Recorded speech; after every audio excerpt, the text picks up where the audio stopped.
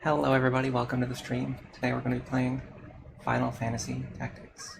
This is one of my favorite games, a long time ago. I am Al-Islam, a scholar of ancient Ivalice history. Have you ever heard of the Lion War? Welcome to the stream. It divided Ivalice in two over who would be the successor to the throne. It ended with the appearance of a young hero named Delita. Everybody living here knows this hero's tale. But we also know that what we see with our own eyes alone isn't necessarily the truth. Here's a young man. He is the youngest son of the noble Beowulf, Pillars of Knighthood. There's no record of his playing an active part in history, but according to the Duray report released last year, concealed for many years by the Church, this unknown man is the true hero. The Church claims he was a blasphemer and an anarchist, the root of all evil. But is this the truth? Won't you join me on a journey for the truth?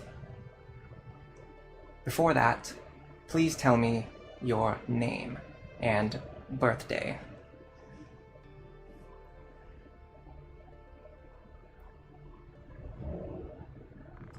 I'm just going to go with Ramza, that's the default name. This is the main character of the story, if you don't know. So far, not very many people have showed up. I don't typically stream any Final Fantasy games, so anybody who's shown up so far, they have voted on the poll that they have no idea what this is. Either way, welcome to the stream. We're playing, actually, the original PlayStation 1 version, mostly because everybody is streaming Ivalice Chronicles right now. Ivalice Chronicles uses the War of the Lions translation, and I figured that for many, for people who might be new to this game, who've never played it before, have never seen it before, you might not even know that there's two different translations, and if everybody is streaming one of them, if you're interested in seeing what the other one looks like, well, this is it. I guess we're going to see it. So if you don't know anything about the different translations, if you don't know anything about the PlayStation 1 translation, or if you're curious to see it, this is it. So we're going to see it today. For my birthday, I'm just going to use today. October 5th. Okay. Now we get to watch the opening cutscene. By the way, you can let me know if the audio balance is okay. It should be fine. I tested it a little bit, but I don't like, the problem is I don't like having to wear a headset and hear the game audio and my own voice playing back to me for the entire stream. So typically, once I have balanced the audio, I don't go back and check it again. So if it sounds really bad, you have to let me know. We're about to see some awesome PlayStation 1 polygons. Some beautiful 1997 graphics, I think. 97, maybe. Final Fantasy Tactics. Actually, what year did this game come out? Let's find out. I can check it on my other monitor.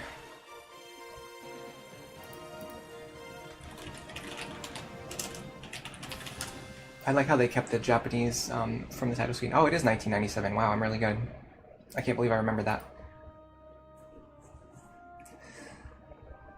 Character designs. Yeah, so here's the 3D models. So on the PlayStation 1, they use the style of rendering cutscenes called FMV, full motion video. I don't think this is really used for anything anymore, but basically the distinction is that the models that are used in gameplay are not the same as the models that are used in the cutscenes. This is like a video that was rendered and recorded. This is almost like somebody created a movie, like a 3D movie, and then they just burned it onto the disc. And then whenever the game needs to play the cutscenes, it just it plays a movie, which is called an FMV, a full motion video.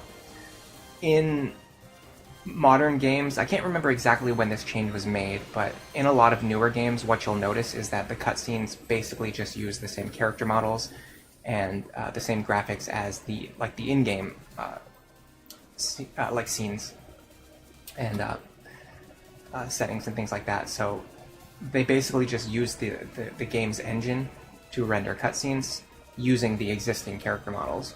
Whereas in PlayStation 1 games, they just made like videos that were completely unrelated to the gameplay, and then they would just play those videos whenever they wanted to show you cutscenes.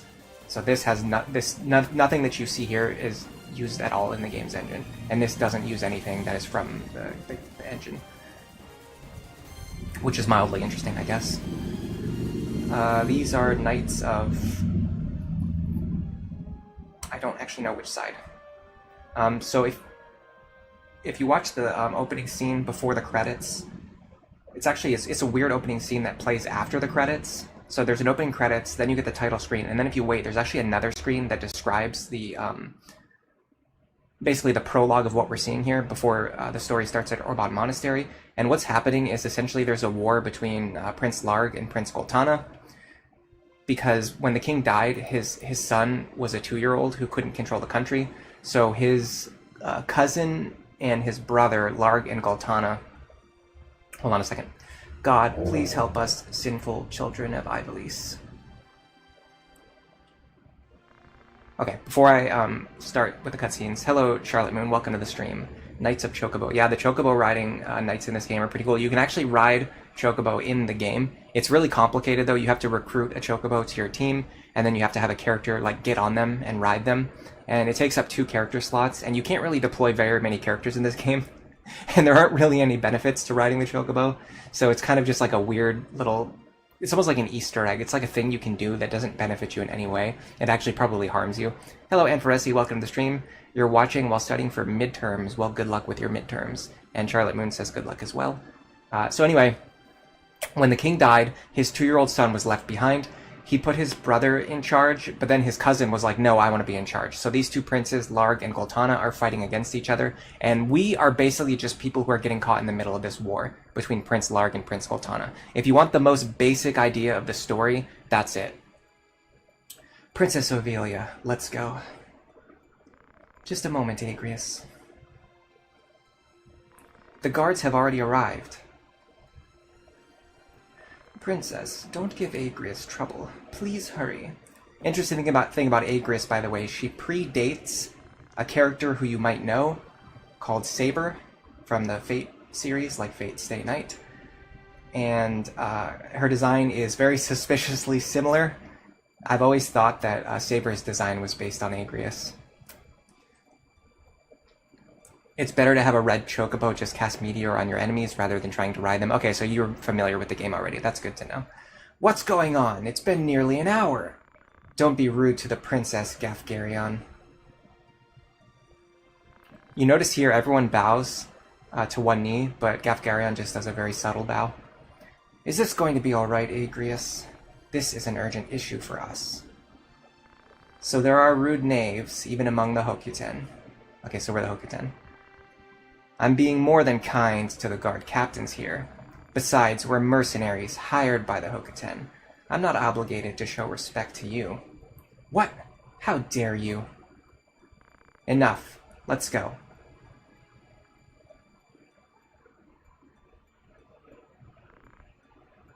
You always thought Saber fan art was Agrias art. Go with God. You too, Simon.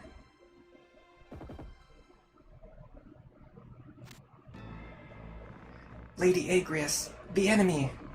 Prince Goltana's men! What one must do to make money. What, Ramza? You have a problem too? I'm no longer a knight. Just a mercenary, like you. That's right. Well then, let's go. The dialogue in the PS1 translation is a lot more terse. The dialogue in War of the Lions is a lot more elaborate. Oh god. They're more wordy in War of the Lions. They talk a lot more. If you look at the side-by-side screen caps, I would say the PS1 translation, in terms of like brevity is a lot more similar to the original Japanese translation. It seems like whoever did the War of the Lions added a lot of dialogue in places where it doesn't exist, and if you look at the scene from the thumbnail that I used, that's a really good example. For the side-by-side screenshots, Algus' original dialogue translates almost exactly to just like "animals have no god," like that's all he says. And the War of the Lions added a really he says like almost 2 sentences worth of text in that line, and you can even look at the dialogue boxes. The dialogue is like the same length versus like a ton of extra length. And then on top of that, Milyuda doesn't respond to him. She just has like a wordless response. But in the War of the Lions translation, they actually added a line for her. So the English translator or localization just came up. They just like made up their own text and added it into that scene. It's nice to see someone playing the OG. Everyone keeps playing the new one right now. Well, it's just because the new one is new. So I just figured if people want to see what the old one looks like and see what the differences are, this is, you just have an example you can look at. The crest of the Black Lion. What's wrong with Prince Goltana? He's such an idiot. Does he want to start a war? Knave, there's no point in resisting. Just give us the princess, or that beautiful face of yours will be scarred forever. You fool. Only idiots attack head-on. Leave this to us. We can't make money that way. Rad, Ramza, follow me.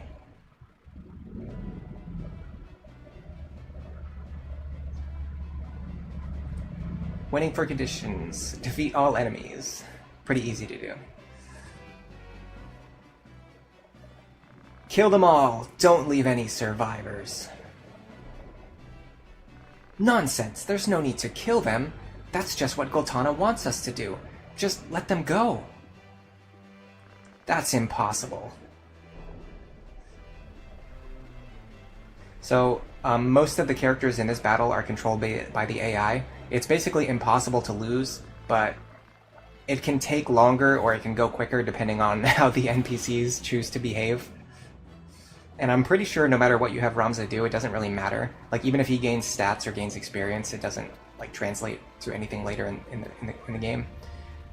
So it's kind of just like a waste of time. One big difference between the original version and the new remake is that after you move, there's no longer any way to go back. Like, now that I've moved Ramza, I can't go back to where I was standing. My move is officially locked in.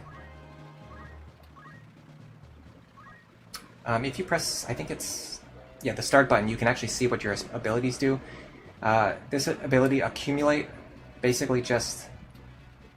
Nope, I did it wrong. Hold on. It was Select, okay. When you press Select, you can see what the abilities do. Accumulate just raises your physical attack power. This is moderately useful. I would say that Yell is way more useful. It increases your speed. These are abilities that are unique to Ramza. He gets like a special variant of the Knight class, which allows him to essentially buff his own stats. He can buff his attack power, he can buff his speed. Being able to increase your speed is extremely strong in this game. Later on, these characters, Alicia, Rad, and Lavian, you will actually get them, but it doesn't happen right now. After this battle, we're going to see essentially a flashback. It's going to go back in time to Ramza's time at the Knight Training Academy. And once we go back there, it'll be a while before we get back to this point in the story. But then once we do, these characters will actually rejoin us at that time. Charlotte Moon, that guy is so rad. I like the random names of the characters, like this guy's name is Dish. The archer there is using an ability called Charge. What that does is it makes it, instead of shooting right away, he just takes extra time before shooting, and then his attack does slightly more damage. That chemist there used a potion on their ally. I mentioned before this battle can take longer, depending on what the NPCs do. If the NPCs start healing each other, the battle's going to take longer.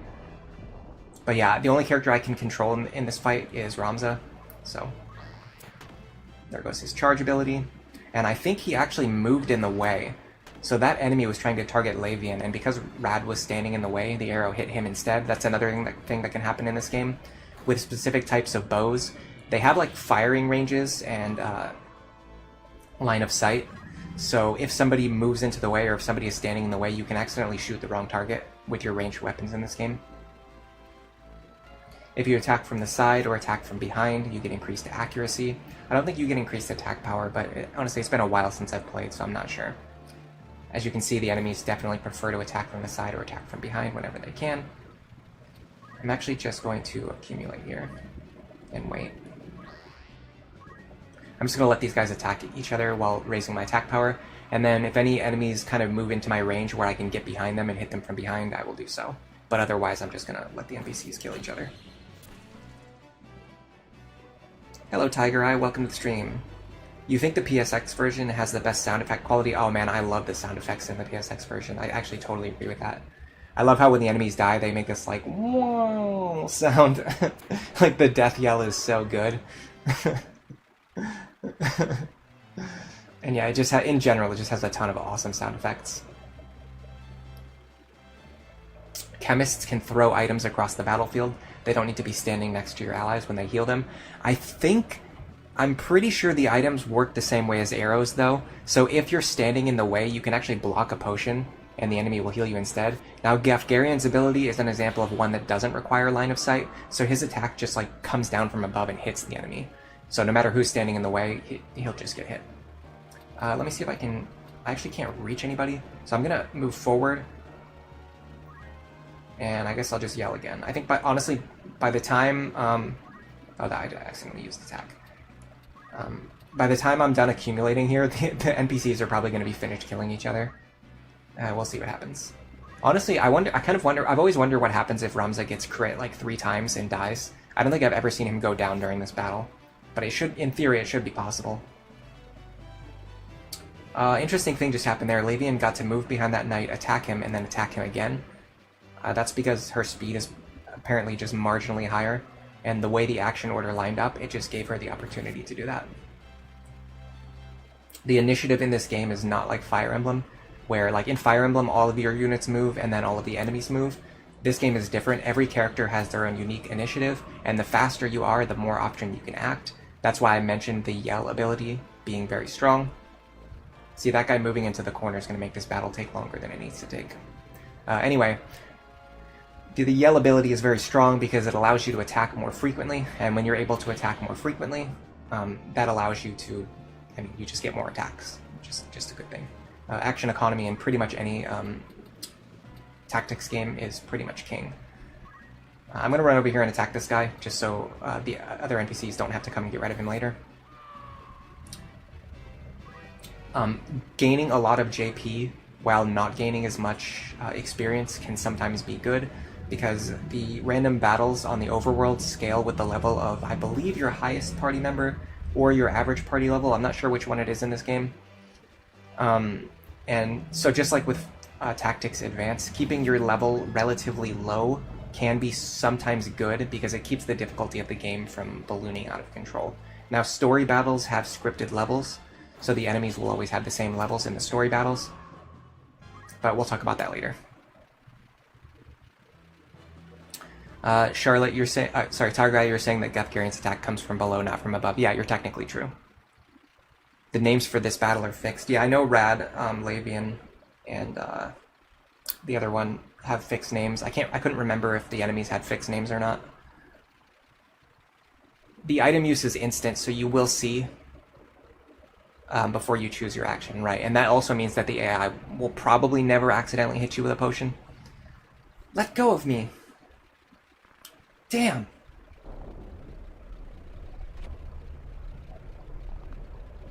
Come here, be quiet. Why should I listen to you? What an annoying princess. There's a chocobo. Wait! Tough. Don't blame us. Blame yourself or God. And he's gone. Oh, God. Delita? You're alive, Delita. But why are you in Goltana's troops? Why? And that's the prologue. Now we're going to get a fun little scene that has spawned a lot of memes. Blame yourself or God. That's a good example of one of the lines where the older version was a lot more terse, more direct, and more straight to the point. Delita's name appears for the first time a year before the Lion War broke out. This line. They messed with the timing in the cutscene. So as a result, the text scrolls way more slowly than it's supposed to. This right here, little money. That's a pretty famous meme from the PS1 translation. So the PS1 translation is not without its flaws. It has a lot of typos. It has a lot of like broken English. Some of the lines are just like impossible to understand and make sense of the story. But at the same time, some of the lines, like because they're more direct and because they're more to the point, they're a lot more impactful. So anyway, the soldiers are returning from the war. They don't have any loyalty to the crown, and a lot of them are becoming thieves. At the time, robbery and murder were commonplace in Ivalice. So basically, the 50-year war ends, the knights come back, the kingdom doesn't really give them any jobs or any pension or anything like that. So a lot of the heroes... right now we're at the Garland Training Academy. So a lot of the people who fought during the war, they come back. There's not really any programs in place to support the veterans. And so they basically just have to turn into becoming robbers and thieves in order to like support themselves, like to stay alive and support their families. Tiger Eye says, based on the battle data, random encounters scale based on the highest party member, and then it subtracts a random value. Oh, cool. That's good to know. Yeah, it's been a long time since I played the original Final Fantasy Tactics. I have like documents for Tactics Advance that I'm aware of, and I use those resources, especially when I was working on my guides for that game. But for this game, at the time when I played it, I didn't really have the same mentality, so I didn't really go as deep into trying to figure out, like I didn't do as much research into how the game works, so I don't know quite as much about like the behind the scenes, the exact code and things like that. You still use blame yourself or RNGesus when you're talking about randomness in video games. We're getting a little money call out. I heard another wagon bound for Egros was attacked. Must have been the Death Corps. Something's starting. Do you know anything, Delita? No, but I can guess. What do you mean? Prince Larg's coming to town. Prince Larg? Why? Not only Larg, but Marquis Elndor of Limberry, too. That's news. It's not an official visit, is it? There are danger zones everywhere in Ivalice. The Hokuten Knights are in full operation, but suffering from a shortage of men. So they need us cadets. Everyone, fall in! Most of the characters you see in this scene, I would say more than half of them are about to join our party. The other ones, I don't know where they go. You have a mission. As you know, barbarians are rapidly increasing here in Galleon. The traitorous Death Corps detest the royal family. We cannot overlook them. We will begin exterminating these traitors. By order of our master. You can see here's one of the typos that I mentioned. He says exterminating instead of exterminating. Larg's knights stationed at Egros Castle and many other groups will participate. Your duty is to support the flank. Specifically, you'll go to Egros and help guard it.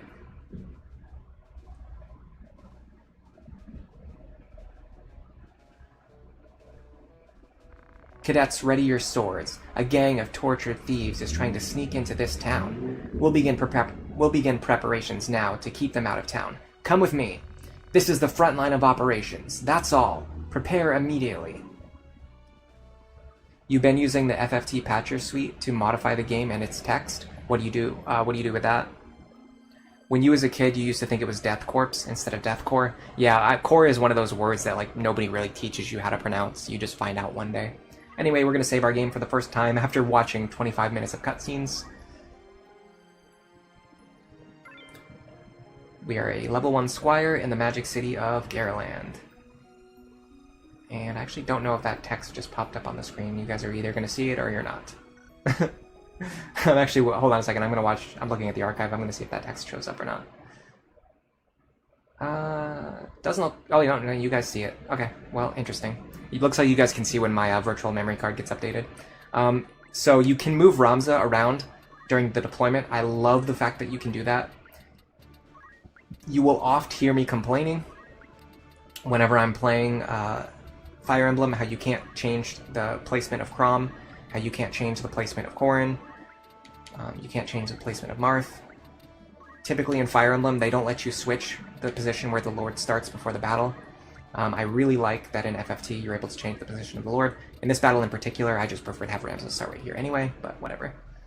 All of them join. You get two male squires, 2 female squires, 1 male and female chemist. Oh, okay, so you do get all of them. Now, I don't know which button is R1. Apparently it's this one. Okay, I'm actually going to look at the characters. Your character's stats actually change based on, like, each character has their own individual stats. Early on, there might not be many differences, but you can see here, these two have the same, or sorry, this guy has a slightly stronger weapon, but they actually have the same attack power. This value over here, AT, attack power. This, wow, hold on a second. Yeah, this attack power AT is derived from the character themselves. So Edgar has 4, and this character Gaston also has 4. Depending on what class you level up in, these stats are going to end up being different. Unfortunately, the differences are very discrete. So, like, for example, in Fire Emblem, you might have the difference, like, early on, you might have the difference between, like, 8 strength and 9 strength, and you can use that to tell the characters apart. But in FFT early on, pretty much all of the characters have the same, like, 4 attack strength, and it takes a while before it goes up to 5, and then it takes a while before it goes up to 6. So the benchmarks are, like, more distinct, and as a result, there's less difference between the individual characters. However, you have these values called Brave and Faith, right here, Brave and Faith, and these actually do have a little bit of an impact on things. So Brave is a % chance for your physical abilities, like your reaction abilities to trigger, and Faith is an ability that gives you resistance against magic. The lower Faith you have, the less susceptible you are to magic. The higher Faith you are, the more magic damage you'll deal, but also the more susceptible you are to magic. So for our magical characters, we're going to want characters with high Faith. For our physical characters, we're going to want characters with low Faith. And if you can get a high Brave value, that's also kind of nice, I guess. So in that sense, Edgar is actually a little bit better than Gaston, so we're going to be using Edgar here. I want to deploy him. Next up, Gaston we might hold off on. This character is, I believe, yeah, male. Typically I don't really use male chemists, but having 71 Faith is kind of nice, especially when you compare to it. So Rebecca, our other chemist, actually only has 48 Faith. So if we want to transition her into a magical class, her magical damage is actually not going to be that great. So that's something to consider. This Lisa has really good Brave and Faith. She has very high Brave, relatively low Faith, so she won't be as susceptible to magic damage. She also starts with a broadsword, which is good. We're going to bring her. The other ones are kind of just going to be filler for now. What I'll do later is I'll find a character who has high Faith, and I'll recruit them and use them as our magical character. You want to use a female character because this game, like a lot of games that came out at the time, or a lot of classic RPGs, is like a little bit sexist. Male characters tend to have higher physical attack. Female characters tend to have higher magical attack. It's just something you have to accept. So anyway, the other characters are just going to be filler. Let's move you over here. In fact, yeah, let's do this. We can bring 2 chemists and then our 2 squires. So these 3 characters we will be using. I'll probably train Ramza and either Liza or Edgar. I kind of want to use Liza more, even though I just said that the thing about physical and physical damage on male and female characters. But I am gonna later go on and just recruit a different character to use as our chemist.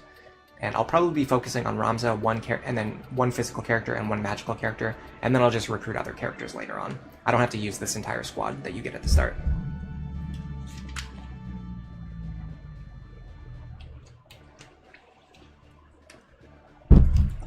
Yeah, the male chemist got a really good Brave and Faith roll.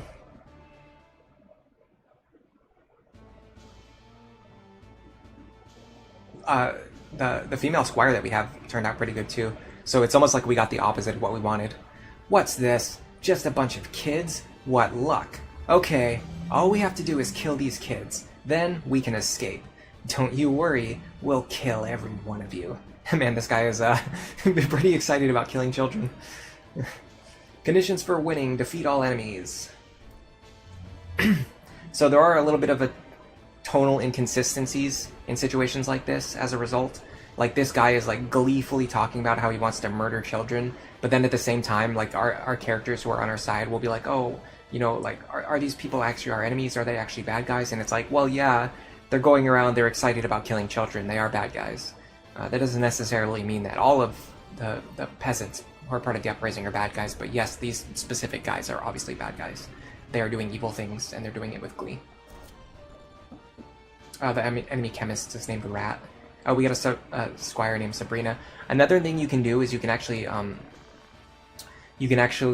recruit enemy soldiers over to your side, which is kind of cool. I never really played with that mechanic very much, but if you see an enemy who has like really great stats, you can recruit them over to your side. And also, it kind of prevents the need for stealing enemy equipment, because you can just have the enemy join your side and then you get all their gear.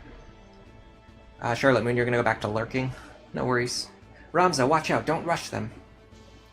Don't patronize me, Delita. I'm also a Beowulf. Beowulf? The Beowulf family? So you must be cadets from the military academy, you snot-nosed little nobles. Silence! Surrender or die in obscurity. What can a bunch of kids like you do? You bunch of spoiled punks, you'll never beat us. I should be able to rotate the camera around, yeah. Now, I think I have an ability. Guts. Wish. I have Wish, I don't have anything else. Okay. I did already move, so I can't take my move back now. I was trying to see if I had Accumulator or Yell yet, but it looks like I don't. Most of your squires early on are going to have a command called Throw Stone. It might not seem like a big deal, but the chip damage really adds up. No, this guy has Dash, he doesn't have Throw Stone. What about you? Do you have it? Nope, you only have items. Okay. I'm gonna have you wait. I'm gonna have my chemist just wait here. Alright, do you have Throw Stone? No, you have Dash. Okay. Dash kind of sucks. I don't really honestly know what Dash does. It seems like it just does the same as your physical attack, maybe less. And I think sometimes it has random knockback. As you'll see, if my characters just stand here and wait, their turn comes back up a lot faster. That's going to allow me more flexibility later on. You could make the argument that I should have healed Delita there.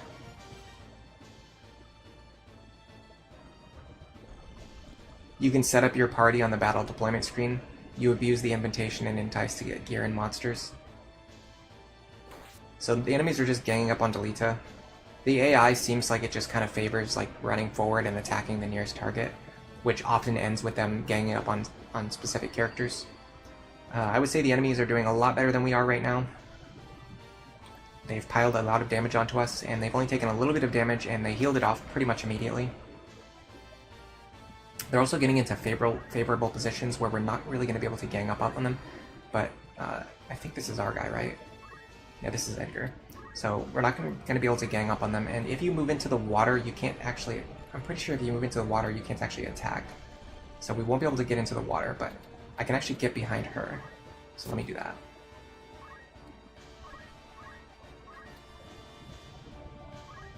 $24 damage. And unfortunately, we can't jump high enough to get up there, but if we just attack her head on, we might be able to finish her off. We saw the 95% hit rate from the front. I'm so used to playing Tactics Advance, where if you hit enemies from the front, your hit rate drops to like 75%. It's ridiculous. Now, one cool mechanic in this game is that when this counter runs down, the enemies will either turn into items or they'll turn into crystals. You can get the items. If you step on the crystal, you can use it to fully heal yourself, or you can also potentially use it to learn a new ability, which can be useful, especially because learning abilities is quite valuable. Unfortunately, the battles typically go so fast that by the time the enemies turn into crystals, you're not really going to get anything out of it. There's just not really time. Luckily for us, the enemies are piling all their attacks onto Delita. That's actually a good thing, because now we can just heal him back up. Keep him on his feet. In fact, I think I'm actually just going to let him go down.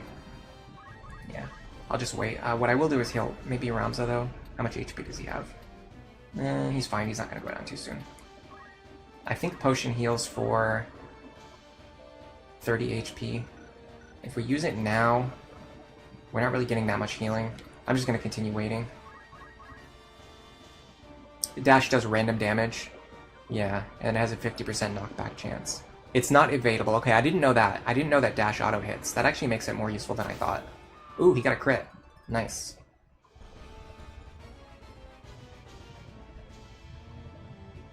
I don't necessarily want or need to get a lot of experience from these enemies because I'm going to be recruiting. I'm going to be recruiting new characters anyway. So if Delita steals a lot of the experience in this battle, it's not a big deal to me. Yeah, I didn't know that dash had guaranteed accuracy. That makes it more useful than I thought. Alright, this guy unfortunately is walking into a weird position. Let me go over here. If I stand right here, nothing can get behind me. And then I can use the wait command so my turn comes back around sooner.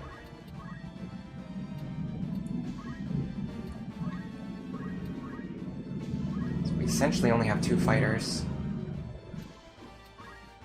The good thing is if we sandbag a little bit, we might end up getting that crystal. Learning abilities without increasing your level can be useful because it just kind of puts you a little bit ahead of the curve. Alright, so we're going to use this wall to our advantage. We're just going to put our back to this wall. Wait for the enemies to come to us, and then gang up on them when they get close. And then if they don't want to come fight us, then we'll just get this crystal whenever it drops.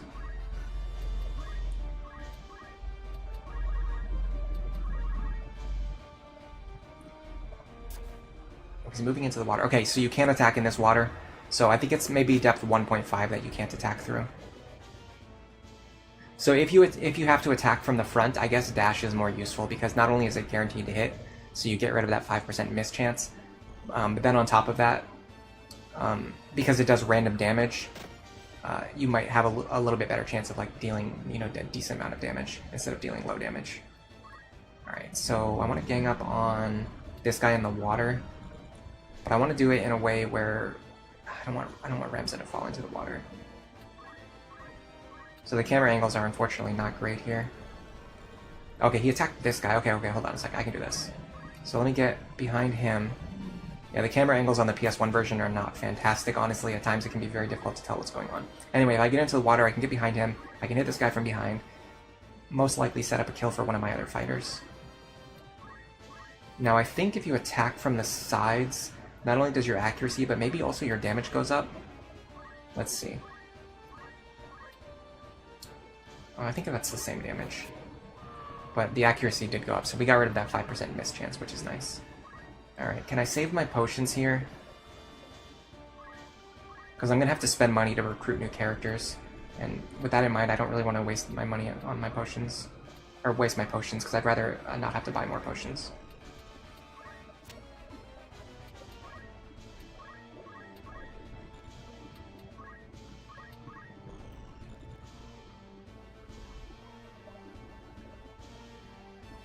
Even with us kind of sandbagging, we're most likely going to end this battle before that character turns into a crystal. That's a good example of what I was talking about before. Just hit her in the face, I guess. Oh, nice. That's actually pretty good damage for a dagger, and especially a chemist, too. Hello, Level 0 Maid. Welcome to the stream. Let me read your message in just a second here. You can't stick around for long, but you want to drop in and leave a like. You don't know anything about Final Fantasy Tactics, but you support streamers, not letting YouTube box them into just one niche. I mean, my channel's always been about a variety of different things anyway, but yeah.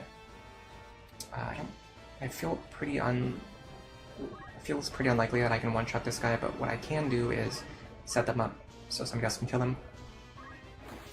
There we go. We're gaining JP. One of the first abilities we want to get is called JP Up. When we get that, it will allow us to gain more JP every time we attack or do something. So dash.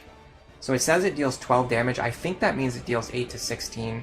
Maybe Tiger Eye can tell me what the exact formula is. It's depth 2 for disabling attacks. You're asking what zodiac sign does my Ramza have? I'm not sure. I put in today's date as my birthday. So whatever October's zodiac is, it looks like I can't actually go over, oh, I should status, there we go. So if I go over here, it should tell me what the sign is. Libra. I guess October's sign is Libra. Hello, Level 0. Oh, hell, hasta la pasta. Hope your stream goes well. Thank you very much. So this gives me good affinity with Pisces and Aquarius, the worst affinity with Aries of the same sex, and my best affinity is with Aries of the opposite sex. There's a weird system with the Zodiac which makes it like more and less likely for like Brave and Faith operations to work based on like your exact affinity. Honestly, I don't know that much about how the affinity system works. I've typically not paid that much attention to it. So that should be 6 to 12 damage on dash, because it said 9. And we did get the knockback.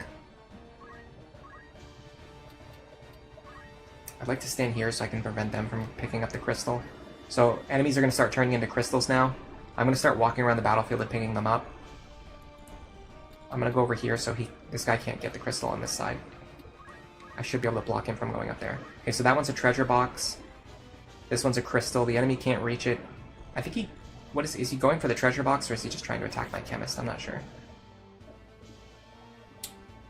I'll have Ramza just pick up this treasure. We got a broadsword. Oh, that's actually really good. I think those are worth like a couple hundred gold. And some of our characters are stuck wielding daggers right now. Okay, so this is Edgar, who we're not going to be using in the long term, so I don't want him to pick up the crystal because I would rather have Eliza grab it. Although I'm kind of interested in her status. So as you can see, I mentioned this earlier about female characters versus male characters. Her base attack value is actually lower than Edgar's. Hers is only 3, where his is 4. That's the reason why she's dealing less damage. So I kind of don't want to invest into her. Even though she has good Brave and she has good Faith, I'd rather wait and replace her with a character who has better stats. So let's sandbag for a little bit. We'll give Ramza time to get back across the battlefield and grab the crystal. Because we're always going to use Ramza, so we might as well just invest into him. I mean, we could just use Edgar, honestly. His stats aren't bad.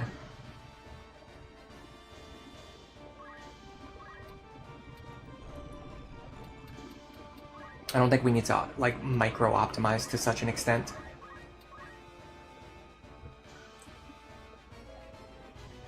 His Brave and his Faith are, like, decent. They're, like, average. He has good attack power, starting as a male unit. I'll just have him grab the crystal. So you can use it to fully restore your HP and MP, but we're gonna use it to get a free ability. We'll just learn Antidote. Sure, why not? In order to unlock new jobs, I believe you have to learn no, it's not. That's Tactics Advanced. In Tactics Advanced, you have to learn a specific number of abilities. In this game, you just have to level up your jobs. I don't know if getting free abilities counts towards leveling up your jobs, but either way, getting free abilities is just nice because it saves you JP, so you're not spending them on other things. If we wait for one turn, we can actually grab another crystal. But the problem is, if this guy ends up acting before us, he's going to grab the crystal. He's going to restore his HP and MP to full. Okay, good. He's not going to get it. This should allow Ramza to grab that last crystal.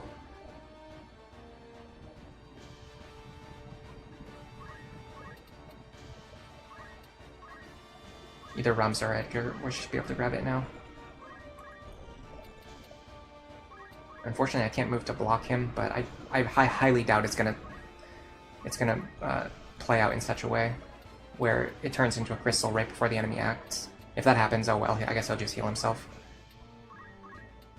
There you go. And then should be... okay. Liza, I think, can move here to block him. And then, if Ramza can't reach it, we'll give this crystal to Edgar as well. Oh my god, I can't see anything. Okay, we'll give this crystal to Edgar.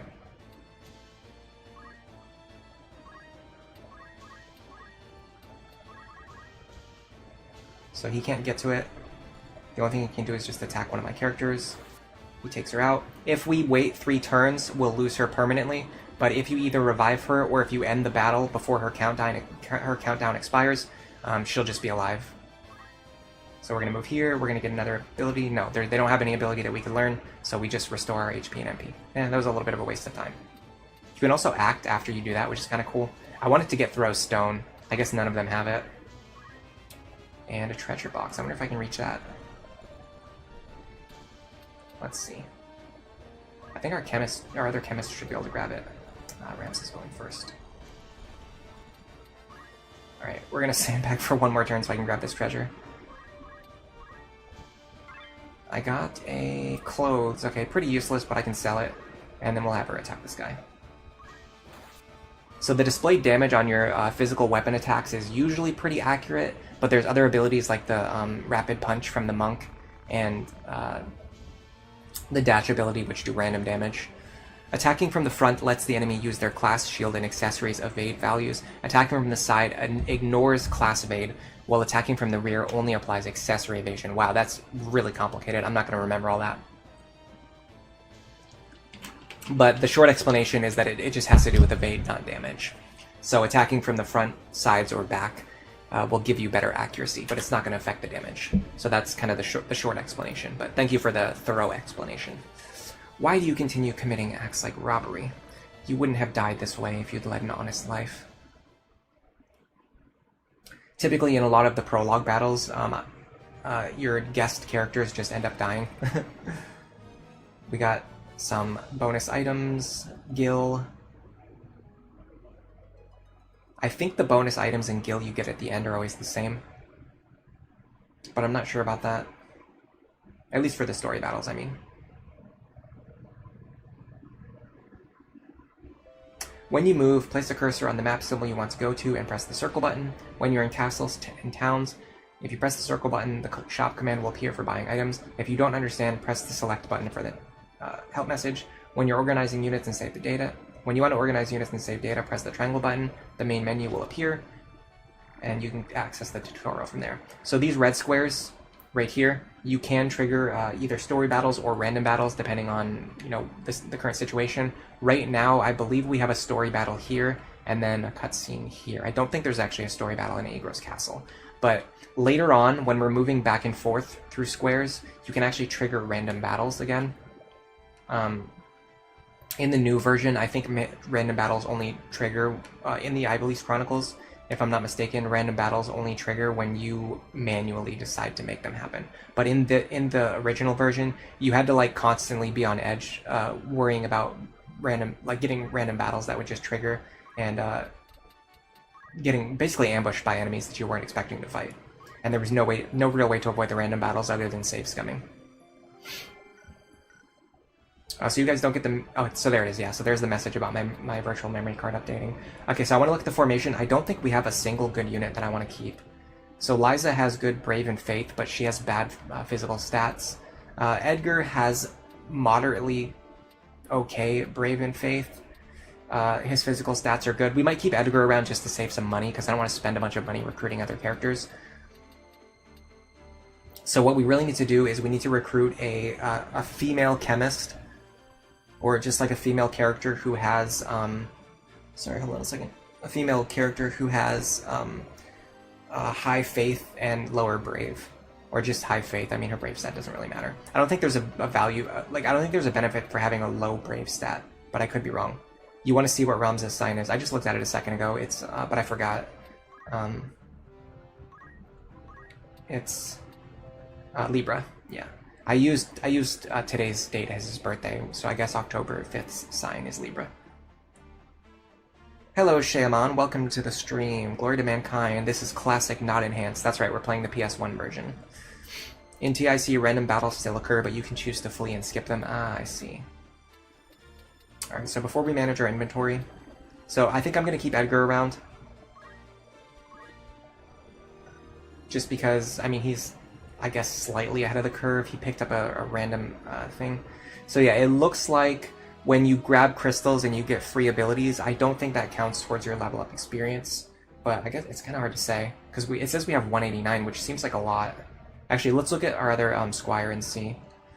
So this guy has 129, and I believe the antidote ability is worth 60. I have to go into... I actually don't remember how to learn abilities. There you go. Ability. Learn. Chemist. He has the antidote already. Okay. I have to find someone who doesn't have the antidote ability. Does everyone have it already? Okay, yeah. Antidote is worth 70, right? And the other squires have like around 120 chemist points. And then this guy who picked up the antidote skill has like almost 190 chemist points. So I think he actually got 70 JP when he learned the ability. And if that's true, you can actually use picking up crystals and stealing abilities to essentially get free JP, which unlocks your other jobs faster. If true, interesting. There's another thing, there's another quality for how JP is gained in this game. So when your characters are on the battlefield, if Edgar learns JP as a squire, all of your other characters get a small percentage of squire JP. And you can use this to raise JP on characters without having them gain any experience, which is kind of interesting. Yeah, this is the original 1997 version. Chaemon, you say this is your favorite game from early teen years. It's the same for me. I used to play this game all the time when I was a teenager. It was one of my favorite games. Alright, so anyway, sorry, I got really sidetracked. So we want to keep Edgar. We're looking for a female character with a high faith stat, and then, like I said, I don't know if the brave stat really matters for magical casters. Like, does having a low brave stat help you, or does it just not really matter either way? For magical characters, sorry. When you pick up a crystal, you can only learn abilities for classes the character has unlocked. Yeah, I'm more interested to know if it gives you JP or not. That's my question. Alright, anyway, we're gonna go into the soldier's office. So I believe you actually get to look at the characters before you recruit them. Yeah, so he's gonna show us a character, and then you can just cancel out. So we want somebody who has high faith, and then whatever amount of brave. So you can see this stat over here on the right-hand side, brave and faith. We're looking for that faith value to be high on a female character. 61 is not as high as I want. I think it can start at 70. 66 is pretty good. You do save the JP cost for the abilities you inherited. Yeah, I think that's pretty useful information to know. Alright, so this squire seems okay. You want to make her into a black mage. I'm going to look this up really quick.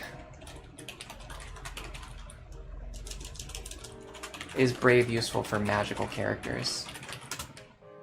I typed does is, because I was going to say does and then I was going to say is. Okay, it's not directly useful for magical characters.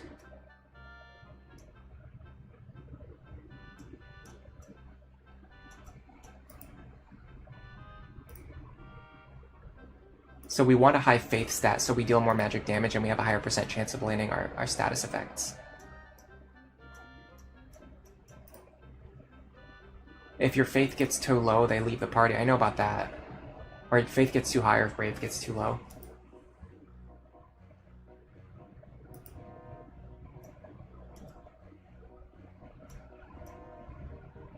Brave generally affects damage given and taken from physical attacks.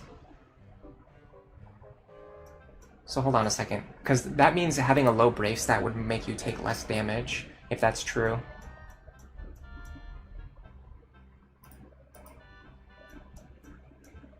I'm looking at it now. So brave is a statistic that measures the brave of the unit. Okay, brave's highest and lowest points in battle are yes, I know that. What do they actually do? Okay. Chance of using a reaction ability, I know about that. It actually gives you a higher chance of finding items with move 5 find item. Actually, lower brave stat gives you a higher chance to do move 5 item. And then damage of some weapon attacks. But I don't know if that means you take less damage if you have a lower brave.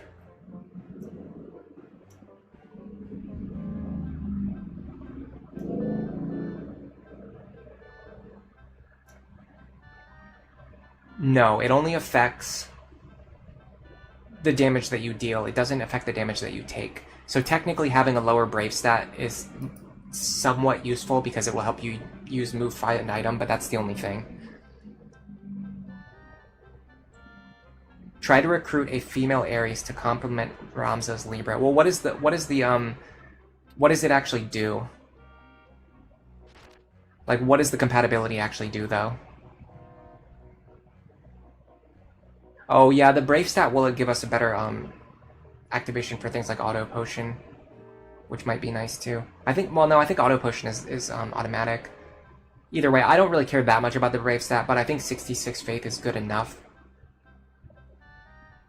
You're gonna have to explain to me what the compatibility does. Like why would I need good compatibility? Hello, Koto Clan Lighthouse. Welcome to the stream. Thank you for the Aegis emote in the chat. Yeah, it seems like the Brave stat just does exactly what I thought it did. We're just going to recruit this character. I think she's good enough.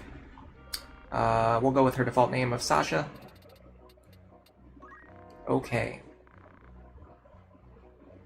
We gotta spend 1,400 gold on that, which is not great, but we're going to be consolidating our group, so we're only going to be using a couple of characters, and as a result, we might be able to save a little bit of money. I'm trying to remember... Yeah, here we go, items. Is there any way to just, like, remove all items from my characters quickly? I'll just do it this way. Because then we're only going to equip the characters that we're actually planning to use.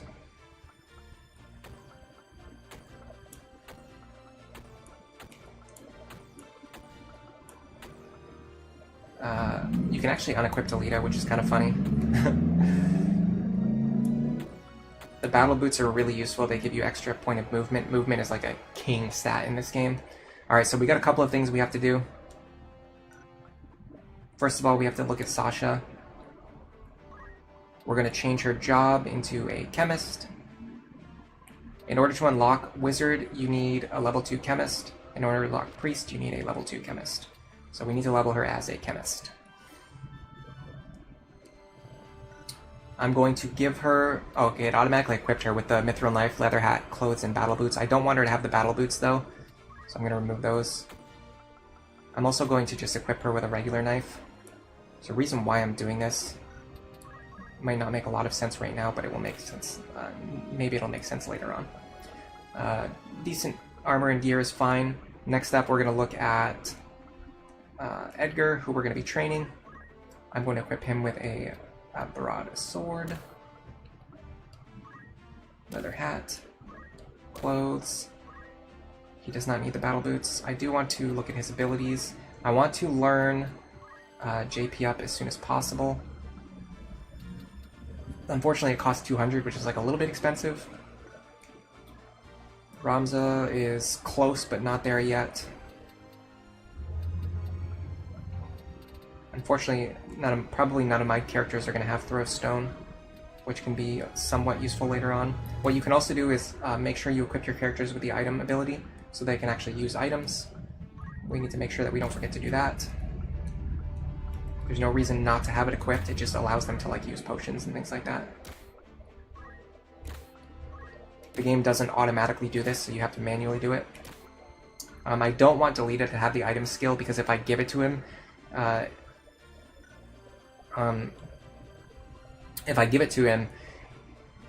he'll waste my items that I don't want him to use. But what I will do is actually equip him with some good gear. Okay, I do want the battle boots on Ramza because I want him to be able to move around. Now, what I'm going to do is actually give the Mithril Knife to the chemist that we're not using. That way they can attack and deal good damage, and they'll gain experience from getting kills, and they will transfer, like when they gain JP, the other characters will gain a portion of their JP, which is a good thing for us, because we want our characters to learn JP faster than they get experience. We'll probably bring Liza with us. We have a couple of extra broadswords. Although, like I mentioned before, her physical damage is low, so we're probably not going to bring her with us. It actually makes more sense to bring Gaston. Interesting thing about this game is that your HP is determined by your armor, so wearing good armor increases your HP. You just saw Gaston's HP went up from 30 to 43. I don't know, it's just sort of interesting. Okay, so we'll bring Ramza, Edgar, Gaston, Heinlein, Sasha, and Delita, and then if we don't have enough space, we'll just cut one of these characters. But we shouldn't need anyone else. While we're here, I also want to access the shop. We won't have the ability to come back to the shop easily later because we could potentially get ambushed by random encounters. What I will do is sell the extra gear that I'm not using. Like, we're not going to need 5 broadswords. It's just not going to happen. We don't need 9 leather hats. We don't need 10 pairs of clothing. And then they start you off with a bunch of extra items that you don't really need. Like holy water, we don't really need. We can use that to instant kill an undead later, but it's not that important. Nothing's going to be able to petrify us for a very long time, so we can sell this. Same with the frog status. Like, nobody's going to frog us anytime soon. I will keep, like, the magic and healing items, just because later on we can make use of them. We won't have to buy them or find them later. Now, I don't think they sell anything that we necessarily need. Yeah, everything they sell here in terms of gear is like the same as what we already have. But what I do want to do is probably buy another potion or 2. In fact, I'll even buy 4, just so in case we go to the next battle, if our health gets low or anything, we'll have extra potions that we can use. So I'm done with all my prep. I'm done basically just messing around. For honestly, it took me more than an hour to get this point, but yeah, it is what it is. JP up is so important to get as early as possible. Yeah, I totally agree.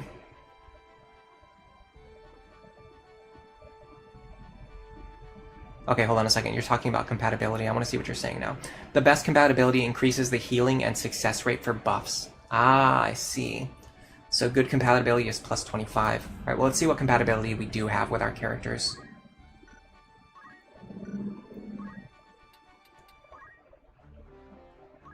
So Ramza has...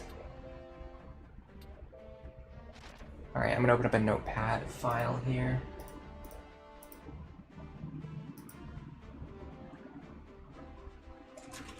Good, Pisces, Aquarius, bad, Cancer, Capricorn, best, worst, Aries.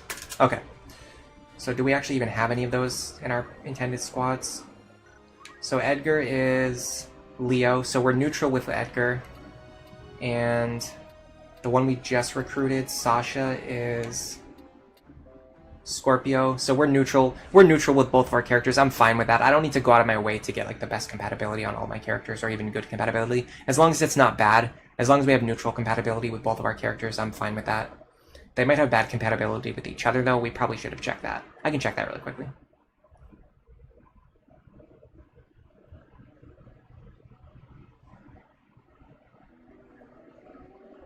It's weird that it keeps the PS1 load times. Having attained the highest rank of Heavenly Knight, brave Balbanes was facing his last days. The end of the 50-year war, the Beowulf residence. We're going to meet a lot of very important characters in this scene. Basically, every character in this room is important to the story. How goes the battle? Through swift action, we were able to recover Limberry. It's only a matter of time before the Ordalia army leaves Zeltenia. Don't worry. The secret messenger sent to Count Linario has returned. Count Linario has agreed to your plan. Good. Then at last, this long war will finally come to an end. Father, don't cry, my daughter. Where is Ramza? Just when we need him most. Dystarg, Zalbag, my beloved sons. Take care of Ramza. He may be your half-brother, but he is my own flesh. Father! Lower your voice. I'm glad you came. Let me look at you. Father, it has been a long time. You've become a fine man. You start at the academy in spring, don't you? Listen, Ramza. A Beowulf has served the royal family for generations. The warrior spirit is in us. Never shame your name, never tolerate injustice. Living true to your heart is the warrior's way, the Beowulf way. I understand, Father. Delita's a good boy. He should serve you well. I've asked the Dean to accept him into the Academy. It shocked the Dean a bit, but he will serve you. Treat him well. Yes, Father. Take good care of Alma. Become a fine knight, Ramza. The poetic storytelling of having the curtain close as Balbanes passes.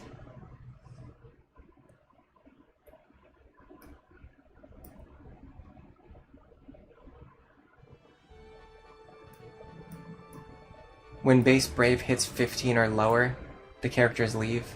Yeah. Or no, that's when you get the warning, and then when it gets a little bit lower is when they actually leave. You want to try to save Algus? I think there's honestly no reason to do it. It just makes the battle easier if you choose not to do it. It makes it significantly harder if you choose to save him, and you don't get any reward. So I'm probably not going to do it. Sometimes bad or even worst affinity can have uses, especially against bosses that hit very hard.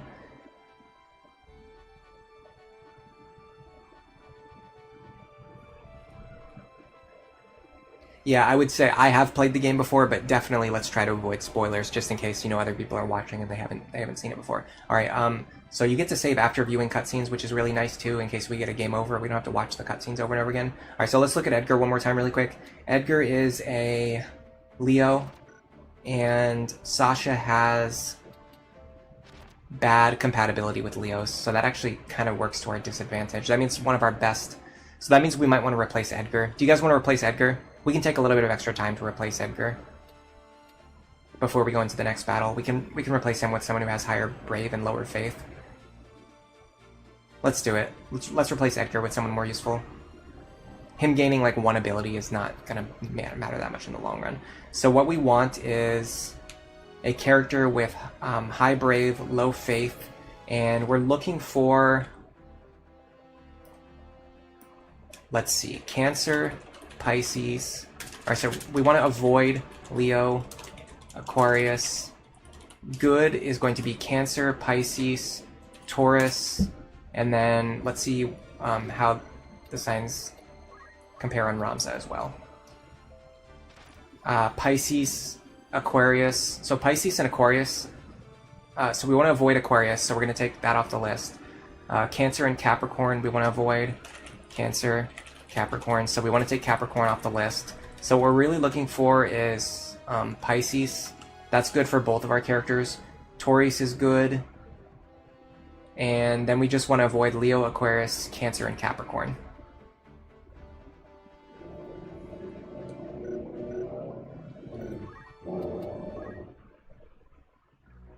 So we want male fighters. High Brave, low Faith. This is a good start. He has Aries, which is neutral for my other characters. I think we can do better than this. What's the highest Brave?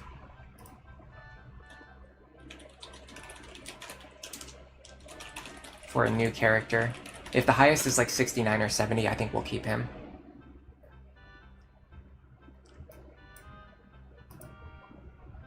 Okay, you're not answering my question. I hate how every search engine has been replaced by AI now, and they just never answer the questions that you ask them.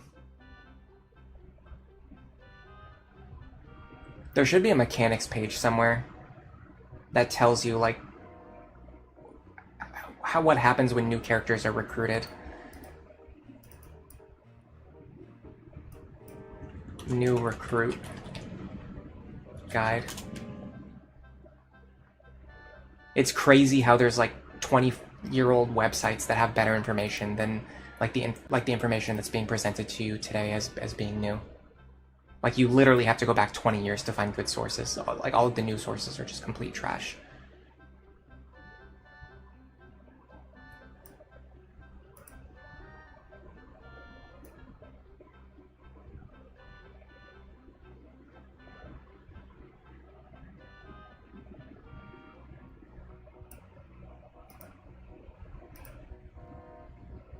Anything 65 or better is better.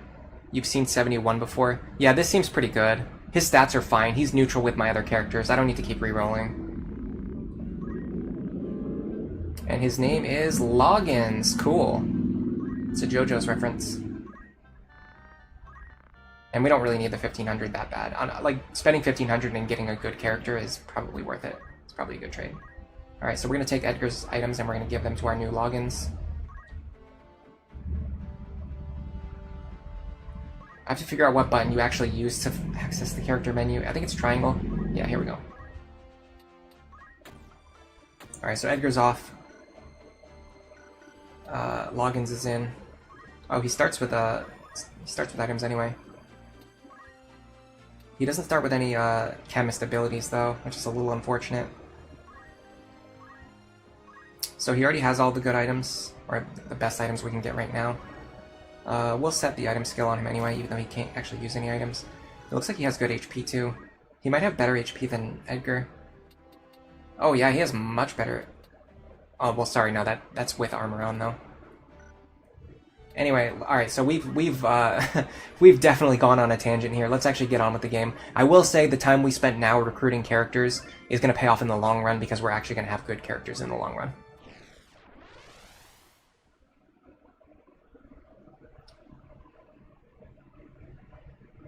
In the end, the human is the ultimate computer. You can't get much better than that. That is very well said. Alright, so I want Ramza over here. We want Loggins and Sasha with us. And then we only have one additional slot. I'm going to use it on a chemist because I want somebody who can throw items across the battlefield. And I think... yeah, Heinlein is the one that we gave the Mithril Knife to. So we'll bring Heinlein with us because he can hit a little bit harder. And this looks fine to me. Just so we can throw potions across the battlefield if we need to. Mandalia Plains. Alright, let me know in chat. Do you want me to save August or do you want me to let him die? If we have to save him, it's going to be significantly harder. I'm pretty sure the enemies can run up on August and just kill him before you can even get to him. Like, it's possible to just, like, lose this battle with, like, no chance of winning. Still breathing. What'll we do? Don't be stupid. We just need to get to the marquee. Right. Hey, don't blame us. Blame fate. What? Damn it. The Hokuten Knights. We bought 10 potions. Deathcore. Are they attacking someone? Save Algus. Tigray, there's something I can reveal about your choice here. Go ahead. I always thought the choice didn't matter, other than it just makes it so you get a game over if Algus dies, which makes the game harder.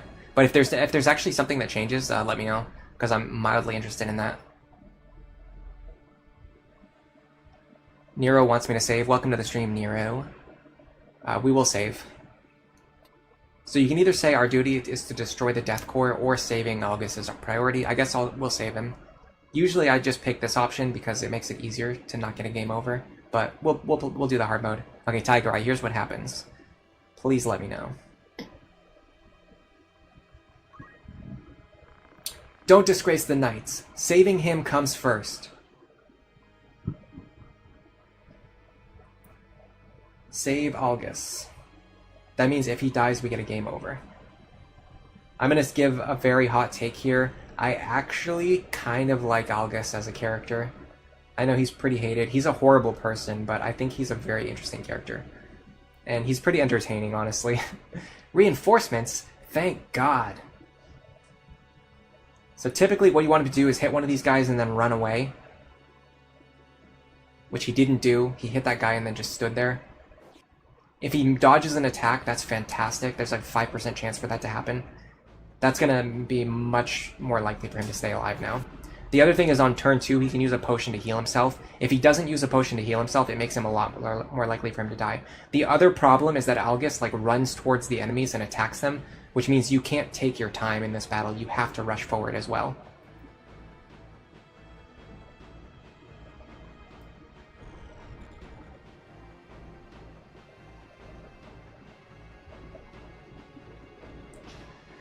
Ignoring Algus makes the fight easier. You get plus 10 temporary Brave and 2 permanent Brave increase. However, if you take too long during Fort Zeekton, you lose 10 Brave later on, and someone else gains 10 Brave. Huh, I did not know any of that was true. So basically, choosing to save him now is going to prevent us from accidentally losing 10 Brave later on, is what you're saying. We're going to send Edgar forward, Loggins forward. Oh yeah, we're not using Edgar anymore. We'll send Logan forward, get him ready to fight. We're going to have to rush forward at full speed if we want to save Algus, so we're rushing forward at full speed. So what you really want Algus to do is run away and use a potion on himself. If he doesn't do that, he leaves himself open to getting killed. And if he does, then we just get a game over. Not much we can do about it. He should be out of range of our potions.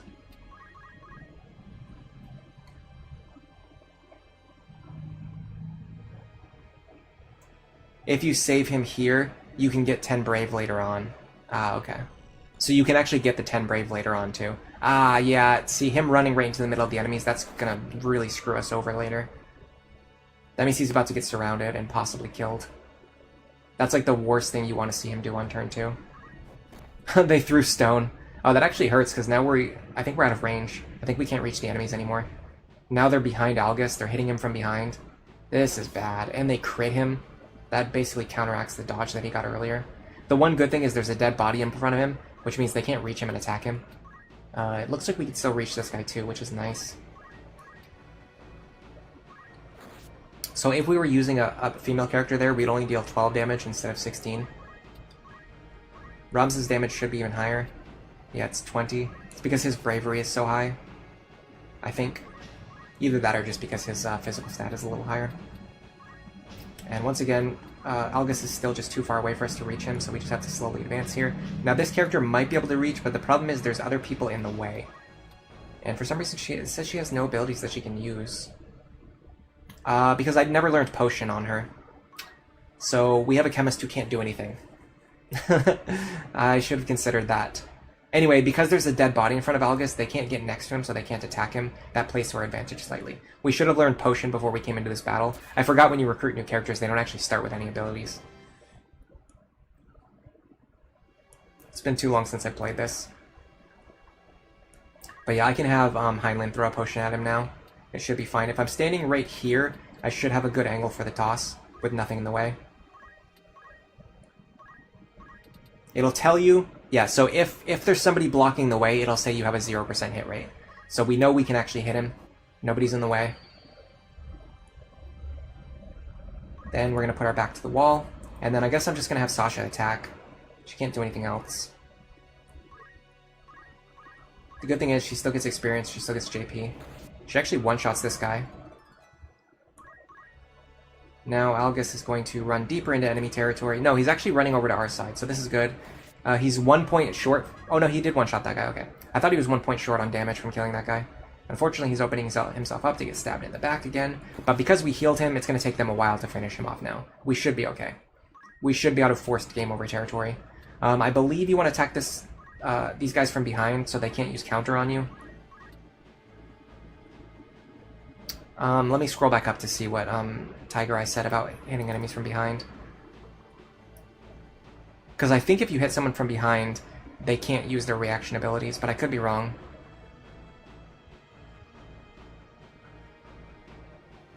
I'm actually not sure. Brave doesn't affect damage on these regular swords, okay.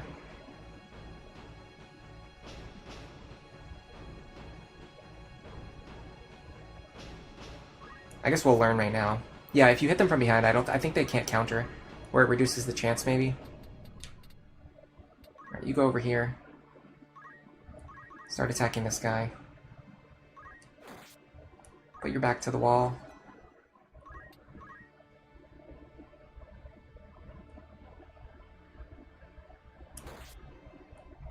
I don't mind baiting attacks into Ramza to draw attacks away from Algus.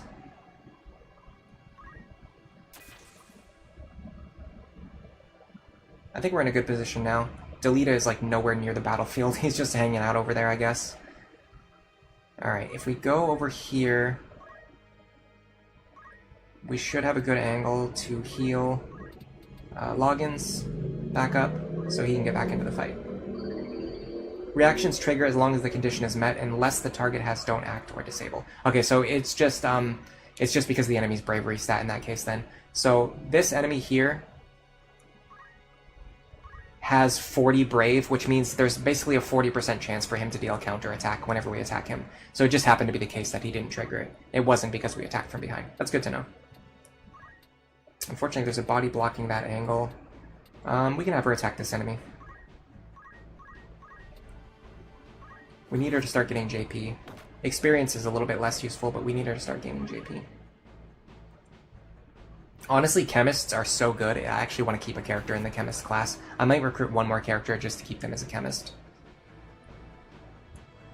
Maybe we could also just use Heinlein for that.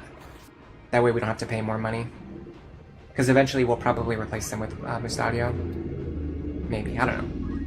It depends on if I want to use generic characters or if I want to use my characters. Like story characters, I mean. Alright.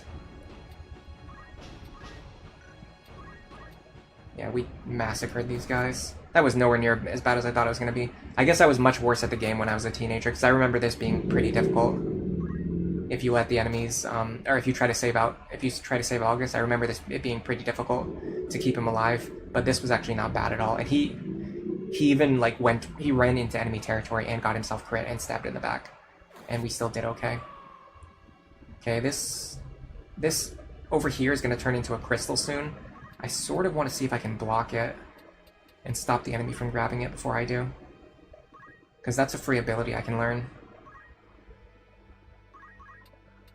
You can also heal Ramza. And the worst thing that can happen is the enemy just grabs the crystal and heals themselves, which will just allow me to get a little bit more experience. So whenever he throws potions, he's giving JP to all my other characters. They're all gaining a slight amount of JP as chemists as well. Now, one thing I don't like to happen is for the guest characters to pick up crystals. That can happen sometimes. Looks like we're actually going to drop 2 crystals soon. So there's one. Unfortunately, the enemy acts right after the crystal drops. That happens sometimes. He just uses it to heal himself, though. They don't learn new abilities. Alright. But we should be able to grab the other crystal in a second here. Unless someone like Algus or Delita grabs it. Alright, unfortunately this guy's in a weird position.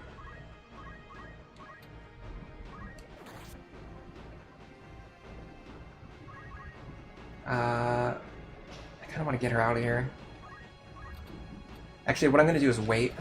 That way when the next crystal appears, one of my characters should be the most likely to act next.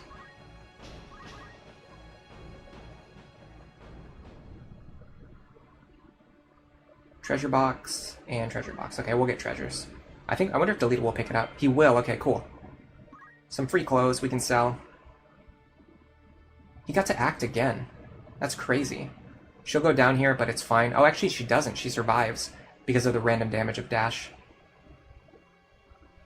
Even with all of my characters waiting, they still got to act before I did. In this case, when the chest appeared. Unfortunately, we just got a few pairs of clothes out of that. I would have liked to have gotten another crystal. But the other one is over there, and it's not going to drop for a while. But then again, I mean, we can just sandbag for a few turns and then grab it, right? I don't see any reason why not. I'm going to have Ramza run over there. The enemy can't do anything to us right now. Oh, the only thing that will happen, though, I think Algus or Delita might kill the enemy. I wonder if Algus is using my potions, by the way, or if he's using his own potions. Because if he's using the potions that I bought, that's kind of sad. Alright, so what I'm going to do now is start waiting. I want to pick up... If that thief over there drops a crystal, I want to pick it up.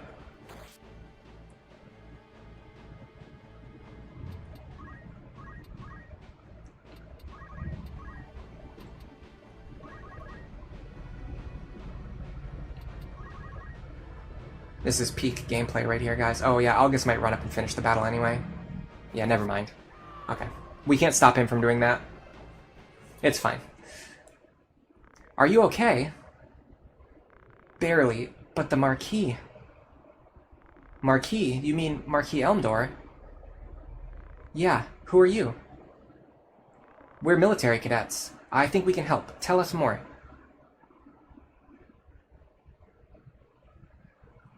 He uses my potions. Yeah, I'm gonna unequip that from him so he doesn't do that in the future. We got some free potions to replace the ones he used, I guess. The Chemist can finally change to Black Mage. Yeah, Chemist is like an S tier class, though. That's the thing, is like you almost want to just stay in Chemist because it's so good. You think Algus is awesome. I like him. I think he's a little overhated. Like, people tend to, when characters are like unlikable or evil or bad, people tend to like hate them as characters instead of, you know, hating their evil actions. But I think evil or bad characters can still be like well written, or good characters are entertaining. And he does have some very extreme beliefs, so I'm not saying that I agree with his like insane rhetoric, but he's just an entertaining villain. I'm Algus of the Limberry Aegis Knights. A knight? I mean, a cadet, like you all. I'm Ramza, Beowulf, and this is Delita, a good friend. Beowulf of the Hokuten? Excellent, how lucky I am. Huh? I beg you, please help me save the Marquis. What are you talking about? The Marquis is still alive. They've kidnapped him. He will be killed if we don't act fast. I don't know what I would do if... So please, help me. Please. Relax. We don't know for sure if he'll be killed. This is a good example where, like, when Algus is first introduced, he actually seems like a nice guy, but then, like, once you get to know him, he's actually a jerk. There must be some reason for the Death Court to take him. They might have made some demands. Besides, there's nothing we can do. The Marquis was kidnapped, and I'm sure by now everyone at Egros Castle is up in arms. First, we should go to Egros and report. Alright, let's do that.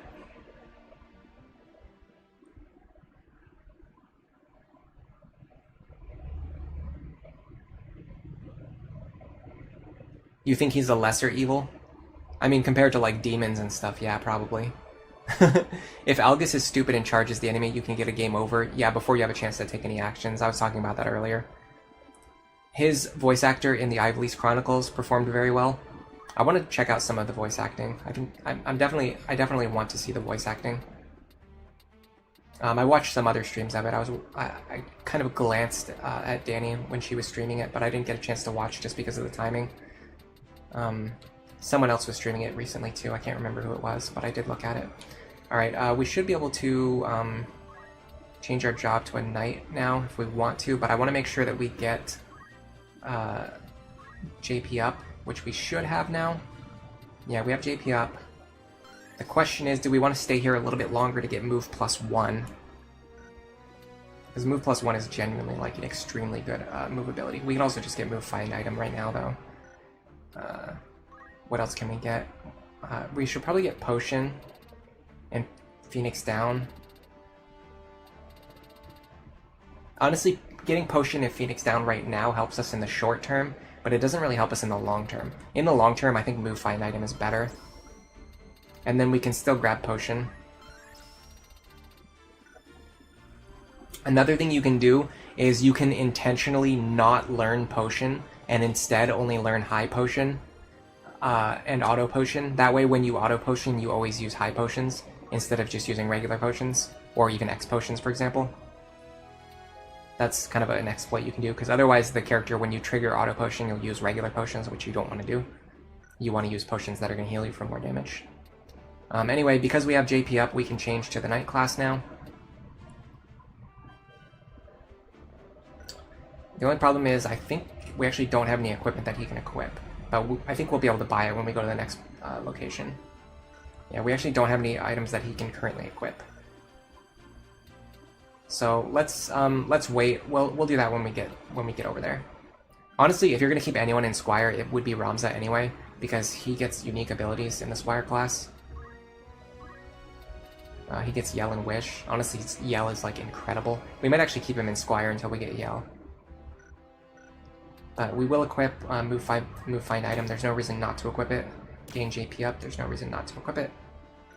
Next up, not Edgar.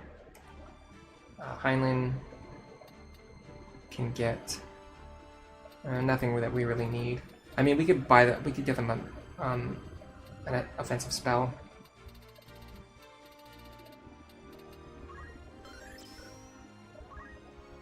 And then just equip it, just so they have something else they can do.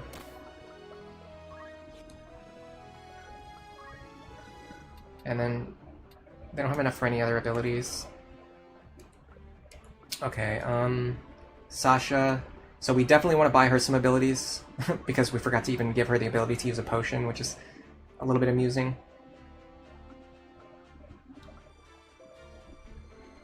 The thing is, in the long run, getting like high potion is better, but in the short term, like getting potion will help us a lot more again. Equip change is actually free, so like anyone can just get it for free. It's sort of funny.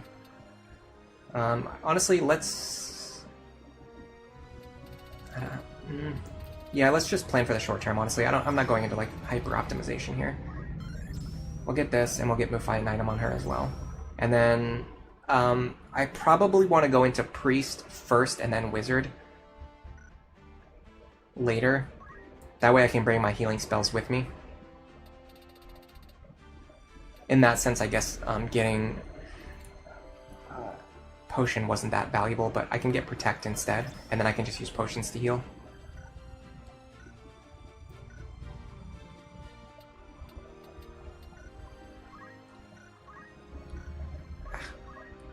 I hate how there's like different buttons that do every different thing.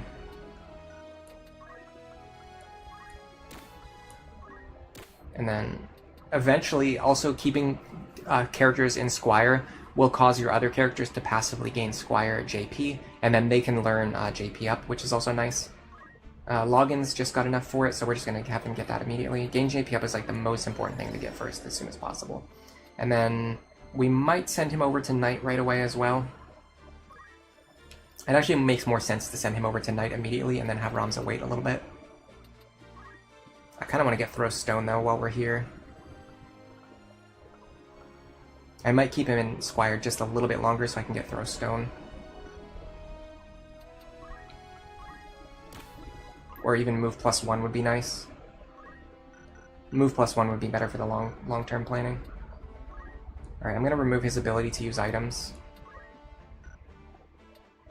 so that he doesn't use my potions.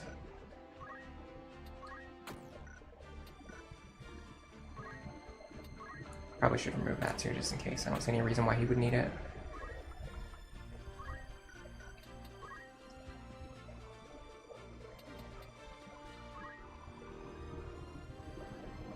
The AI is actually really good about using charge abilities, so it's not really that bad to teach it to them. I'll also give Throw Stone to Algus, that way he can throw stones and chip enemies.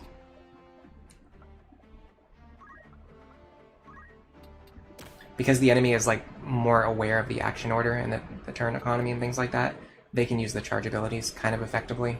Because they won't ever really use it when in situations where it's not going to do anything. And then if it is going to do something, they will use it to get that extra little bit of damage. Can the male chemist change to a black mage? He could. I'm going to wait to change jobs until I actually get access to the next shop. That way I make sure I can actually equip, like I can actually buy equipment for my characters in their new classes.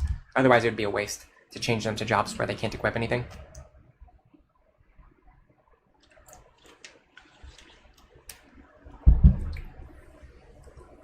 Tiger Eye, you've gotten so used to playing your custom-made, patched version of War of the Lions, it's tough for you to get into the Ivory's Chronicles. I mean, I can see that. But like with hacks, we have the ability to tailor the game and give it whatever features we want, as opposed to the official releases where we're kind of just stuck with whatever they choose to give us. Whatever the devs choose to give us. We just have to accept it. So they might do things that we agree or disagree with. I hear you beat the first troops. I'm proud to be your brother. The senior statesman spoke highly of you. You are truly descended from the Beowulfs. Thank you. Aren't you happy? Oh, yes, I am. Thank you for your kind words. You might have heard about the enemy attacking Elmdor's carriage and kidnapping him. What would you have us do? I've already had Zalbag send out a search party. They'll probably demand ransom if he's still alive. Highness, please, Let me have 100 soldiers. I beg you, let me avenge my comrade's murder. I said it's taken care of. Didn't you hear me? Galleon isn't any place for you. Let us handle it. But, think of your rank, Algus. Have you forgotten you're just a soldier, without rank of knighthood?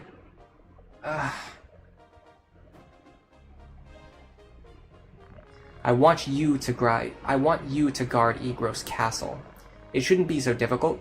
Danger probably won't get this far. You like to stay on Chemist for Potion? Phoenix Down, Remedy, Auto Potion, Treasure Finder. Yeah, it's just so good. Later on, you pick up Ether and the higher tier potions. My family was once respected like the Beowulfs. My grandfather was captured during the 50-Year War. He sold his friends out to the enemy to save himself. But as he left the castle, he got stabbed in the back by a cadet, just like myself. One of my grandfather's friends managed to escape and spread the story around. Of course, my father didn't believe it, but everyone else did. They deserted him.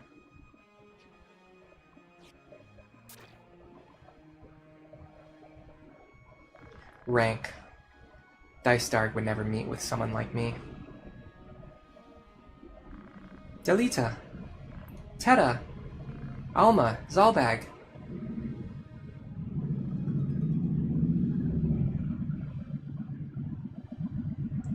I always love the characters jumping over the little gaps of water in these isometric maps. Brother Ramza, you came back. Long time no see, brother. I heard how you beat the thieves in Garaland. That's worthy of a Beowulf. I'm sure Father would have been pleased with you. Thank you. Heh, haven't changed a bit. You don't like that much, huh? Delita, you look good. I heard about your role also. Just look how happy Teta is. Delita, I'm glad you're doing well. And you also. How's your schooling? Fine. Everyone is so nice to me. I'd like to talk more with you, but I must hunt down some thieves. Pardon me. I pray for your victory.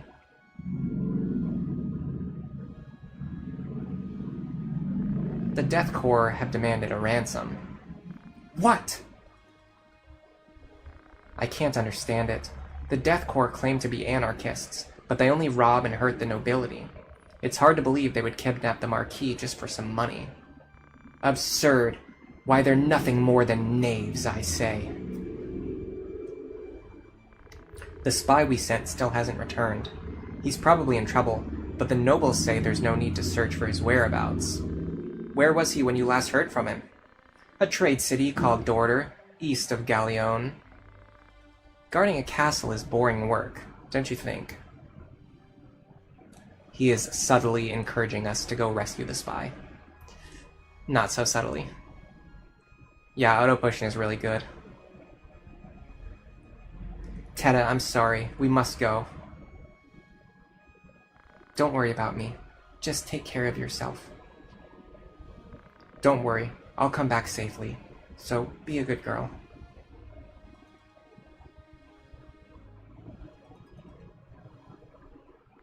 Well then, let's go, Algus. It's so nostalgic seeing Delita and now Algus getting along for the one or two scenes where they get along. What Teta said is not true. Actually, is something wrong with Teta? She's been picked on at school because of her rank. Sorry, I shouldn't have worried you like that. Teta will be okay. I'll be there for her. Trust me. I'm not worried, but don't you overdo it. You're the one going too far to meet their expectations. Just be yourself, and don't be restricted by your name. You sound like our mother.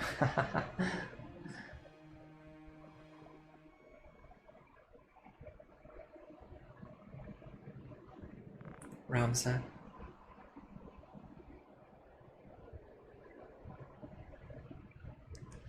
Now we should have access to a nice new shop with some good items for sale. I think there's even a bowgun here you can buy if you want to switch to Archer this early. The one really good thing about Archer is you just have the ability to attack enemies from range, which is like really powerful, without having to instead of having to walk up to them and hit them. We also finally get access to the bar. We don't have any missions, but we can read rumors. Essentially, these are just like text dumps that give you additional lore. You can learn about the Death Corps. Robberies are on the rise in various areas, and Galleon is no exception. Wagon hijackings and abductions are rampant. Now a group of former criminals and mercenaries called the Death Corps have been making the most trouble for the Hokuten. There is a concern over King Amdalia, who collapsed at Prince Orana's birthday celebration. The Board of Chamberlains reported his fever has subsided, but he'll take 3 weeks to recover. It will be several months before he can make any public appearances, but since the most public policy is made by Queen Revelia, no turmoil is expected. Now here's another example of typos. You can see in the rumor listing, he's called King Amdoria, but in the actual text, he's called King Amdalia. So they got it, like, they did it both ways. About the 50-Year War, it caused terror for nearly 50 years between Ibelis and Ordalia, known as the 50-Year War. This war was ignited when King Duwanu died without naming a successor. The throne was succeeded by Duwanu's brother, Balawa, but Denamunda of Ibelis declared war. This was only an excuse. The real reason was because of Zelamonia, a territory of Ibelis running along the Ordalian border. It was once independent, but it was annexed over a century ago after an invasion. Ibelis supported Ordalia, but the result was failure. Unrest among the nobles and in the cities of Zelamonia, along with Ordalia's rule, led them to seek intervention from Ibelis. With victories in the early battles, Ibelis' army marched on the capital of Bura, but King Denamunda fell ill and was never to return to his kingdom. The confusion gave the Ordalian army an opportunity, as Valawa was successful in holding off Ibelis' army. Approximately 2 years of stalemate was broken by the Ramadan army's invasion. Ramanda is a military state separated from Ibelis by Larnar Channel. Under King Valawa's orders, a blood relative, they marched on Ibelis. But King Denamunda, who succeeded King Denamunda, the new Denamunda, who succeeded the previous King Denamunda, was a brave warrior. He was against the Ramanda and the Ordalian armies. An outbreak of bubonic plague in Ramanda forced them to retreat for 3 years. This is literally an entire history book. The two squads most effective in the war were the Hokuten, led by Balbanes, and the Nanten, led by Thunder God Sid. They scored many victories as they marched on Ordalia, but the long war was disastrous for both administrations. Farmers' revolts and riots broke out in many areas, as both kingdoms focused their war efforts within their borders. You know, it'd be really interesting if they ever went back and made a game about the 50-Year War. This made another stalemate broken only by the death of King Denamunda, widely believed to have been assassinated. His successor, Abdalia, was not fit to lead the kingdom, and left all matters of state to the elder statesman and the queen. Therefore, there was no power to drive the troops of Prince Leonard, Valawa's successor, out. After allowing the invasion of Zeltenia, battles that both the Hokuten and the Nenten fought in, Ibelis hoped for peace. Realizing the war was useless, both kingdoms finally agreed on peace, focusing their efforts within their respective borders. Although the agreement was bilateral, Ibelis surrendered. Soon after, Ibelis' economy was on the brink of bankruptcy because of severe war reparations. Payments could not be made to the returning soldiers, and large groups of knights were discharged. As a result, high unemployment, uncertainty, and distrust filled Ibelis, and that is the exact reason for the creation of the Death Corps. Now, there was a lot of proper nouns in that text, which just essentially mean nothing to us. That's typically a problem with Final Fantasy. They usually go very overboard on just coming up with random fantasy names and kingdoms.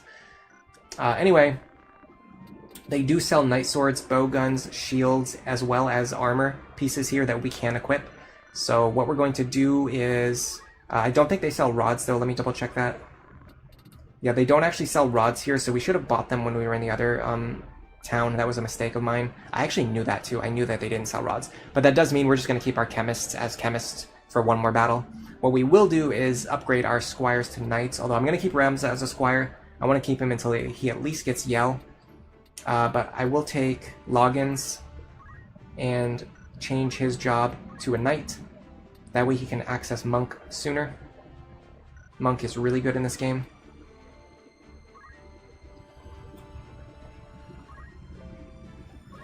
We should have... I actually think it doesn't matter which secondary ability we give him, because he can't use most of them anyway. I mean, we could give him Charge +2. And then later on, we'll probably give him Auto Potion. And High Potion, if we can get the JP for it.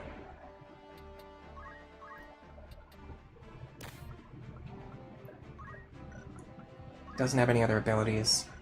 And then for our other characters, we'll just leave them in Chemist for now.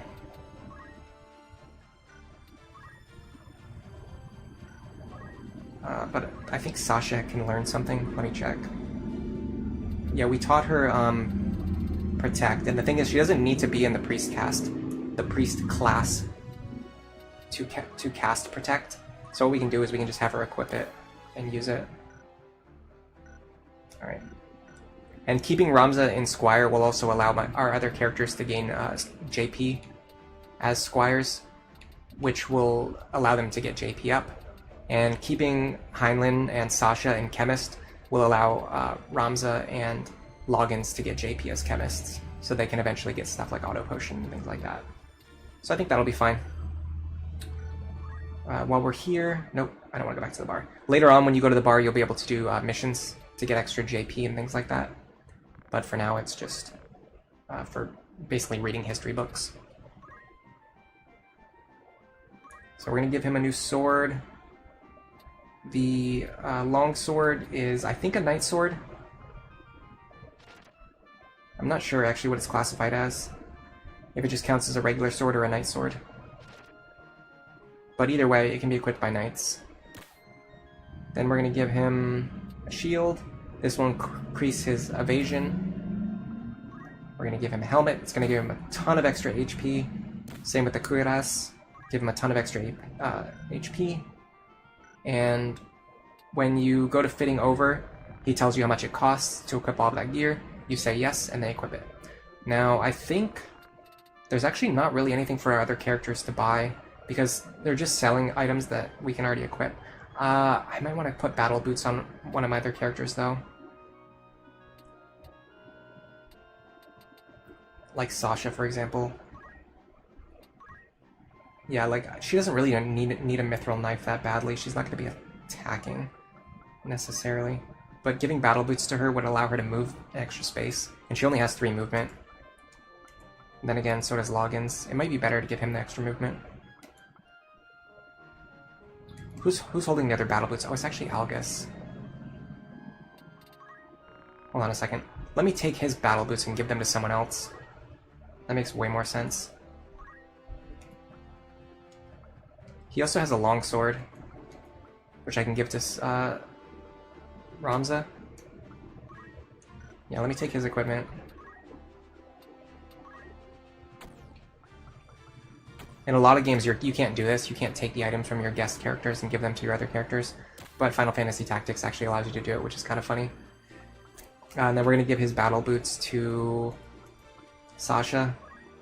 And then we'll buy a pair for Loggins. That works, yeah. And then we'll just let him equip the best of whatever's left over. That's fine. So we need to buy one more pair of boots now.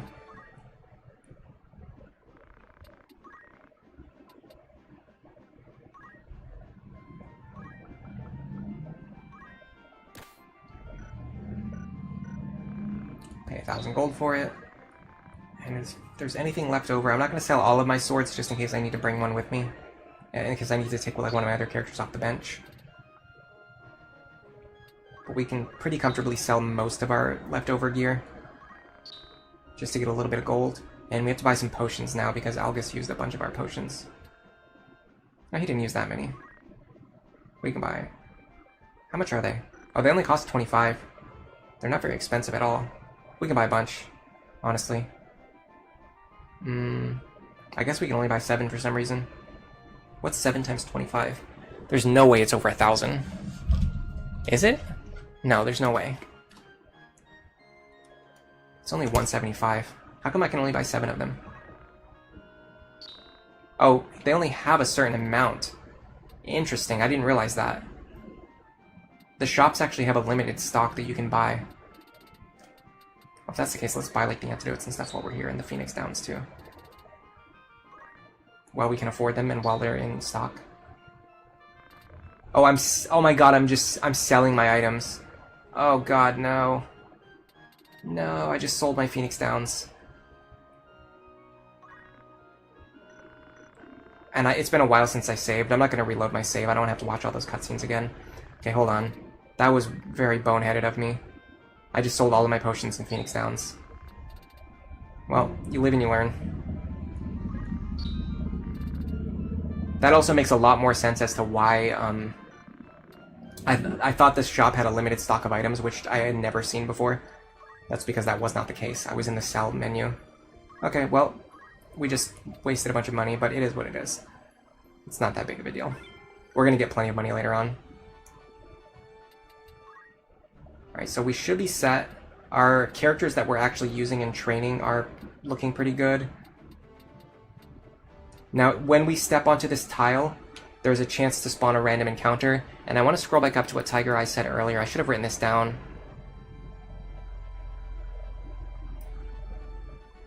Random encounters scale to the highest party level minus a random value. Okay, so our highest party level should be like 2, maybe 3. Algus is level 3, unfortunately, which means that the enemies can spawn up to level 3, 2, or 1. So it'll basically be 3 minus a random number if we get a random battle, which we didn't, so we're fine. We will head into Sweetie Woods. Actually, while we're here, we can buy... Nope. I hate how the bar is the default instead of the shop. We can buy a... I think the staff is for priests, and the rod is for mages. I'm going to buy a staff now, and a rod later, because like I said, I'm probably going to go through White Mage first, and then into Black Mage later. That way we can bring our healing spells over with us.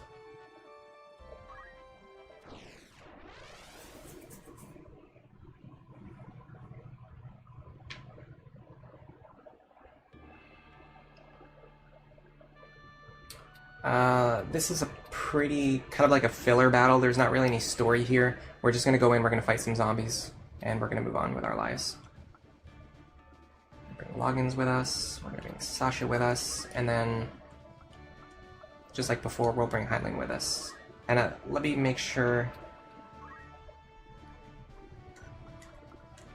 Sasha actually learned the abilities that she's supposed to learn. There's actually no way for me to check. Yeah, I can't actually check. I can't bring up the menu that lets me see what abilities she has, but I'm pretty sure we learned Potion in Phoenix Down earlier. You can use Phoenix Down on undead creatures to instantly kill them, which is kind of fun. You can also just use Potion to deal like flat damage to them, like a flat 30 damage, which is pretty powerful, honestly, this early on. Most of your physical attacks don't even deal 30 damage. Oh, there's no undead here, it's just random monsters. I was misremembering. What rotten luck, meeting monsters in a place like this. Don't gripe, Algus. It's better than guarding a castle. This is a matter of life and death. How can you say that? This is an example of where I agree with Algus. Enough. Here they come. Like, just like fighting monsters is not really a form of entertainment. It's like, if you get killed, you literally die. Like, that's not something to be excited about.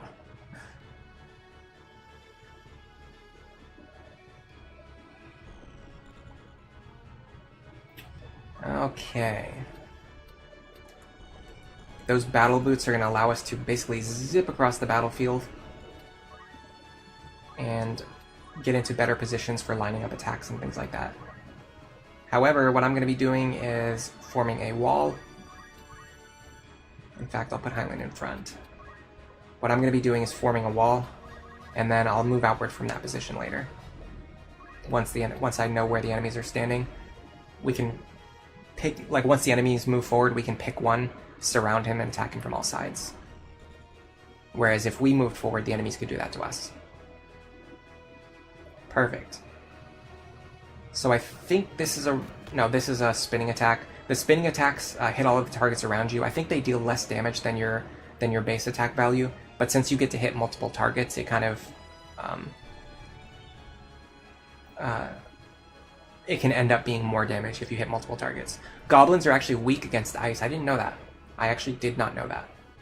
If I knew that, I would have bought the ice spell before I came in here. So as you can see there, Delita is using charge +2, which I taught him. That means he knows that the attack is going to go off before this enemy gets the chance to do anything. As a result, I'm going to leave this goblin alone and just let Delita kill him. With the bombs, you have to be a little bit careful. If their HP gets low enough, they'll actually just blow up.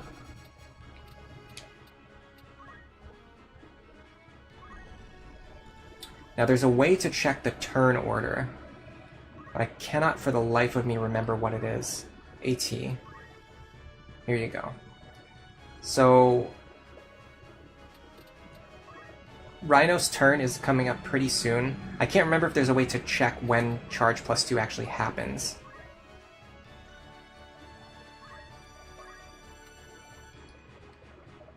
But it says that it happens in 5 turns, and the current AT list is...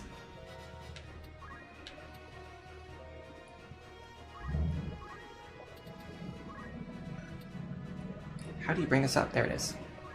Nope, not unit list. So the AI is much better at figuring this out. For me, it's a little complicated. So if we do charge +2 now, it'll be 1, 2, 3, 4, 5. I think it will happen right before this guy moves. I'm going to test that out. So if we do this right now, we should attack him right before he moves. We're going to find out right now if that's true or not.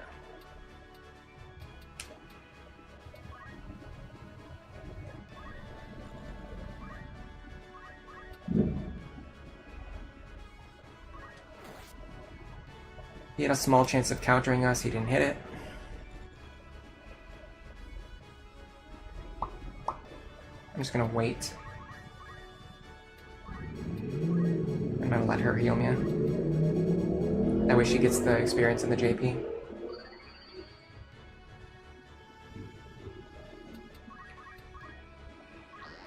Yeah, so his charge +2 goes off before the enemy acts, and then mine should go off next. And then the red goblin should act next. Yeah, okay, so I think I actually understand how it works. You have to go into the AT list to like figure out when things are going to happen, but if you do that, you can generally be aware of what's going on. Also, our knight just got blinded. That's pretty bad. I think it cuts his accuracy in half. I know it's an accuracy penalty, but I don't know by how much. I want to wait on attacking the bombs until I'm sure I can kill them. Like, for example, hitting them with a charge attack. Or making, like, knowing that 2 of my characters are going to hit them before they do anything. Are the bombs also weak against ice? I assume they would be. You can press left or right on the D-pad when you're in the ability menu to check the execution time. Ah. Ivalice Chronicle added some qualities of life when it comes to the action list. Yeah, that doesn't surprise me. It's pretty obtuse, honestly.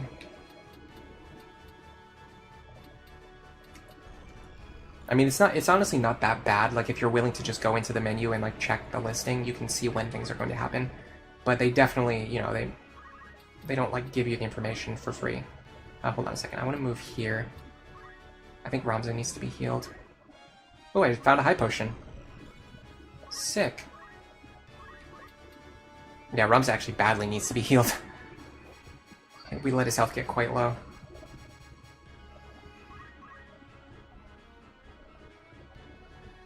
So I have a feeling he's going to use charge again. Yeah. That means he knows he's going to attack before the enemy does. Or his charge is going to go off before the enemy gets to act. August is going to use his throw stone that we taught him to finish off a weakened enemy. That's good. He's just passing JP over to our other characters as well while we're here. Okay, so the accuracy on blind... I don't know if we can hit him from this high up. But, I mean, if not, we can't do anything else anyway. Yeah, we can't do anything else anyway. Maybe charge? No? Okay. So if you press... Oh yeah, so if you press right, you can actually check the action order list. That's good to know. What I'm going to do is just charge. Nah, I'm not going to charge. It's going to waste it. It's going to make it longer before his next turn comes around.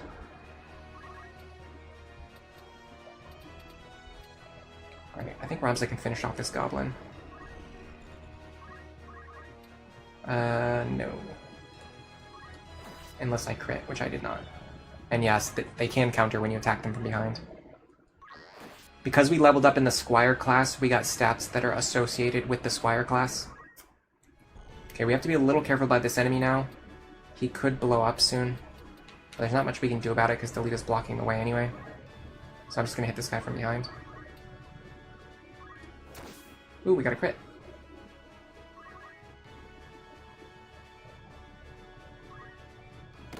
They really like using tackle. Random monsters in this game, for whatever reason, if they have special abilities, they seem to really like using special abilities more than they like just doing basic attacks. I don't know if there's any like AI logic to that, why that happens, or anything, but it's something I've kind of noticed over the years. Gotta rotate the camera so we can see what's happening.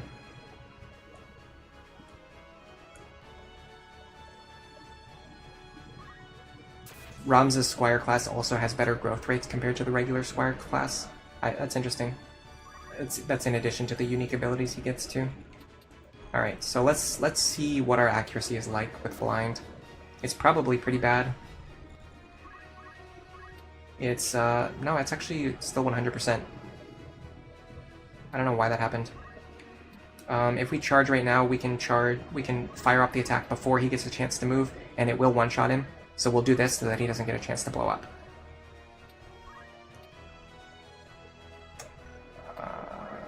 I think the way move find item works, by the way, I'm pretty sure there's actually items like in specific locations, and if you move to those squares, you get a chance to find the items. So like if you just look up a map, it will tell you where all of the items are. But I don't really feel like doing that, so I'll just let it trigger randomly if and whenever it triggers. Now Algus is probably going to hit this enemy who's going to die anyway. No, he's actually targeting the enemy who's more likely to survive. So I wonder if he's coordinating with our charge attacks, like if he understands that. I'm not sure. But he definitely targeted the enemy who's not going to die. See, like, these guys are guaranteed to die, so I'm wondering if that's why Algus ignored them. Getting charge +2 early on is, like, really based, by the way. It helps so much. And we can one-shot this guy with our Mithril Knife and end the battle. Yeah, I know Ramza's class gets upgraded in Chapter 2 and Chapter 4. There are common and rare items on the Move Find Item locations. I wonder if I should look up the Move Find Item map. 41% of people who came to the stream actually don't know anything about this game, by the way. It really shows that this is more of a Fire Emblem channel than anything else.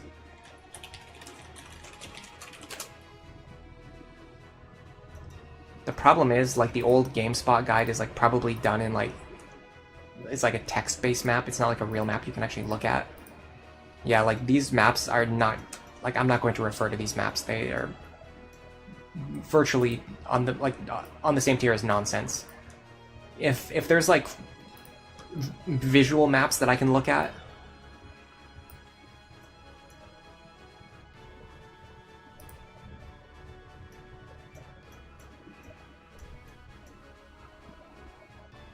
Just through this forest, and we're almost to Dorter. I don't see a map for Dorter either.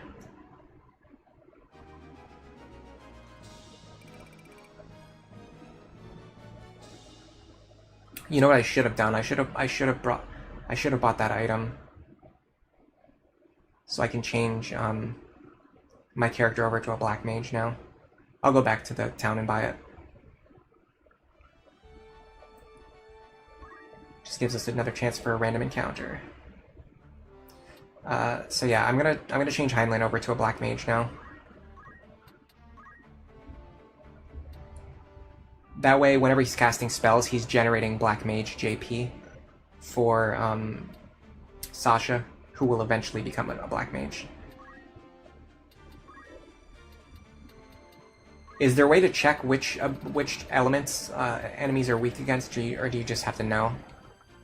Because it would have been cool to know that the enemies were weak against ice before I went into that battle. Although I knew there was bombs in that battle, so I could have used that information to my advantage. There's also a chance that some of our other characters can learn JP up now. characters we care about. Sasha's getting really close. So if Ramza generates just a little bit more JP for her, she'll be able to get JP up. Loggins already has it, so he doesn't need it. I feel like most of the Knight abilities aren't really that useful. I guess Speed Break can be good. Power Break, maybe, but like typically you want to just kill an enemy. Weapon Guard is pretty useful. It just reduces the chance of getting hit, but we don't really need it. What I really like is getting Equip Armor early on, and then taking Knight Armor into other classes, so you just have, like, you can be a monk with like a ton of HP, for example. So we're going to stay in Knight for a little bit longer. Now I'm pretty sure if we give gain JP up to these characters, they will actually generate more JP for my other characters. I'm not 100% sure about that, but I think that's how it works.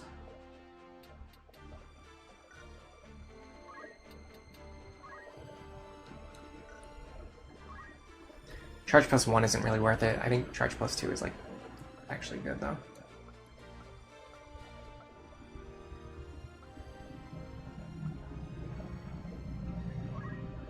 Okay.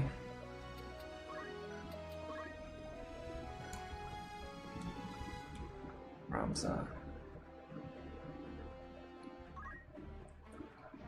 Yeah, so we really want Yell.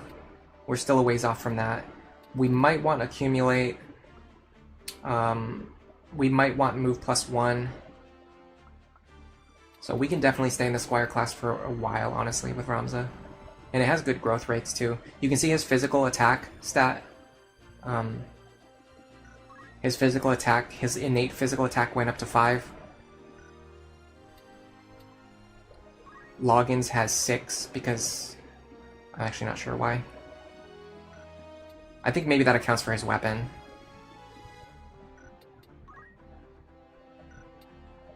Yeah, that might account for his weapon.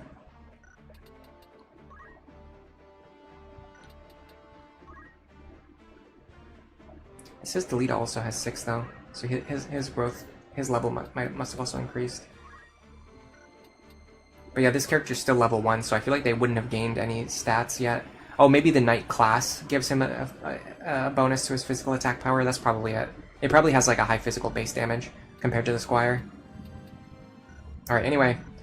We need to buy a rod for our character. Yes, for you. What is our best fit? I'm fine with buying this gear because we can pass it along to other characters later. And it will keep him alive a little bit longer, keep his MP up. There also might be, yeah, there's new items that Ramza and the others can equip. The question is, do I have enough money though?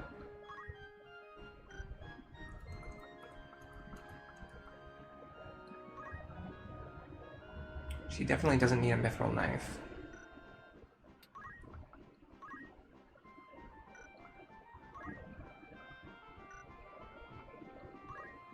$350, $300.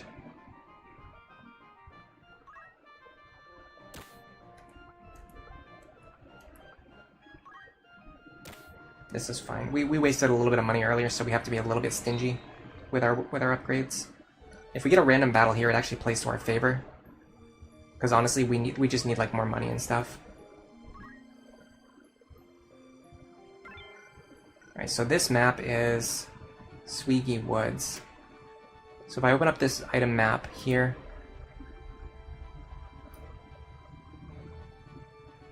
yeah, this is like a more visual map, although it's not really that great either, because it's a top-down map and it doesn't really reflect what the map actually looks like. Oh, we did get a random battle, okay.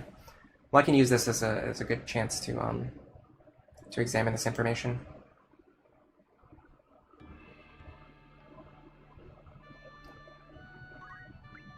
To look at the map side by side and see if I can make sense of it.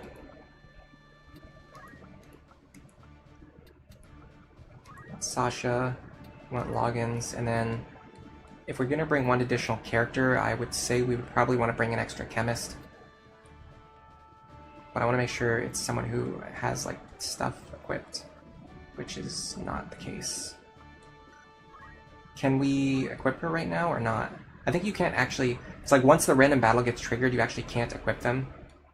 So we might be in a little bit of a pickle, because I unequipped all of my other characters.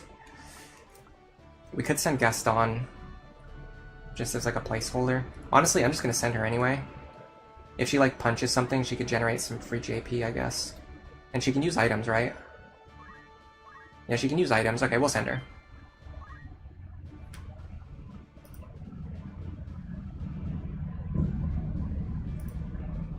The classes do have innate modifiers to their base stats, not just the growth rates. That's why wizards and black mages hit so hard, because they have a high modifier to their magic attack stat. Hello, Nick Azanit. Welcome to the stream. Good to see you today. You think speed and power break are good? Yeah, I think speed break is good.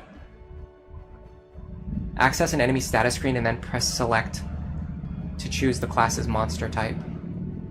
Okay, hold on, we'll do that right now. And then I'm going to try to look at this map and see if I can make sense of it. Oh, there's undead on this map.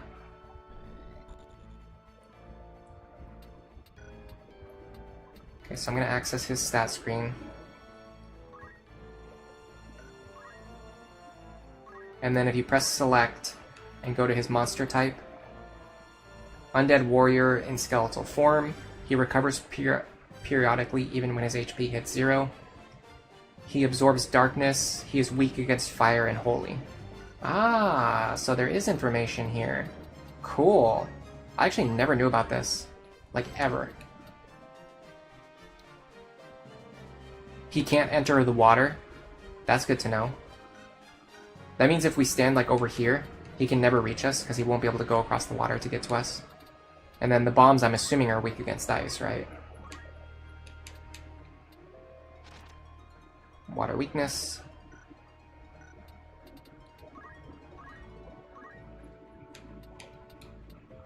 Goblins are weak against ice. Cool, that's awesome. For some reason, I just never even knew that that was in the game.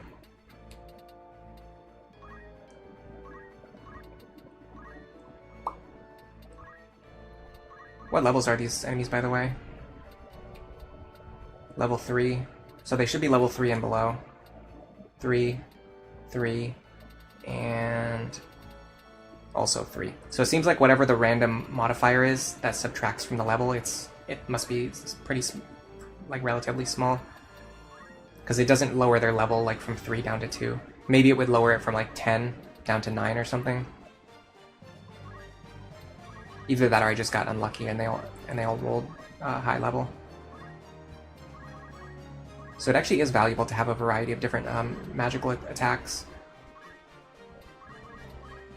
because that will allow you to target different enemy weaknesses if you want to, or if you need to. So Telepasa also can't enter the water, but he can float over the water, so it doesn't matter as much for him. But these bull demons actually can't move through the water, which means if we get over to the other side of the map, that guy can never reach us. Kind of amusing. Ooh, this guy hits hard.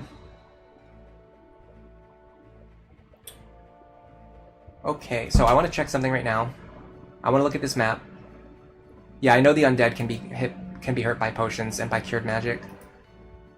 The gap from 3 to 1 is very small. It's more prevalent at higher levels. Okay, so I'm looking at the map right now, and it's like really difficult to make sense of this. It doesn't, like, the map doesn't, it just doesn't look like the map that I'm looking at on the screen. I can't tell what's water and what's, like, anything else. And it says there's, like, this might be this tile here. And then, like, the trees don't show up on the map, which are, like, the most important thing to show. Okay, so I think this is this is this here.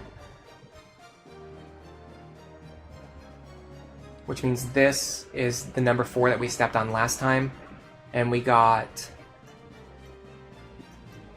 It says there's a longbow there, but we got a high potion. So I don't know if that's even correct. And then that means that... Oh, hold on a second. This is the bridge. Okay, I can see the bridge. No, but there's like... No, this is the bridge over here. This is the bridge they're talking about. Okay, so to the... In this tile right here... I think this one. Beside the bridge, there's an item. Could potentially be a hammer. And then... The map is drawn in a really weird way, but I think over here, on the highest point... I can't tell if it's indicating... So hold on a second.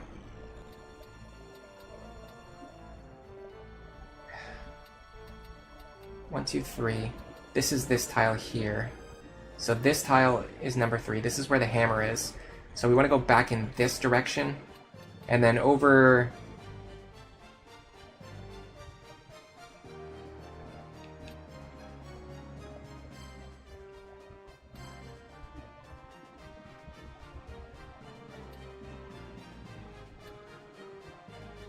This is so confusing, guys. Here is a great sword, I think. And then that means that this map is like almost unreadable, I'm gonna tell you honestly right now. Over here is an item which I know about. And then that means that over here is an item that I don't know about yet. It's should be right here, there should be an item. Let me send somebody to run back over there. Somebody who has moved find item. Well, which item is that? That is an iron sword. I mean, it's not even really worth it. Let's go in the other direction. Move towards the items that we do know about and we do care about.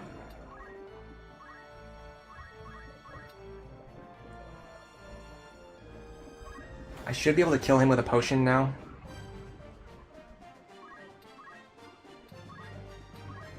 So if I hit him with a potion, he'll take 30 damage, which will drop him instantly. Very cool mechanic. I love that about this game. Okay, so there should be a hidden item here, so I'm going to stand here, try to find it. Didn't find it this time. So then there should also be a hidden item. Where did we calculate it was? Over here, next to the tree. So it's one tile, so it's 3 tiles over and 1 tile away. So there should be an item here Ramza could potentially find, and we did find something. It's not the rare item though, it was just a common Phoenix Down.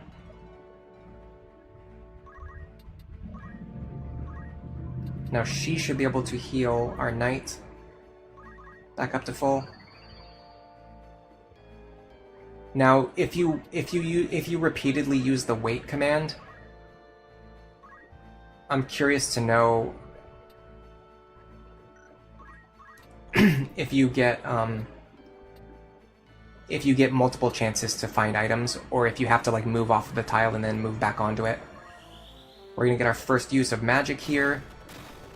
The ability to hit like a plus-shaped sign with magic is actually not really unique to this game. It's been around for a very long time. The earliest game I know of that included it was Shining Force. In Shining Force, the spells work the same way, where they hit a tile and then also the tiles adjacent to it. Yeah, we didn't find anything from standing here, but I could also be standing in the wrong spots. I'm not sure. I'm gonna go across the river, so I think this demon won't be able to chase us. Yeah, so I don't know if I only find items when I actually move, or if I can use the wait command to find them. It doesn't seem like using the wait command is doing anything, or I'm just getting unlucky with my rolls. It's hard to know.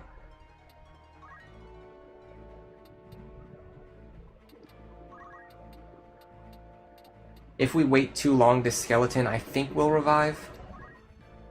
I think you can permanently get rid of them if you use a Phoenix Down, but otherwise they can still revive.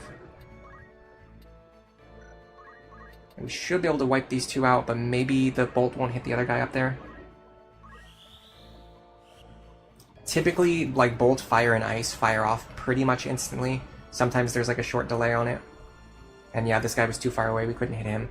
I think sometimes bombs also cast fire on themselves to heal themselves, which is interesting. You can see the Bull Demon can't move over the water, just as we learned.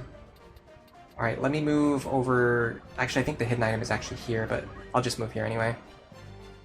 This brings me closer to where I'm trying to go. I'm gonna send him over here to kill the Bull Demon. Game is not as hard as I remember it being. Alright, I'm gonna move off this tile because it seems like I'm not gonna find anything if I don't move.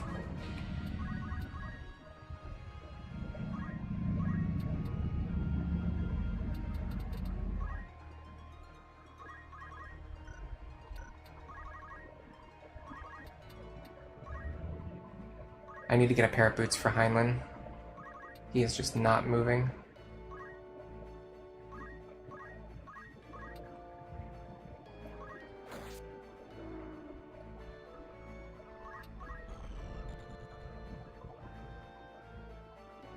I actually never knew that they couldn't move over the water. I just learned that by using that select command thing that you told me about in chat. Alright, so if I charge, I can fire off my attack before he gets the chance to move. I'll be able to hit him for 40 damage. Okay, now I want you to move up here. Didn't find anything. So the move, find, item command is based, it's the lower Brave stat, so she has like a 38% chance to find items, and Ramza has a 30% chance to find items. So our move, find, item chance is actually not that high. Whose turn is it, by the way? Rebecca.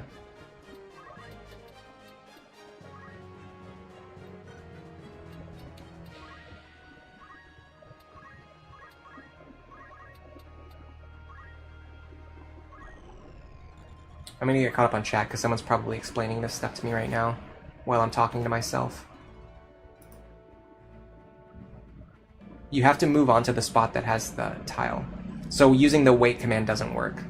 Where am I reading the maps from? I just looked at this map. It's pretty bad. I'll link it anyway, though. If you know of a better map, absolutely link it to me. I am in the market for a better map. I would love a better map.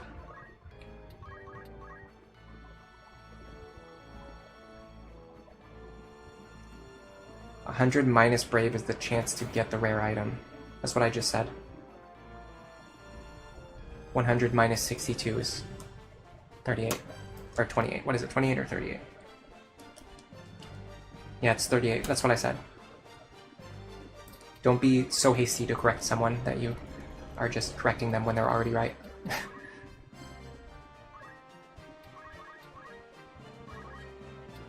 There's a chance that the skeleton might wake back up before the battle ends, but probably not, because I think I could just one-shot this guy right now. I could sit here and sandbag for a while to try and find those hidden items. If the skeleton wakes back up, I can just fight him again. Or I could just end the battle now.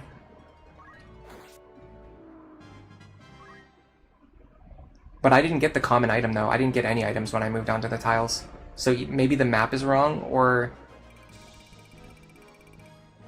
I'm just not getting the items at all.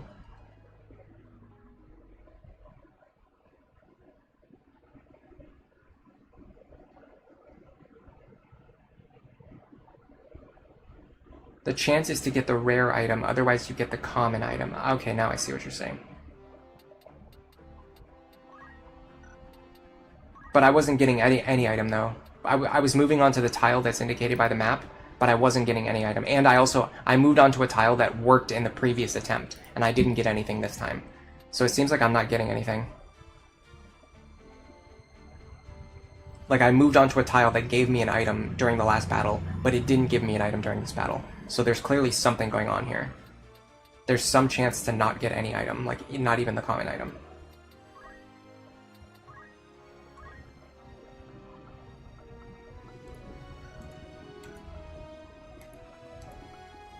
Okay. Got a little bit of Wizard JP, not really that much. We're so far away from getting JP up, it's crazy. But we'll get it eventually. Sasha should be able to get it now, which is true. Unfortunately, that means removing equip change, which actually doesn't matter at all. So gain JP up on her is going to be really good. She might be able to also learn some good chemist stuff. Not really. She didn't get that much JP yet. So what I'm probably going to do with her... I'm actually not sure what I'm going to do, but I think it's fine to keep her in chemist for now, though.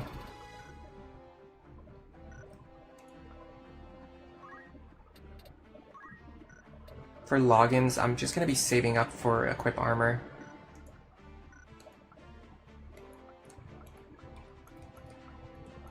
And then...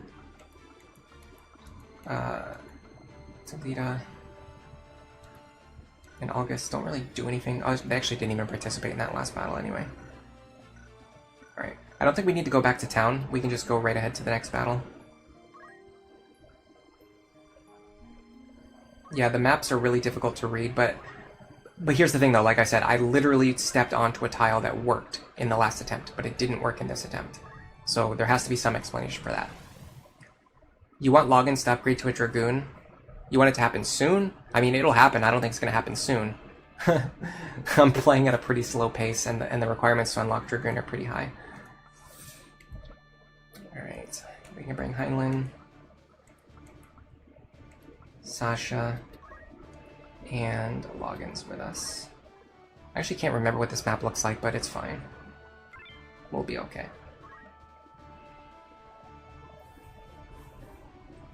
So the plus side of this game is that you can rearrange your units, including Ramza, before the battle starts. The downside is you literally can't see what the map looks like until you enter the battle anyway. So being able to rearrange them doesn't really help you that much unless you already know what you're getting into. Items from the tile can only be obtained once. Ah, I see. So then I guess with the other tiles, the problem is just that I wasn't stepping on the right tiles. I said I don't know. Don't lie to me. I know what you did. Where is Gustav? Where? I don't know. Where is the Marquis? Where are you hiding him? Speak!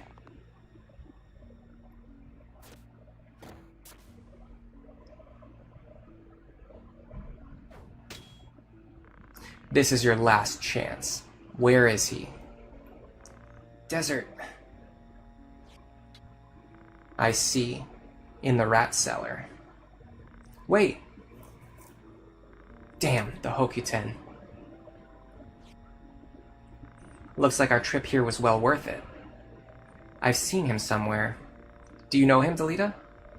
I saw him at the end of the 50-year war in Egros. It's annoying in the endgame if RNG screws you when you're trying to get a rare pickup. This forces you to reset because you get a Phoenix down instead of the shiny, one-of-a-kind piece of gear, which can be aggravating. Yeah, I could see that being a problem. I guess we must fight. Yeah! This map is a good example of why archers are so deadly. The enemy archers can just tear your group to shreds before you have a chance to even get close to the enemies. This is, honestly, in my opinion, this is one of the toughest early battles. Now I remember, his name is Wygraf, leader of the Volunteer Army, a corps of the Death Knights.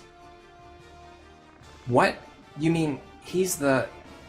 Yeah, the leader of the Death Corps. Typically, for some reason, Delita and Algus really like going up onto this rooftop. I have no idea why.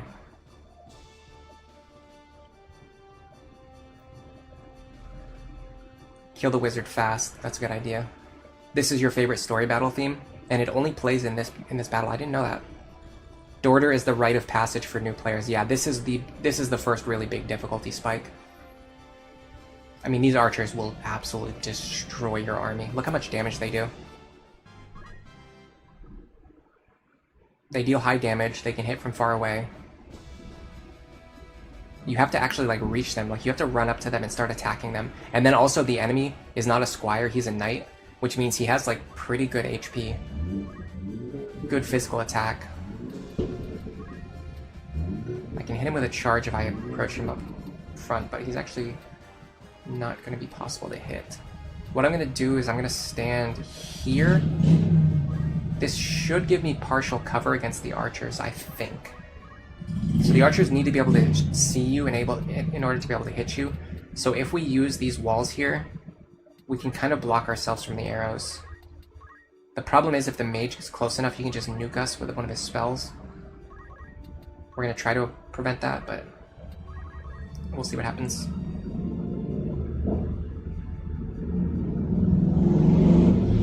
You can hear the motorcycles outside my house. That's always fun.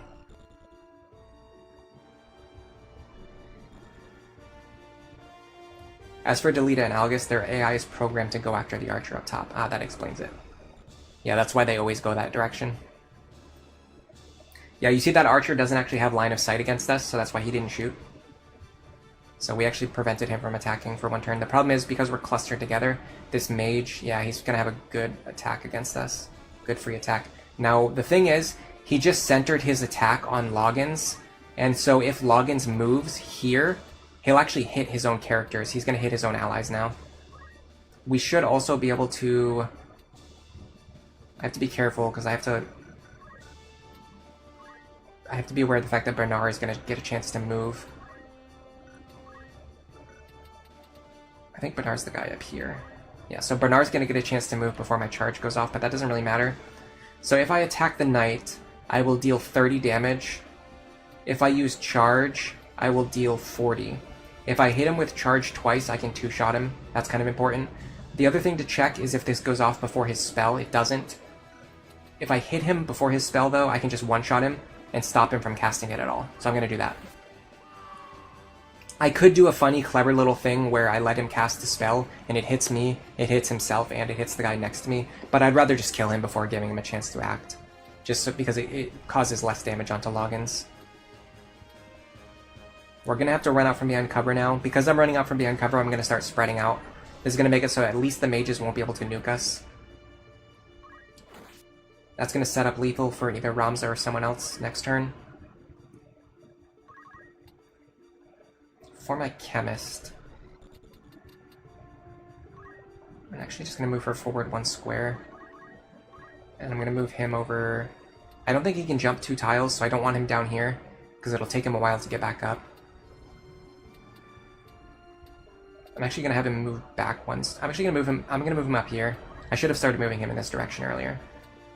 This will give him a good vantage point to cast down from. Yeah, this guy can almost kill Delita before Delita even reaches him. And because we removed his his item usage, he can't even heal himself. Algus is just throwing a stone at that guy. Sure, why not? Okay, he wants to attack Ramza. I'm okay with that, but he does two-shot me, so I have to be a little careful. Maybe I should have gone back and bought those hats for some more HP. Yeah, they almost got lethal on Ramza. Have to be really careful. This guy might be about to kill Ramza. That's exactly what happened. The good thing is you don't get an instant game over, you still get a chance to revive him. So we don't actually get a game over for 3 more turns until his body disappears. And before that happens, I have to get a good angle. But I think I can hit him with a Phoenix down here. Yes, I can. Okay. Now, granted, if he stands up and then someone immediately kills him, that's going to be unfortunate. Okay, from here, I might be able to target this knight.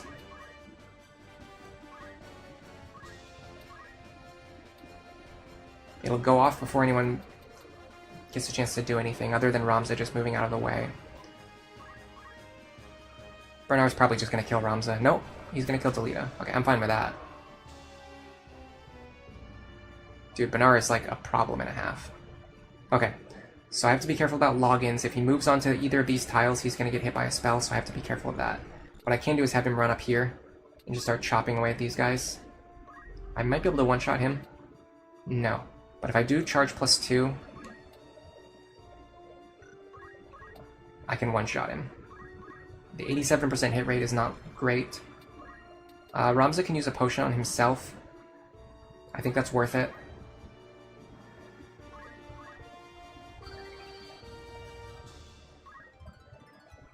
And I'm going to start moving towards this direction, because I have to get up there and kill that other archer. Ooh, I found an Echo Grass. Cool.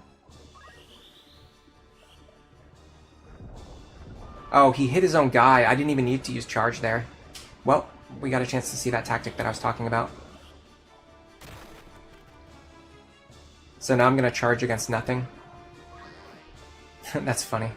Alright, I'll just get up there. Yeah, see, well, with that critical hit, Algus will probably kill this guy, so I don't need to send Ramza up there now. He's going to attack her, but he doesn't one-shot her. But unfortunately, the archer can probably pick her off now. No. I don't think... Maybe he doesn't have line of sight. Man, this guy's annoying. Alright, I can... Ooh, don't do that. I can potion myself.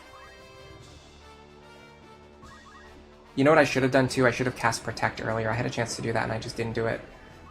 I sort of forgot that I had equipped.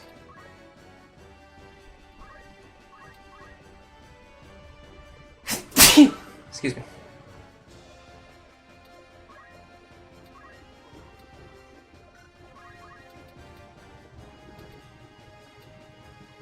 Let me see if I can hit this knight over here.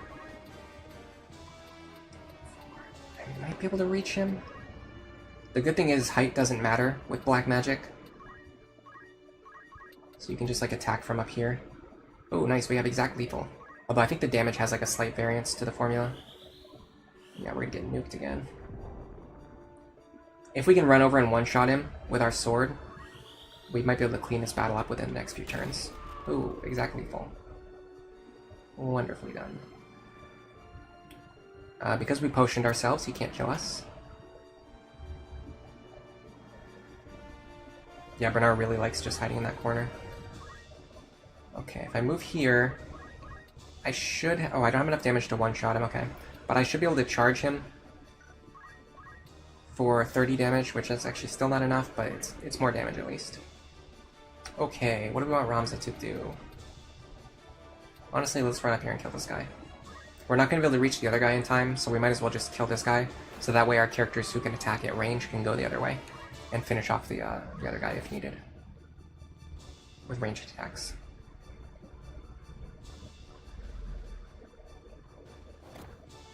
For some reason the archer is just punching. Does he not have a bow equipped?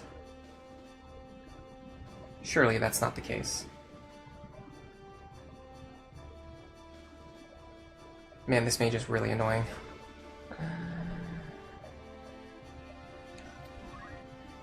He does not have a bow equipped. That's so funny. I think that's known. I think that's something I should have already known about.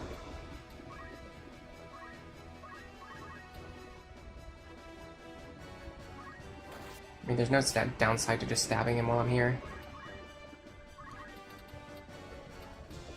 I'm actually not going to cast here, I'm just going to start moving. Okay. So, interesting thing, I'm pretty sure he didn't center his spell on me. He centered it on these tiles over here, which means if I move out of the way, he just won't hit me. But I'm going to kill him anyway, so it doesn't matter. But I'm pretty sure just moving out of the way would, like, cause that spell to hit the spot where I was standing and not follow me. Okay, Ramza gets a free action. We don't get to reach anything that we care about interacting with. I might have Wish. Should I use Wish?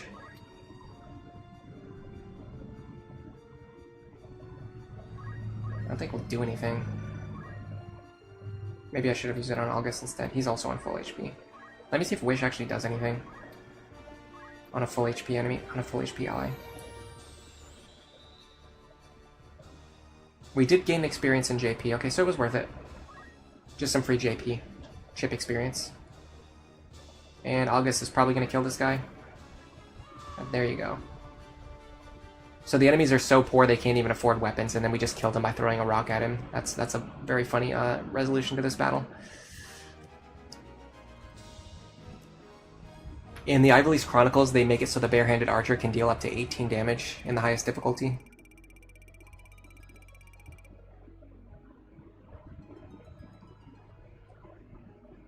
Yeah, I guess that's just like a nod to them not having enough money to afford equipment. You do get a free sword here that's really good. Yeah, I gained experience because I damaged myself with Wish, even though the target was already on full HP. That's really cool. You must be the Death Corps. Where is the Marquis? Where is he being held? Tell us! Your boss, Ygraf, was just here. Where did he go? You bastard! Say something! Stop, Algus! Damn it. Listen carefully. In a moment, the Hokuten will begin to slaughter you. That's right. Each of you are going straight to hell. Being a thief sure pays, huh? But you're lucky. You tell us where Ygraf is going, and I'll let you live. Okay?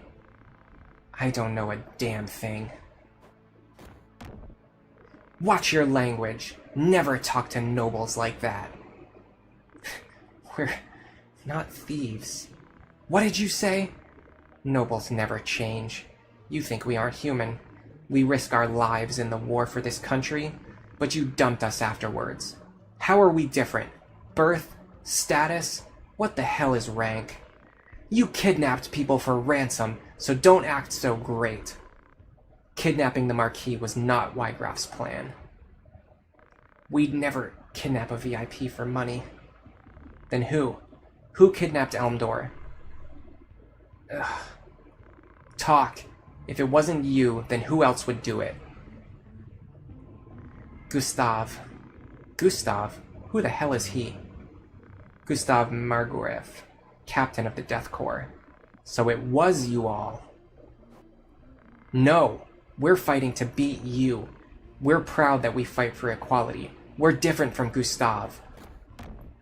Proud? You bastard. Enough, Algus. So, where is this Gustav? Sandrat cellar. Sand rats? Algus may not know what they are since he's not from here. Sand rats only inhabit Zeklaus Desert, north of Dorter. Was there a village between Dorter and Zeklaus Desert? Not anymore, but there is a place where desert people used to gather. Gustav and the Marquis might be there. Yeah, probably. What's that mean? Cellar means a rat's nest.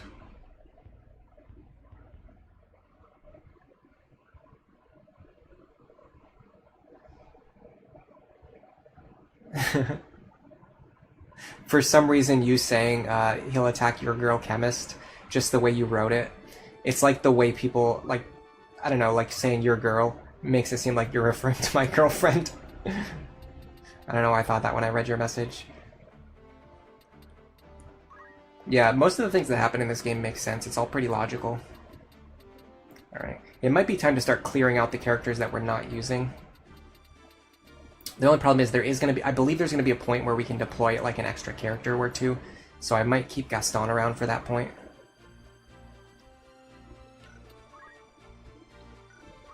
How do you actually get rid of people? Yeah, here's Edgar. I'm going to get rid of Edgar. I'm just going to clean up my roster. Just wait. Can you go on without me? No. I'm going to get rid of Liza. I'll make sure they're not holding anything. Don't say that, please. I'll be more help. Goodbye. I'll get rid of the useless Aqua. I thought I finally found you. Can't I go with you? No. And, Rebecca. I thought I finally found you. Can't I go with you? Also, no. Okay, so now we've trimmed down our squad to the characters we're actually using, which is Ramza, Loggins, and Sasha. And then we're keeping Heinlein and Gaston around just to use, because they can generate like JP and stuff like that for other characters. Maybe I should have kept a chemist instead of a squire now that I think about it, but yeah, it's fine. Did I strip their stuff? Yeah, I checked everyone's equipment before I sent it away. Okay, so we should be able to equip him with the new sword that we picked up.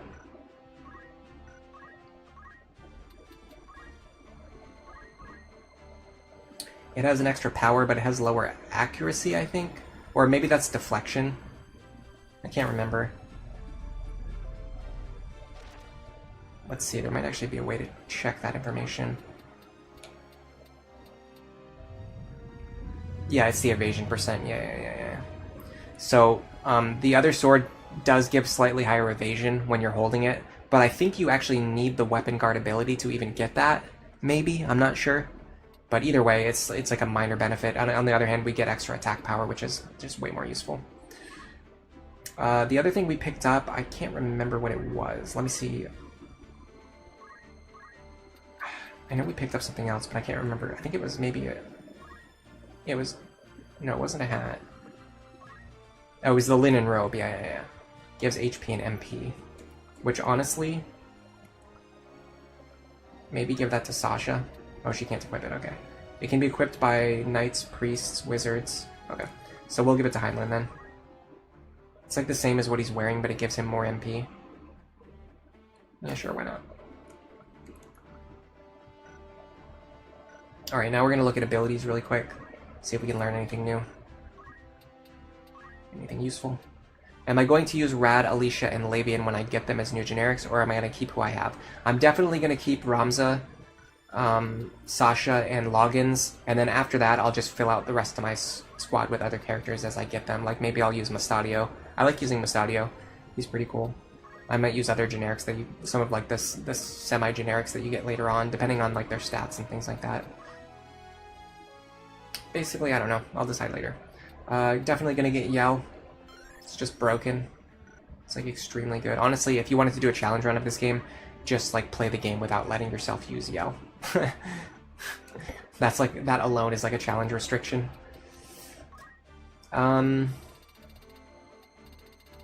Sure, I'll get Fire and Ice, why not? I think in theory it's better to save up 200 to get like Ice 2 or something, but I like having the variety, especially if I'm going to be actually looking at enemies and seeing what their weaknesses are and things like that. Okay, unfortunately I'm gaining Chemist JP at a pretty slow rate, but we'll get there eventually. Hold on a second, I forgot to check the other thing. Yeah, she's got JP up already. Okay.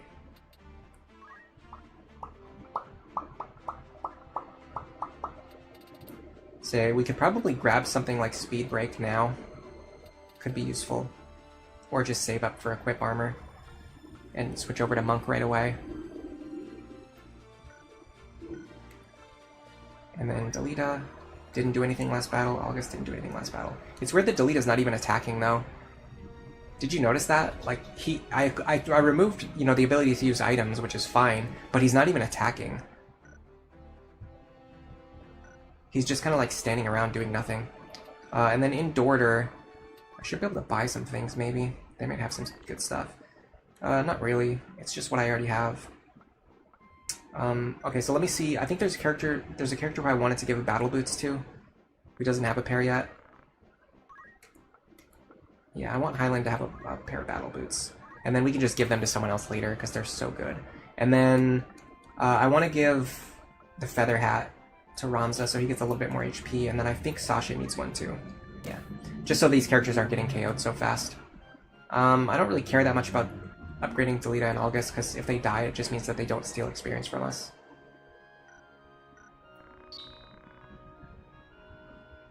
I think while Algus is with us, it boosts the level of random encounters. So we might not want to grind too much on random encounters until we get to the point where it's just like based on the actual level of our own characters. You want to make sure that you don't level up. So one mistake that I used to make when I used to play this game, you know, when I was a teenager, I used to level up Ramza a lot using like Yell and Accumulate and things like that, but when you do that, it just like increases the level of random encounters on the world map, which makes it hard to train your other units. So it's kind of better to just like keep everyone's level close together rather than trying to power level Ramza. Now this battle is going to be a little bit tough with our current levels, but I think we'll be fine. And if not, yeah, we'll go grind if we have to, but otherwise I'll try to beat this if I can. I believe this is a battle with 2 squads. What I'm going to do is put my characters closer to the center. I'll put Sasha with Ramza, because they're both squishy. And then... I don't remember how to adjust the other squad. Here it is, okay. So with the other squad, I'll put Loggins and Heinlein together, because they're like honestly my 2 stronger characters right now. So they should be a little bit more self-sufficient. What I will do, though, is move them closer to the center. This keeps all my characters closer together. If you look at the way that the map is laid out. So what I did was I kept my 2 squishy characters together where they can heal each other. And then I just put my strong offensive characters together where they can hopefully rush in and just start clearing out enemies. This is the first appearance of an enemy monk. Hey, did you hear? The Hokuten are moving. So I heard. What's going to happen to us? Forget the Death Corps and run before we get killed. We'll die anyway, even if we follow Ygraf. Exactly. If we get a ransom for the Marquis like Gustav planned, we can get out of this misery. Oh god! The Hokuten! It looks like Algus goes with one group and Delita goes with the other. Let's get the guard first, before the others find us.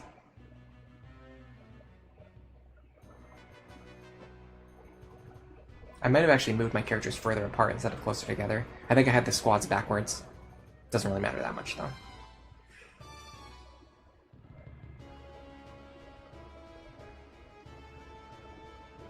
This is a weird battle because the enemies tend to use the walls and the choke points to their advantage. I don't think they're programmed to do it. It's not like the AI is like doing it in a very smart way. It's just the way the map is laid out just kind of like causes it to happen. I'm trying to remember how you get the defend command, because I just saw that knight use it and it just made me remember that it exists and that it's a thing. Here's Ziggy, the monk. Now this is a battle where, like, honestly, if we could pick up a crystal or two, I think it's worth it. So I might end up sandbagging a little bit at the end of this fight. Like, if we can keep one guy alive and then go around and pick up the other crystals, we can get a lot of JP.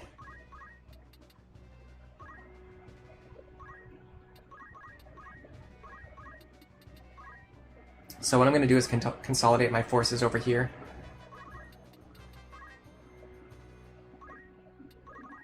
And then force the enemies to come to us. The only thing I might consider is throwing down a spell right now while the enemies are clustered together. 1, 2, 3, 4. So if I go here, I believe I can target them. 1, 2, 3, 4 here, yeah. I can hit 4 or 5 enemies. It's tough to see. I think I can hit 4 enemies with this. Destruction of nature, gather in flame. Fire! That's a really good cast. Look at that damage. The only thing is, when you do that, you only get experience for hitting one character. Alright, Delita will keep this guy busy. That was a really good opener, though.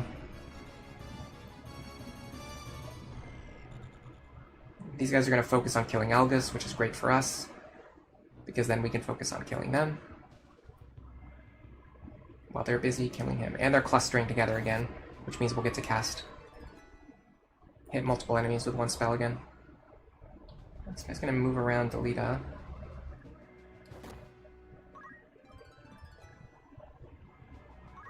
Alright. Yeah. We'll kill this guy while he's alone over here. He has pretty good physical resistance, though, I will say. I kind of doubt I can deal 16 damage, but we'll see. I deal 15 damage. That sucks. Leave him alive on 1. Okay. Now, these characters don't really concern me that much. Maybe I can hit this guy, though. Yeah, I can just hit him without charging, which is good.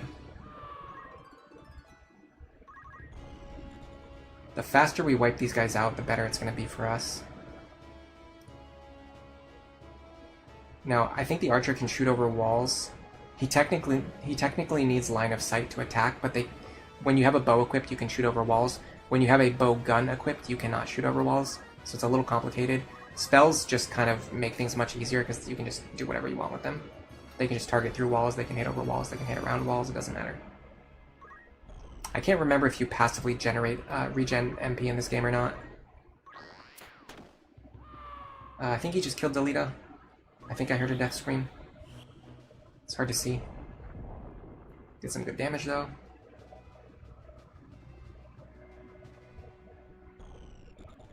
Yeah, so our Knight Wizard group over here is just handling business on their own.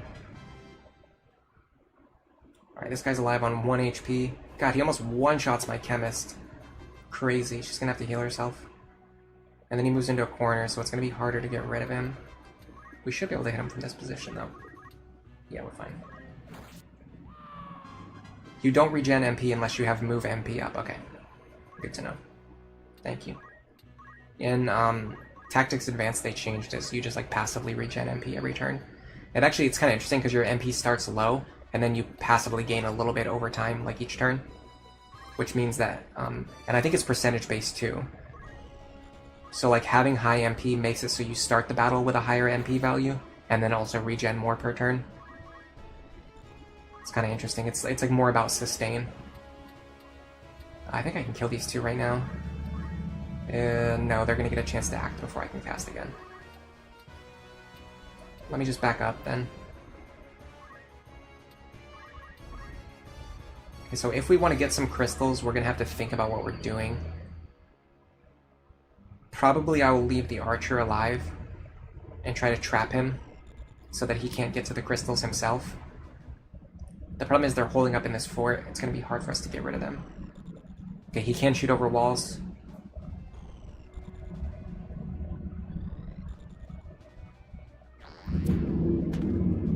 There's actually a mod you can apply for FFT that changes the MP generation to be the same as Tactics Advance. That's cool.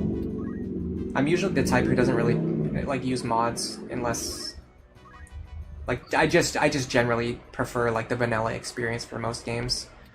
I'll only install a mod if it's like something that's really important to me. Which is very rare.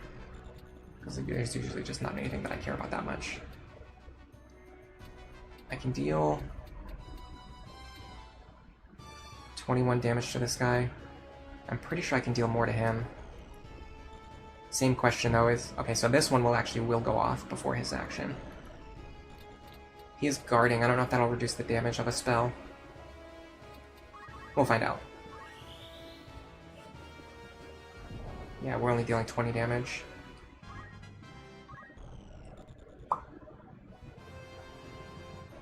Interesting that he goes after my knight instead of my wizard. I think my HP is getting low. I have to be a little careful.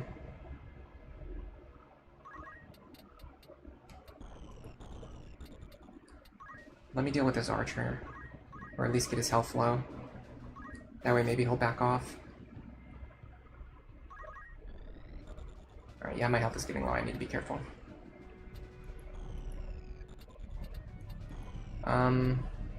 The question is if I can one-shot this guy or not. Oh, don't wait. Yeah, I can actually, without even needing to charge. So most of my characters are now level 3.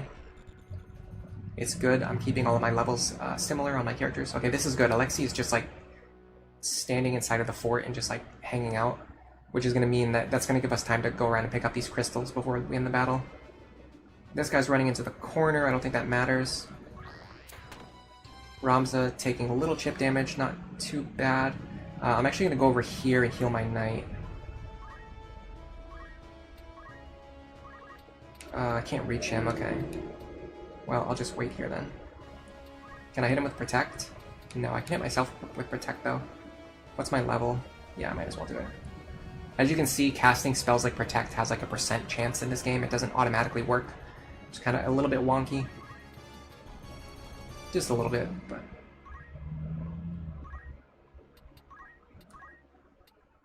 Okay, we should be able to hit this guy. If you use different magic, you can check the damage before you use it. That's true, yeah. You could just, like, manually guess and check the enemy weakness. Oh my god, I missed myself with Protect.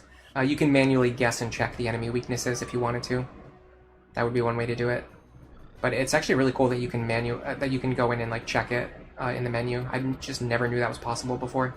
Even in vanilla. That's so cool. Alright, I'm gonna back off. Because I want to pick up this crystal from this monk whenever he drops it.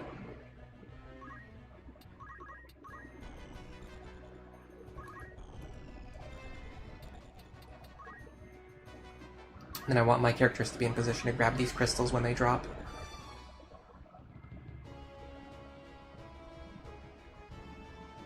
I'm a little worried that Blake is going to hit somebody that I care about. Yeah, he can actually one-shot the knight. Ooh, nice guard. That was very clutch. He actually would have just died there if he didn't guard against that. The enemy had exact lethal on him. Right, we're going to heal him up to prevent that from happening next turn. And then hopefully this crystal is going to drop, and then I'm going to get to act. There might be a way to check, actually.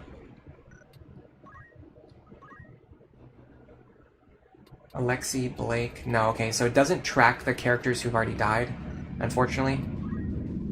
I can't move forward to body block either, unfortunately, so let's just stand here then. Can I... wound this guy? Where's the archer?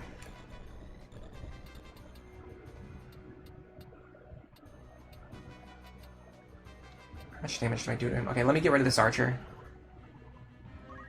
And then I'll only have to worry about the enemy knight. Destruction of Nature, Gather in Flame. As for the defend command, it's learned in the Squire as a support ability. You moved it in Knight in your modern version of the game, so that there would be more abilities in the Squire. Or to make room for more abilities in Squire, I see. Alright, I'm going to move here to body block him so he can't grab the crystal. Or a treasure box in this case. Yeah, see, I knew... They always set it up so that the enemies get to go right after the treasure boxes and crystals spawn. I don't know why. It just seems to always work out that way. Alright, so what I'm going to do is I'm going to sandbag for a few turns. I'll grab this free item. Ooh, a leather outfit. Let me try casting Protect again. I have a 60% chance on him, 80% of myself, 100% on my Black Mage, so we're guaranteed to get it to work. That's at least good.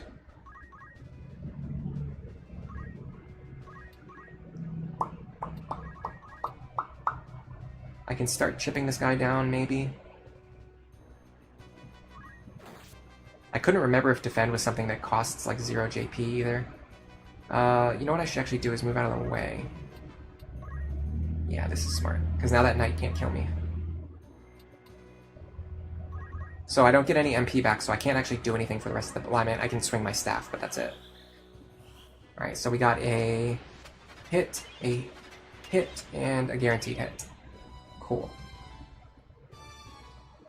We got a treasure box.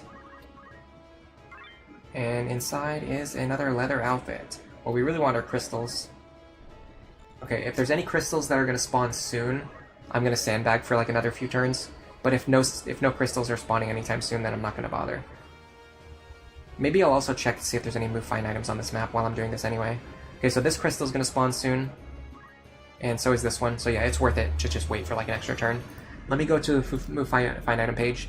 This is the... What is this map anyway? Is it Thieves Fort?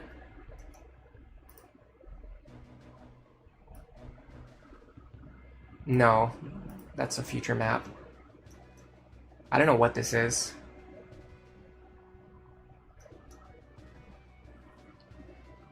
It's like it's not listed here under the Chapter 1 maps.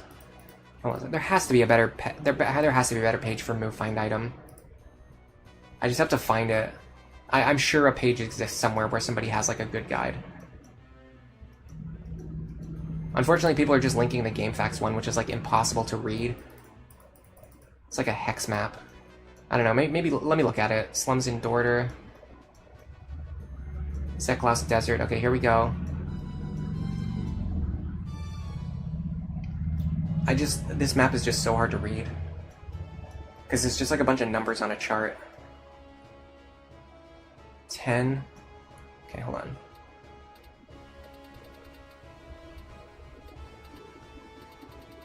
Three.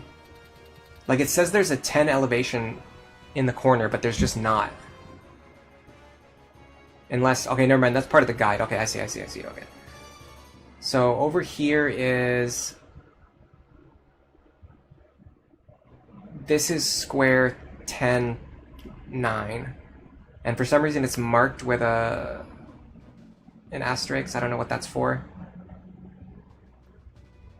Oh, here it is. Yeah, 10, 9. So you can find a linen cuirass or an antidote here.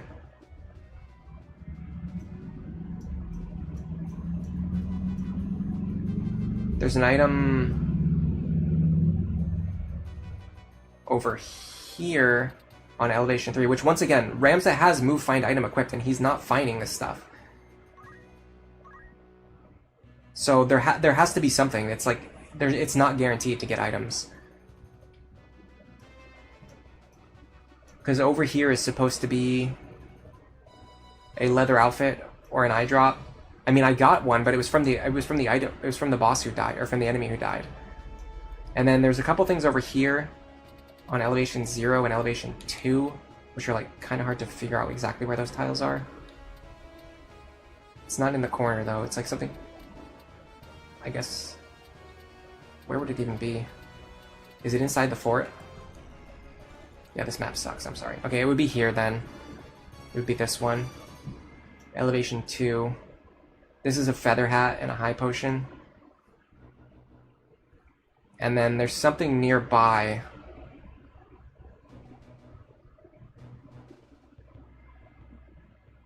It's like a knight's move away, but I don't know in which direction because this map is so hard to read. I guess it would probably be here. And this is a bronze helmet. Whose turn is it? Ironman's turn, okay.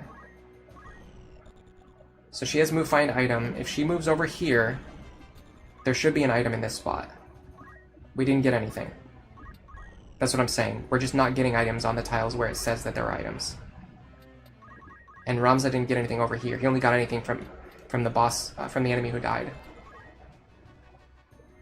And then there should be an item on this crate, too.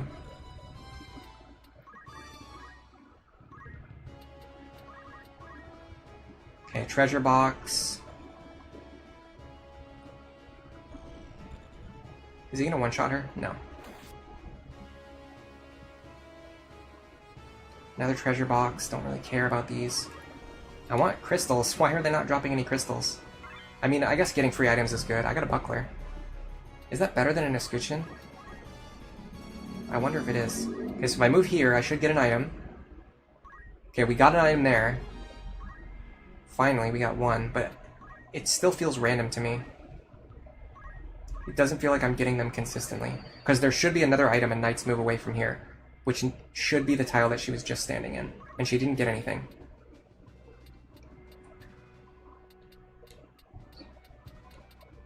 So if it's not there, it would be here. But it's not here, because that's too close to the wall. Yeah, it's like away from the walls, so 1, 2, 3. Maybe here is the other place it could potentially be. If it's not there, it would be over here. I can't reach there, so I can't check.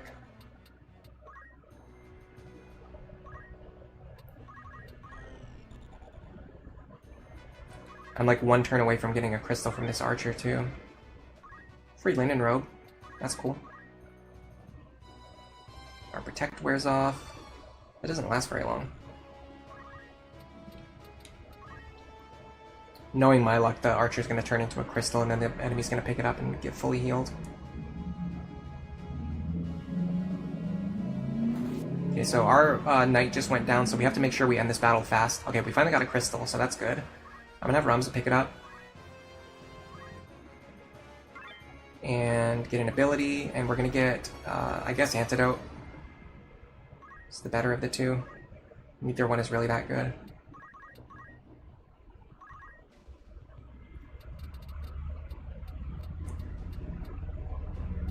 I guess I'm going to start moving around here. If I get a chance... 1, 2, 3, 4... Now it's going to take way too long to get over into that corner. The thing is I don't want to block this tile because Ramza can hit for way harder than she can. Let me move over here. I might be able to bait this guy out. So I can hit him from both sides. Okay. I have to make sure I end the battle within 3 turns. So that my knight doesn't get permanently killed. But that should not be a problem. Actually, I don't have any MP. So this might be a problem. And there's also there's an enemy behind him, so he... there's an enemy behind him, so we can't even hit him from behind. He has like the perfect defensive position. Okay, he moved out of the choke point. That plays to our advantage. Okay, so possibly there might be a hidden item here. Doesn't seem like it. Maybe I have the wrong tile. It's hard to read the map, to be completely honest. But we can start chipping this guy down.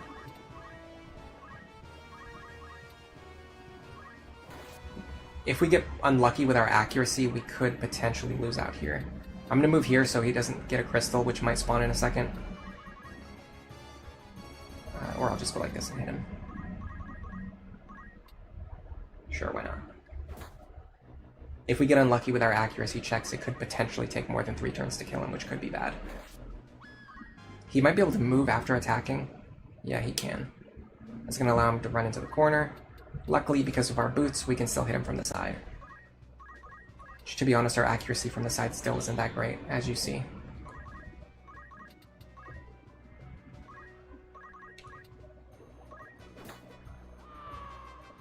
Okay. Not too bad. I gotta figure out this move find item thing, though. That took longer than I thought. They should be noticing by now. Yeah, that did take longer than I expected. Hello, Greybell. Welcome to the stream. Yeah, we're kind of near the beginning of the game. We're still in Chapter 1.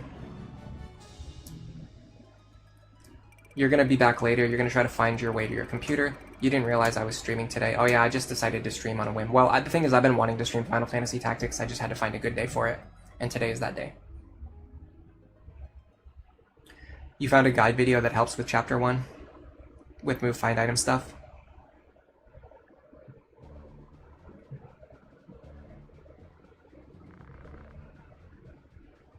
You said I can try this for maps, but you didn't link anything. I don't see what you linked. Alright, so... Ygraf has finally found Gustav and the others. Gustav, why don't you give up? Your revolution can never succeed. What we need is food and a place to sleep, not ideas, and we need it now. You only see the present. You have to fix the basics, and you think you'll do that. I don't think so, Ygraf. Never! That hurts my throat.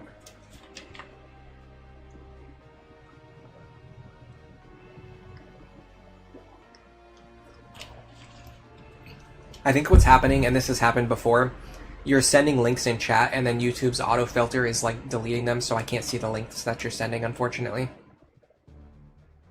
Maybe if you like tell me the name of the website, I can go to it.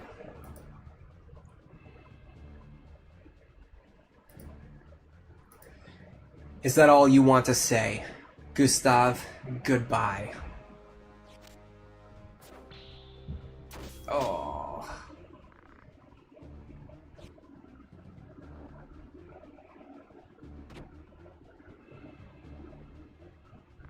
Ygraf. Marquis.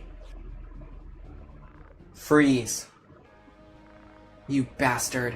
Stop it, Algus. The Marquis is all right. Take him back to Egros. What? Kidnapping wasn't our goal. We would never stoop to such acts. You can have the Marquis if you just let me go. Well? Don't trifle with us. You can't beat us. Stop it, Algus. He's serious.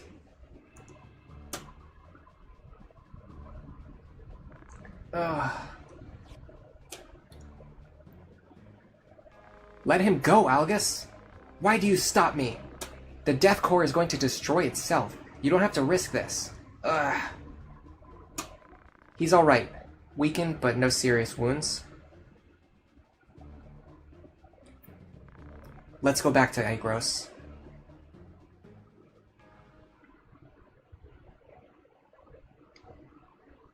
Oh, it's a YouTube video? I don't want to watch a whole video about it, to be honest. I just want a website that just shows the maps the way that they actually look in the game. I don't know why that's so difficult. What is Brave Story? I don't think I've ever looked at this before. It's just like a bunch of information that gives you a summary of like the characters in the story and what you've done so far. For some reason, I've never looked at this before. I guess I didn't care that much about the story when I was playing. When I was a teenager. Oh, that's funny. Maybe I just looked at it a while ago and I forgot about it. It's possible. Alright, so it looks like our main cast is all at exactly level 3 now, which is good. We want to keep their levels pretty much in sync. While we're here, we got a knife that Sasha can use. This is a really good knife, the blind knife. Not only does it have higher damage than the basic knife, but it also has a chance to blind enemies, which is good. Other than that, we mostly picked up items that we already have. Maybe Ramza can equip the linen robe. Yeah, but it doesn't do anything. It just gives him MP that he can't use for anything.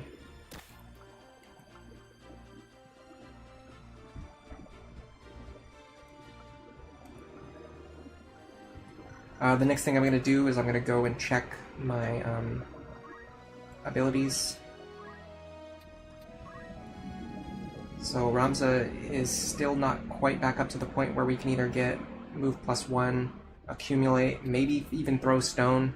Because the thing is, we're gonna have like Squire equipped because we're gonna want to be using Yell. We're gonna want to be using accumulate. We're gonna want to be using wish. So like having throw stone is actually kind of useful, and heal is actually kind of useful too. You can heal like darkness, silence, and poison, which are all useful statuses to heal. I'm not sure. I'll think about it if I want to buy more things later on. Heinlein is still not quite there on Squire. Sasha. So we're getting closer to Auto Potion. We don't really need to use High Potions anytime soon. She's unlocking new classes and new abilities though, so that's good. We're gonna send her over into Priest eventually. Soon, maybe. I think all of our characters actually have gained JP up now except for Heinlein, which is not even gonna be a permanent long-term character. Cool. Everything looks good to me. What I might do is actually have him learn Protect. And then equip it to him. He doesn't seem to like using Charge anymore, so I'm just gonna give him gain JP up. And he might have Move +1. No. He can probably get Move Find Item though. And he can. Might as well equip it. I mean, there's no reason not to. And then we'll see about August as well. So I think the problem with him is he can't get JP up because he starts with a bunch of Squire abilities. Oh, let me look at Defend. Yeah, it costs 50 JP. It's just not worth it. If you could get it for free, like with a quick change, like maybe. Alright, is there anything else you can learn that's, like, valuable in any way? Doesn't seem like it.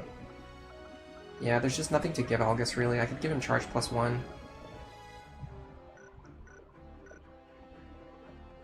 But that's really it. Let me just go through my characters and see if I picked up any... I can use this to just very quickly check if I picked up anything that they could equip that's better than what they currently have. I don't think I did. Oh yeah, the Buckler I picked up. Yeah, the Buckler is better than the Escutcheon. You can see. It's just like a better version of it. It has slightly higher evade, which I think... Let me check. I think you can check what these parameters are with the select button. So AT is attack, I know that. SEV is shield evasion, yeah. So as long as you have access to your shield, you reduce the chance of getting hit by 13%. So the Buckler basically just gives us a higher chance to deflect attacks. Okay. I don't remember if the shops upgrade either. Oh, yeah, it looks like they do. Big time, in fact. Interesting, okay. What is the difference between the Oak Staff and the White Staff?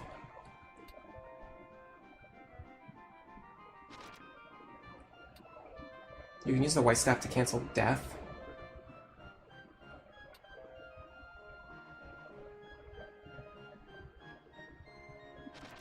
It doesn't seem like it actually does anything more than the Oak Staff, though. It's just like the same thing. Attack power 13, evade 15. Yeah, it doesn't do anything. I think these rods do stuff, though. I think they strengthen your specific spells. So we do want an Ice Rod for sure.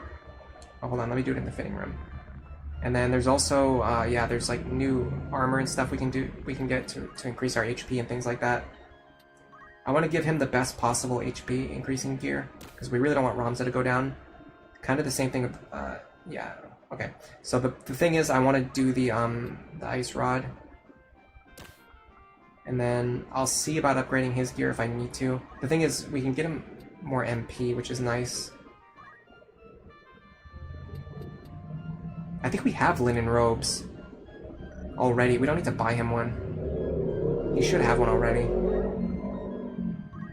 But like for her, for example, we can give her better gear so that she doesn't go down, so that she's alive to use her healing items. And then there's nothing better that he can buy because we've just been finding items for him to use. There shouldn't be any better swords here, no. Okay, I do want an Ice Rod. The Red Hood will give me more MP, and then I think you can equip the Linen Robe. Yeah, but we have one. We have them in the convoy, so we don't need to buy them. I can just use the Linen Robe that I already have. So let me go here. I think it equipped him to like something that increases his HP by more instead of his MP, but I'd rather him have MP. Yeah. Cool. And then also, I didn't actually check to see about learning primary abilities. I was only looking at like secondary stuff. Wizard, okay. Time Mage. What do we have as our secondary right now? Item. I think it's fine to keep item, honestly. We could even get Phoenix down. That way if we need to revive someone, we can. Oh, that reminds me, I need to buy potions in Phoenix Downs. Don't forget to do that.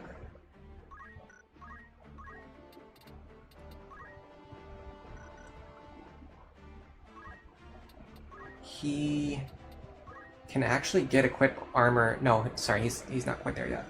Probably after the next battle, he'll be able to get equip armor. Okay, before we move, let's buy potions. I don't know if there's anything else that I need to buy. I think the mantle boosts your evasion. Yeah, which is actually pretty useful, but honestly, I value the boots more than evasion. Evasion is like a small % chance for things to go your way. The boots just like always give you the ability to move further in battle. Am I selling my stuff again? No, I'm buying, okay. To be very careful because the buy menu and the sell menu look exactly the same. I buy a lot of potions too. Alright, we're getting low on gold, but it's fine. We'll restock. We're gonna sell or save. Hello, Grey Bell. Welcome to the stream. Or welcome back, anyway.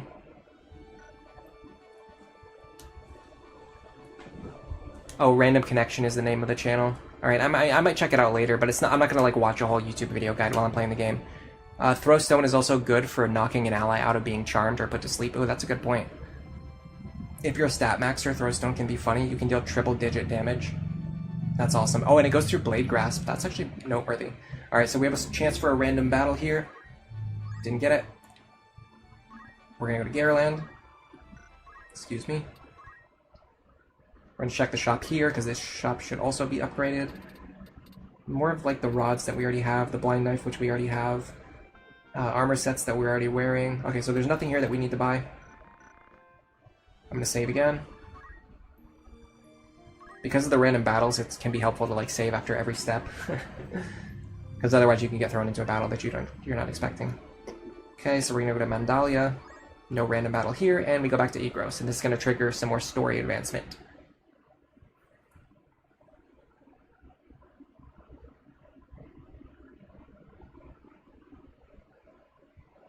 I love how for some reason it still has the PS1 loading times. Is this the original, an emulator, or the Steam version? I'm playing the PS1 version. Not the new Ivalice Chronicles. The new Ivalice Chronicles looks a little bit better, and it's using a newer translation, which is from the War of the Lions. So after, so the original PS1 had like a specific translation that did have a lot of like typos, some like English to Japanese like inconsistencies, like broken English. And there's some sections of the story where like this stuff gets translated in a confusing way. When the PSP version came out, which was called War of the Lions, they did an updated translation. It fixed all of the typos, it fixed all of the errors, but it also completely changed the tone of the game. And it's more of like it's almost like more of like a rewrite than a faithful translation. And ever since War of the Lions came out, they've always used the War of the Lions translation for every future release. So there is a significant difference, yeah. War of the Lions also made like gameplay changes, like they added new stuff in terms of the gameplay. Now the new Ivalice Chronicle has a classic mode, which has the gameplay of the PS1 version, but it still uses the new War of the Lions translation. And then it has an updated mode, which uses the War of the Lions translation with new added scenes and updated gameplay, which has new quality of life features that were not in War of the Lions. However, War of the Lions added new like bonus content, like extra missions and things like that, and those new missions are not in the Ivalice Chronicles. So there's a pretty big difference between the three. They all have their pros and cons, in my opinion. What happened? Did you go to Zeklaus Desert? Explain to me. I forced Ramza to go with me. Is that true, Ramza? Delita forced you to go. No, it was my decision, not Delita's. Ramza's lying. I was the one... No need to protect me. I decided to ignore an order. If everyone acted lawlessly, how could law exist? We Beowulfs must show the importance of observing the law as the knight's rule. Are you trying to ruin the Beowulf name? I'm sorry, brother. That's enough, Dice Dog.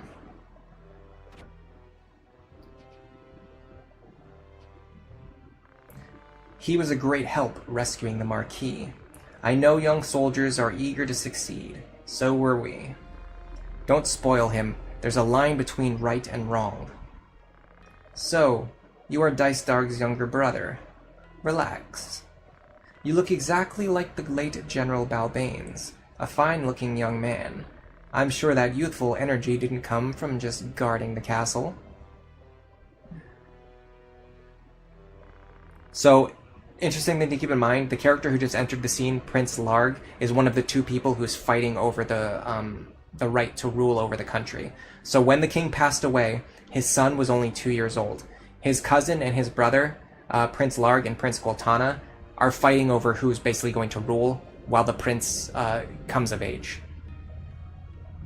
And that's what started, that's what's going to start the Lion War, which we're going to get caught in the middle of. You actually have the PS1 version and you have the War of the Lions. You also want to try the Steam version. I want to try the Ivalice Chronicles as well. I'm going to wait a little while. There's a chance I can get it on sale. There's a chance someone might just gift it to me before I buy it myself. So instead of just spending money needlessly, I'll wait and see what happens, and then later I'll buy it if and when I get the chance. The mission is nearly done. I'll allow you to join. We'll attack some of the thieves' hideouts all at once. You choose one of them. Yes.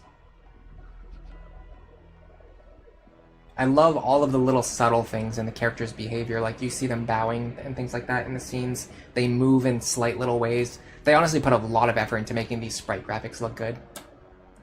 Tiger Eye, you have all 4 versions of the game? Yeah, I've bought this game like 4 times already. That's why I don't want to buy Ivalice Chronicles yet. You have physical copies for the PlayStation 1, the PSP. I also have I had those. I don't have them anymore. I had the digital version on the PS3 as well. I'm sorry. Don't apologize, Dystarg. After all, Gustav wasn't much of a soldier. The plan couldn't be changed after the Marquis was kidnapped at Galleon. Besides, he did save the Marquis' life. They must accept our demands. Your brother's actions turn the tide for us. The king doesn't have much time to live. We must hurry. Yes, I'm counting on you, my friend. Are they plotting?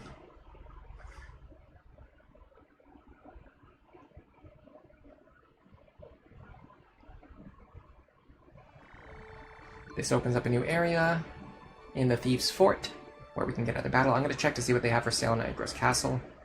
I think they have like a new bow here. Yeah, the new bow gun.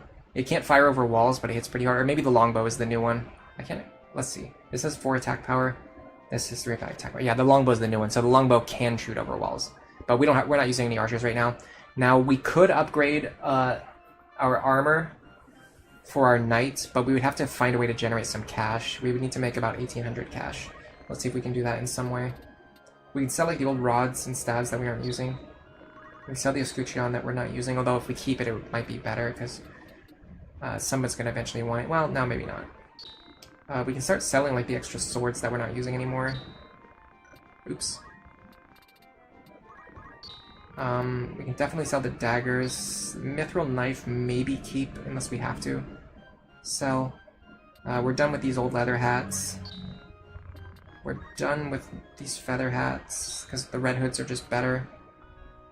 We already have enough gold just from selling all this gear, and then like all the extra pairs of clothing we picked up in the last few chapters. That's like a ton of gold as well. Yeah, we've got plenty of money. Okay, so I'm gonna go into the fitting room. So I don't think... Oh, we could upgrade him to an iron sword. Let me wait and see on that. So we definitely want to upgrade Logan's gear. That's going to give him more HP. So in this game, your gear scales to your HP. You can see up there, his HP is 83 right now. If we buy this gear, it will go up by 20 points, which will be 103 HP. And then, if we can afford it, we can give Ramza an iron sword to deal a bit more damage. It's 2,700. We actually have just enough. Perfect. This next battle is another one of those like trial by fire. This battle's pretty tough. This upcoming battle's pretty tough. A lot of people, first time playing the game, if they don't get stuck on Dorter, Trade City, they will definitely get stuck on the Thieves Fort. And then the other hard one is like up here, which is I think the very next battle after that. Alright, another random battle chance. Didn't get it. We have not got very many random battles. We could just walk back and forth on the map to get them, but it's kind of fun doing it this way because the less random battles I get, the lower my level is going to be, which is going to make some of the fights harder. You think the PSP has the most features? Yeah, it does. The sound effect quality was bad. There's a patch you have to do to remove the slowdown. But yeah, you like the War of the Lions would be the best version, but you just like have to mod it a bunch to make it actually into the best version that it could be. Whereas the other versions are like more playable, like inherently, but then they don't have the extra content that was added in War of the Lions, so it's pretty tough. It's tough to decide. Alright, so we're gonna bring our squad, Sasha and Loggins. Well, let's go. It's a JoJo's reference. You're farming on an MMO while watching play. What MMO are you playing? Oh. Ew. Hold on one second. I gotta mute my mic.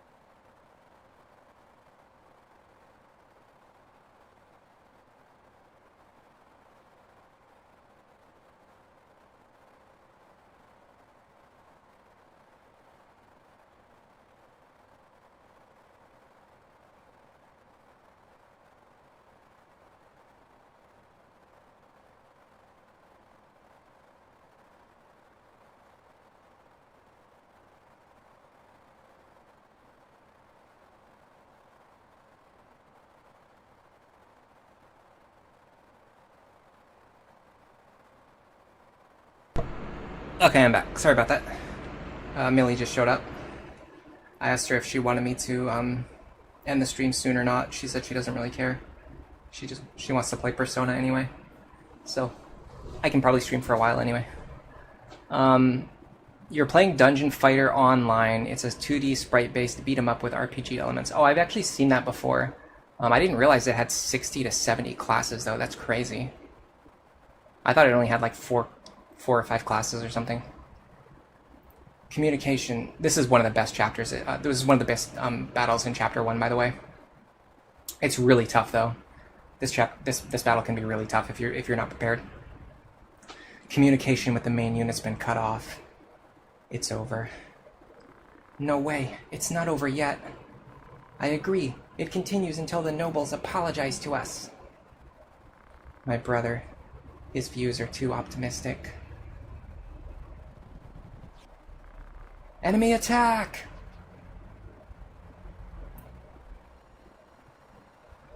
Yeah, I can stream for a few more hours today if I want to. Ramza helped me save the Marquis. I'll stay on till the end. You feel bad for Meluda? Yeah, she's a really tragic character. You can end this battle instantly by defeating Meluda. That's one thing to keep in mind. So if you're struggling, you can just like run for her and just gun her down fast. But obviously it's better if you can kill every enemy on the map and get more experience. Ooh, nice use of dash. Oh, his reaction ability triggers. Even if you dash into him and push him away, his reaction still triggers. That's really cool and really interesting. I love Throwstone, it's so funny. Yeah, you know what, I'm getting Throwstone on Ramza. I'm for sure gonna get it. It's such a funny ability. And it's actually useful. Like, there's actually a lot of things you can use it for. Oh my god. Are you kidding me?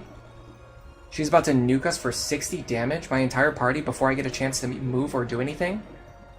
That seems a little unfair, don't you think? Yeah, this battle is brutal.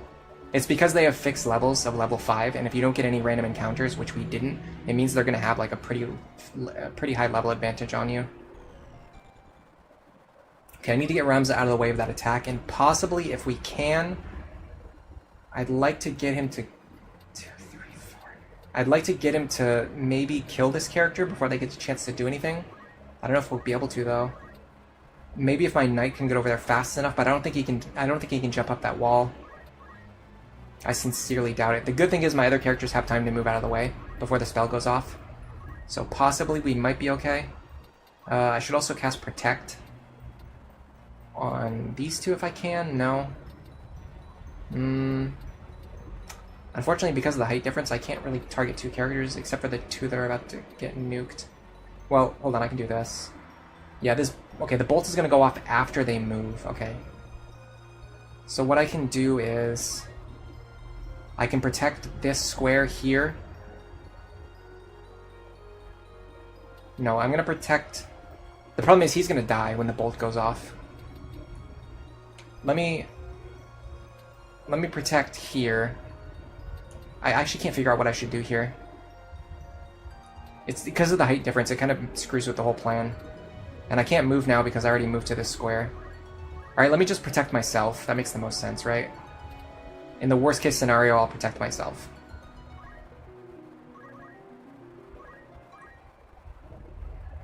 The fact that he can jump up here is a pretty good sign. That means the knight probably can as well. However, I'm going to move over here just in case. If that bolt spell goes off, I don't want it to hit me. Now my ice rod should deal the most damage. Or my ice spell should deal the most damage because of the ice rod that I grabbed. Unfortunately, I can't really hit anything without hitting my own characters. I don't know if I really care if I hit Delita though. I'm fine with hitting Delita. Alright, let's just hit this guy then. Alright, now if you can run up here, which you can, I think we can kill her before she sets off her bolt spell. That'll keep my character alive. Perfect. That really plays to our advantage.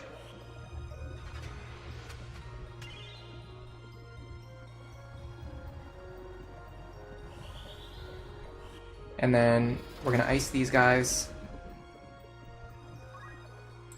Oh, okay, he triggers Gilgame Heart even when he's that far away. Huh. Very interesting. In Tactics Advanced, they added a feature where the judges like move the fallen bodies on the battlefield around so that they don't block tiles. I kind of miss that feature whenever I go back and play this game, and there's just like bodies sitting on the floor and they're like blocking tiles. It can be really inconvenient.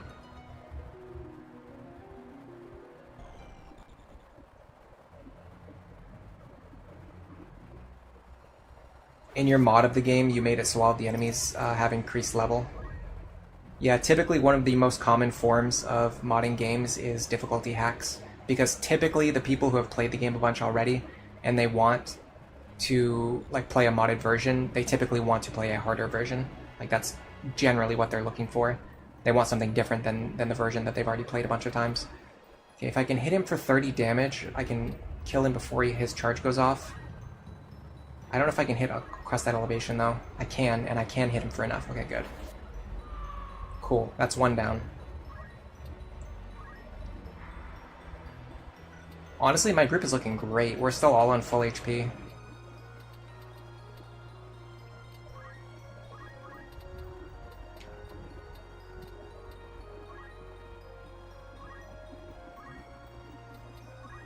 I'm gonna cast another Protect, honestly. Yeah, 68%, maybe not. I'll just wait. Problem is, if I don't cast or do anything, I'm missing out on experience, but it should be fine.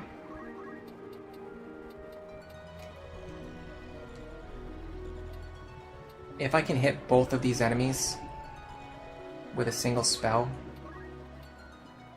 which I think I can. It's going to depend on the elevation problem, though. This is 3.5, this is 3. I think half elevation counts. So 1, 2, 3, 4. If I'm standing here and I use my ice magic, 1, 2, 3, 4. If I hit him, it should also hit Miluta. I can't tell though. But I guess we'll just I'm just gonna find out one way or the other. I just can't see on this version of the map.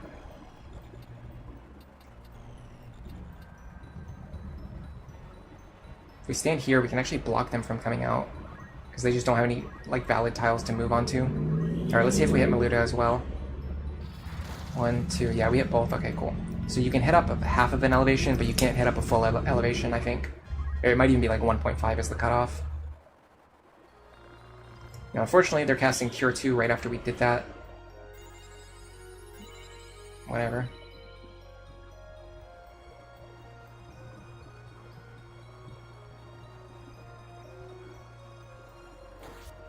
Okay, he can get out of there. But now he's pretty isolated. I want to try to kill all of the enemies here if I can. Oh, I think I got silenced. Okay, I won't be able to cast any spells for a few turns at least.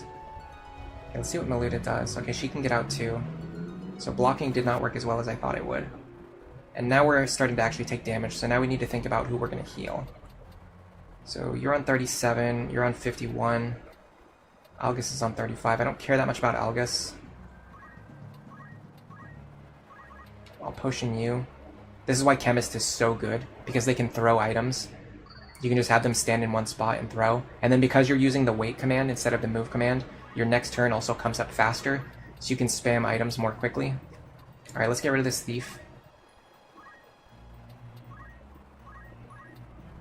36 plus 36 will two-shot him, and I doubt charge will one-shot him. Yeah, it won't, so we can just do a regular attack here. What you typically want to use charge for is like increasing a 3-shot to a 2-shot, basically.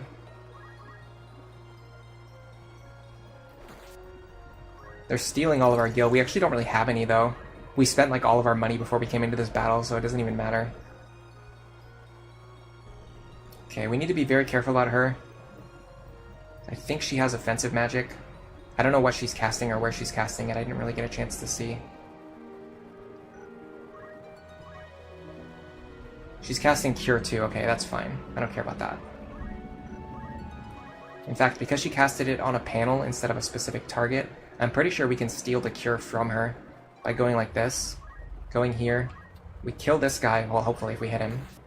And then he won't get healed, and then instead the people who are standing next to him will get healed. Because I'm silenced, I'm just going to hit this guy and then run away. Or not.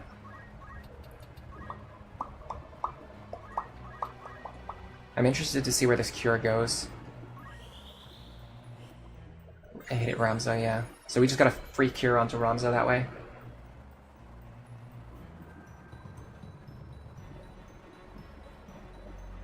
Oh no, they have Charm. Oh, good thing that missed. Charm can be devastating. When you were playing Tactics Advanced, you didn't let Marche gain any levels until he unlocked Blue Mage. After capping at level 50, he'd main Paladin while subbing Blue Mage. That sounds really fun, honestly. I want to do a Blue Mage run. I have a couple of videos planned, like a couple of Tactics Advanced videos planned, and one of them, I want to do a Blue Mage run for sure. That's like one of the big things I want to try. 66.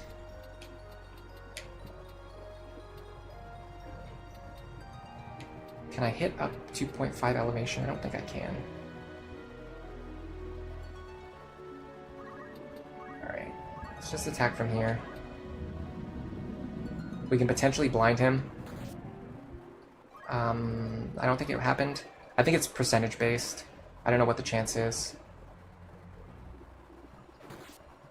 Yeah, she has like the same gear as our knight, but she's 2 levels higher. Okay. I kind of want to run over here and attack this person, but I can't reach her yet. What if I move here? Can I hit Maluda? I kind of doubt it, but maybe I can. Yeah, I can't. She's too high up. Okay, so 3.5 targeting 6.5 is too high. So we definitely can't target up 3 tiles. So that's something to keep in mind for the future. You usually make Mustadio into your chemist. Yeah, I really like using Mustadio. He's a good character, like in terms of the narrative. I like his story. And then he's just like a useful character because he's like good. So there's just like a lot of reasons to use him. Okay. I don't feel confident that Ramza can actually kill this guy. Question is, can we hit up 2.5 elevation? We know we can't hit up 3 elevation, but can we hit 2.5? I'm not sure. I don't want my knight to get trapped over here by himself. I want to see. Okay, so 2.5 is possible, but 3 elevation is not, so that's good to keep in mind for later. Like, very specific, discrete values. I'm just gonna wait. Potentially grab a crystal in a turn. Or get killed by this guy. Nope. Damaged, but not killed. Oh, that crit did matter, though. That's a devastating crit. Can she one-shot him? She can if she hits. Can we get into a position that's 2.5 elevation? Yes. This is within 2. That increases our accuracy to 100, and she picks up the kill. It's just barely level 4. Okay, I'm gonna wait here again. Okay, we have good accuracy here, and maybe if we charge we can get the one-shot. Not quite. So the charging won't make a difference, so we'll just use a regular attack. And we're gonna hope for a crit, basically. We didn't get it. And I'm gonna move back out here. I can't really block Maluda from getting this crystal, so it's just gonna matter. It's just gonna depend on the turn order. With her going now, it's more likely that one of my characters will get the crystal. She kills Algus, that's fine, I don't care about that. Ooh, it is a crystal too, it's not a, it's not a random item, it is a crystal. Okay, now that was a white mage. So I kind of want Sasha to grab it. She's 1, 2, 3, 4 tiles away. I don't think she can reach. No. But if not her, I would rather have him be the one to grab it, so I'll let him get it. Rather than Ramza. I can't target down 3 tiles. We've already determined that earlier. So we won't be able to hit this character before she heals herself. Instead, we'll go over here and start chipping away at Maluda. We need to kill her eventually anyway. This actually, having a body blocking that tile is really bad, because the enemy mage can just stand there forever and we can just never target her. Because she's 3 tiles in elevation down. Okay, we're going to go over here.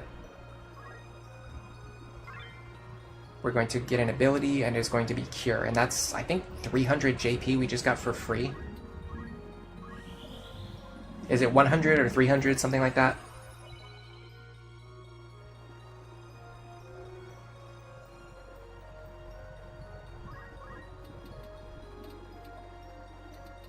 Okay, who's most in need of healing? It looks like my black mage. Is there, does silence go away naturally on its own, or is he just going to always have silence until we remove it? I actually don't know.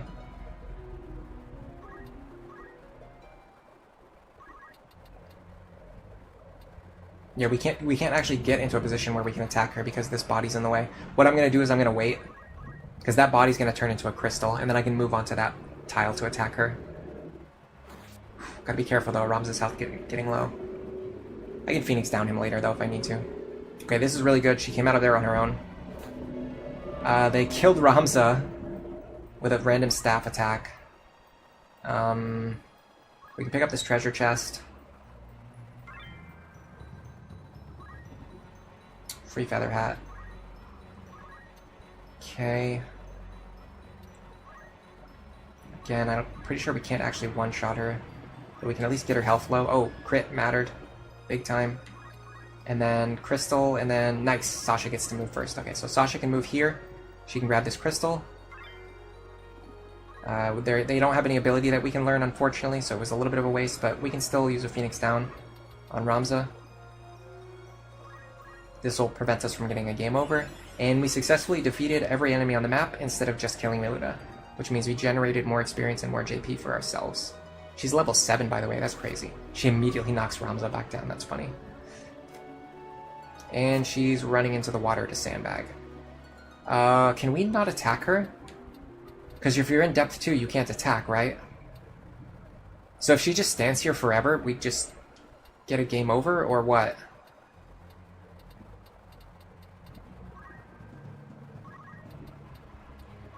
And silence isn't going away either. It doesn't seem like it's leaving on its own.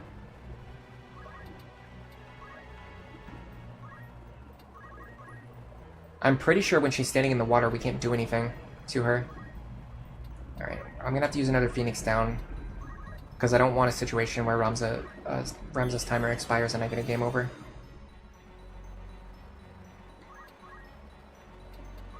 Alright, come out of the water, please. Thank you. 42. Oh, that's brutal. Okay, I can test now if I can attack in depth 2. I'm pretty sure I can't. Yeah, I can't. You cannot attack in depth 2. But at least we can prevent her from moving into the water again. She has weapon guard, which means our attack could just miss. But, I mean, the only thing we can do is just hope that it hits, I guess. I'm gonna move back one... No, hold on a second. I need to stop her from getting that Thief's Crystal, so I'm gonna stand here. Okay, she did not get her weapon guard, that's good. We're gonna get up another treasure. And then I'm going to heal, I would say Ramza if I could, but I can't. So I'll just heal him.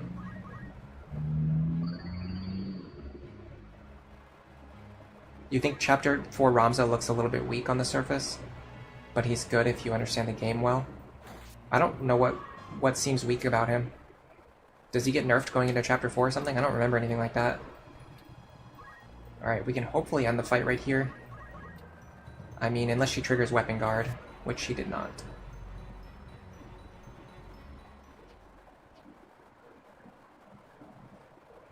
Lay down your swords. Surrender and we'll spare you.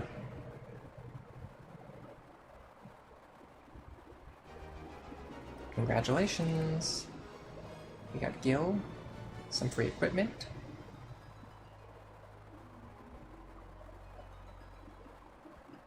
Interesting that they transition into a different scene for the cutscene instead of just having it play on the battlefield.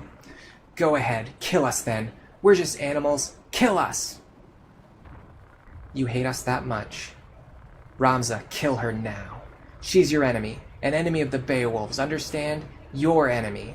She's a loser who's lost sight of life. Losers can't remain alive. If we don't kill her, she'll kill us. We can't coexist.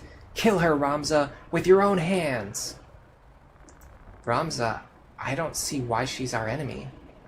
What did you say? Are you mad, Delita? She's not an animal. She's human, just like us. Are you betraying us? You too? Oh, sympathy, is it? Despicable creatures. You're my enemy as long as you belong to the Beowulfs. Don't forget it.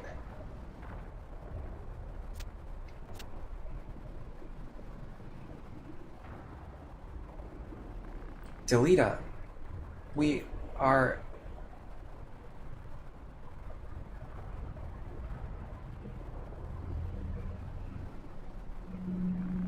Jeez, what's wrong with you?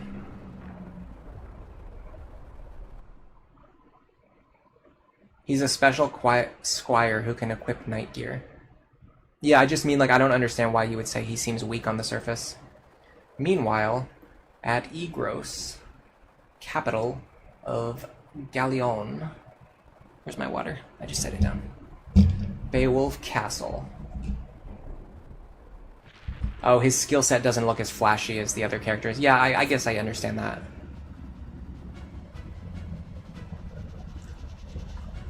Let go. Stop it. Let go of me. Hurry up. Ouch. Let go of my hand. Brother. Damn, that's it. Are you alright, Alma? I'm okay, but Teta isn't. Yes, I know.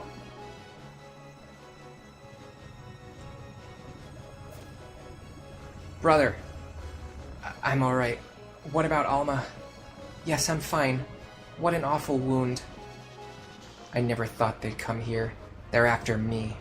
5 people were killed, and Teta was kidnapped.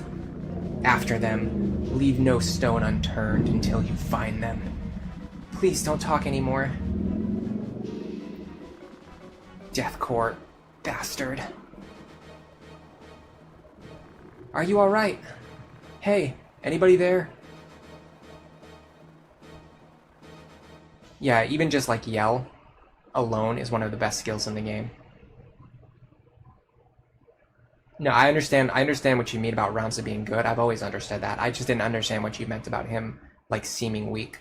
But if you're talking about like comparing his unique skills to other characters, and it just doesn't like seem as like it just doesn't look impressive. It doesn't look flashy. Now I'm pretty sure I want to unequip Algus now because he's about to leave my party, and he'll take any gear that he has equipped with him. So instead, what I'm going to do is, in fact, I think, does Delita leave as well? No, I think Delita leaves later. If I remove all of his stuff, I get to keep it.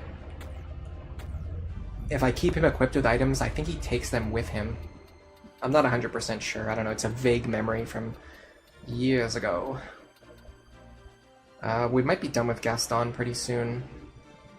I don't know. The problem is we could still use him at just like to fill a deployment slot.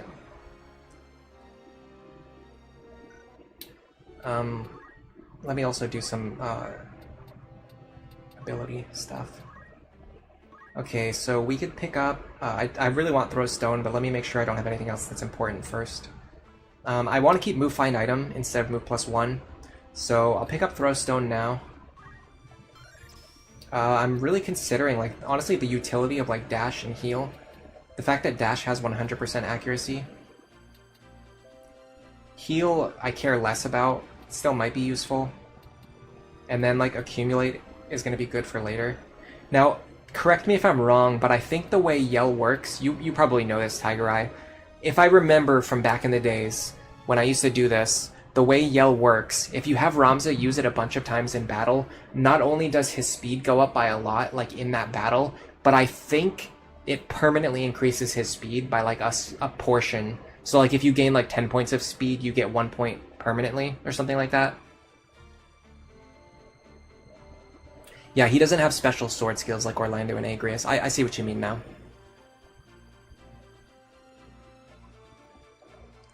You don't remember if the guests take the gear or not? Yeah, I don't remember either. But I remember always doing this, though, so I might as well just do it, even if it's just for a habit.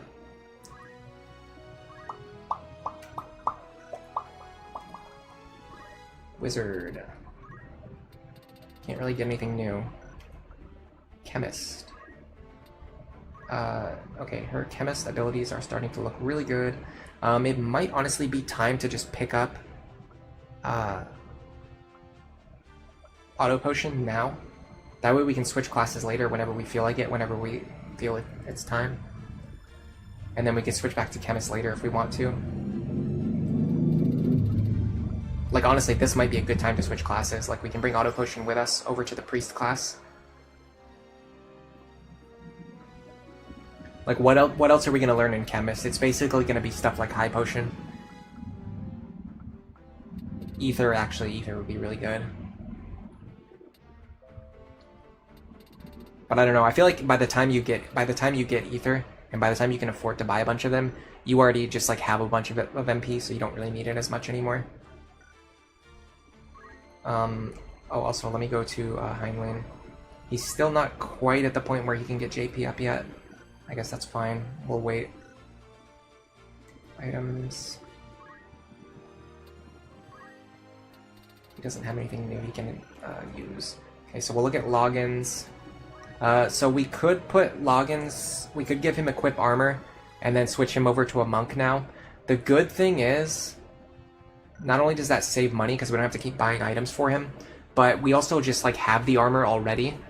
So we can just switch him over to monk, and then he'll essentially just be the same character, but just like with good physical stats and things like that.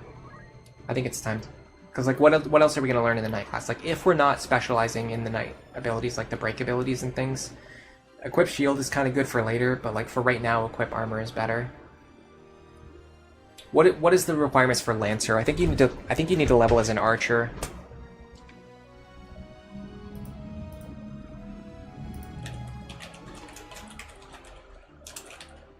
I typed FFTA by habit because I play that game way more often now.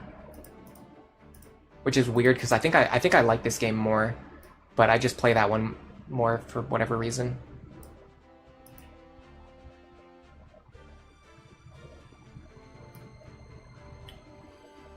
Okay, Dragoon is Thief level 4 actually. And Thief is Archer level 3. So yeah, we would have to go Archer and then into Thief. The other option is Monk into Geomancer. Okay, well let's do Thief into Archer then. So or sorry, Archer into Thief then. Which I'm gonna wait until I get to the place where I can buy gear before I switch over to Archer. And he already has Charge +2, so that's good.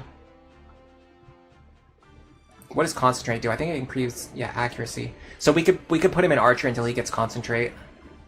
That's like a standard tactics advanced behavior. Getting Concentrate and then dominating the game with it because your attacks can't miss. I think Concentrate even plays around a lot of the reaction abilities. I could be wrong about that. Wow, we're not getting any random battles today. Alright, time to advance the story.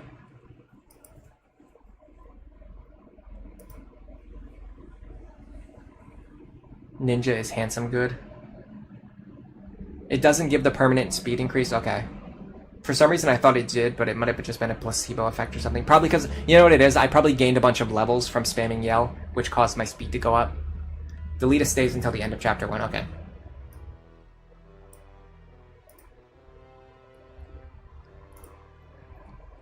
The PS1 job requirements are 1 level lower. I don't know which version this is. Oh, yeah, so this is referring to the Ivalice Chronicle. So we actually only need Archer level 2 and then Thief level 3 in that case. But either way, it's fine, because the exact level doesn't matter. We know what classes we need to go through, basically. Am I gonna recruit one dancer? Maybe. It's kind of tough. If we're gonna do a dancer, what I would do is recruit another character for it. Our current characters are gonna be a dragoon, and then probably just like a black mage, like maybe time mage summoner or something like that.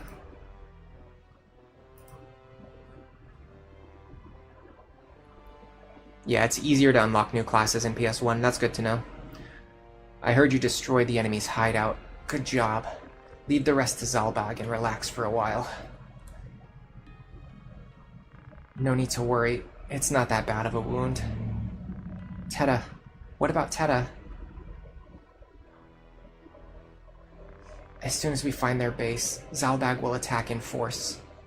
What? Death Corps is falling apart. Deserters are down to just a few. Ygraf will be caught. It's just a matter of time. Teta, are you deserting Teta? Don't worry. Everything's all planned. We won't attack until Teta's returned, for certain.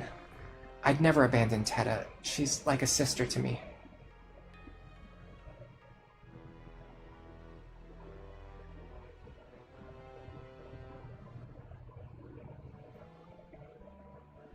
Yeah, you basically just have the dancer hide in the corner and debuff all the enemies every turn, which is like kind of amusing, kind of fun. It just takes so much to unlock the dancer class. Like you have to grind through like multiple different class lines, and it just takes a while. I don't like doing it.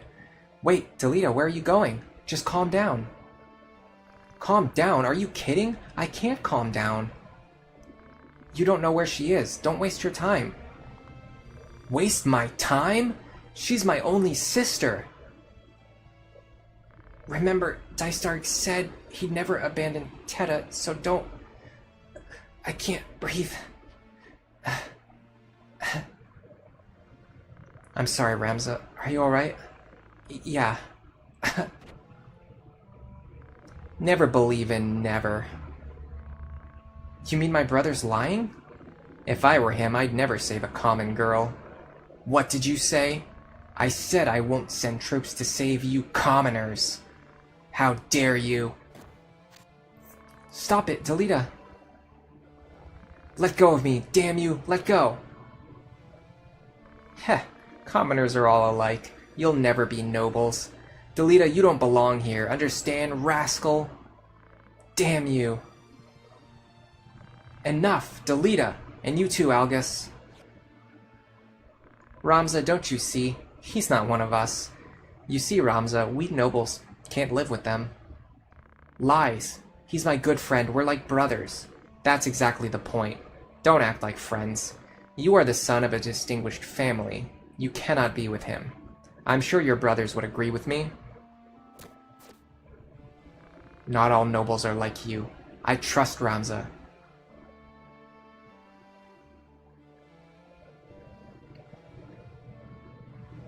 Get lost. I never want to see you again. Don't say that. We're friends, aren't we? I won't say it again. Get lost.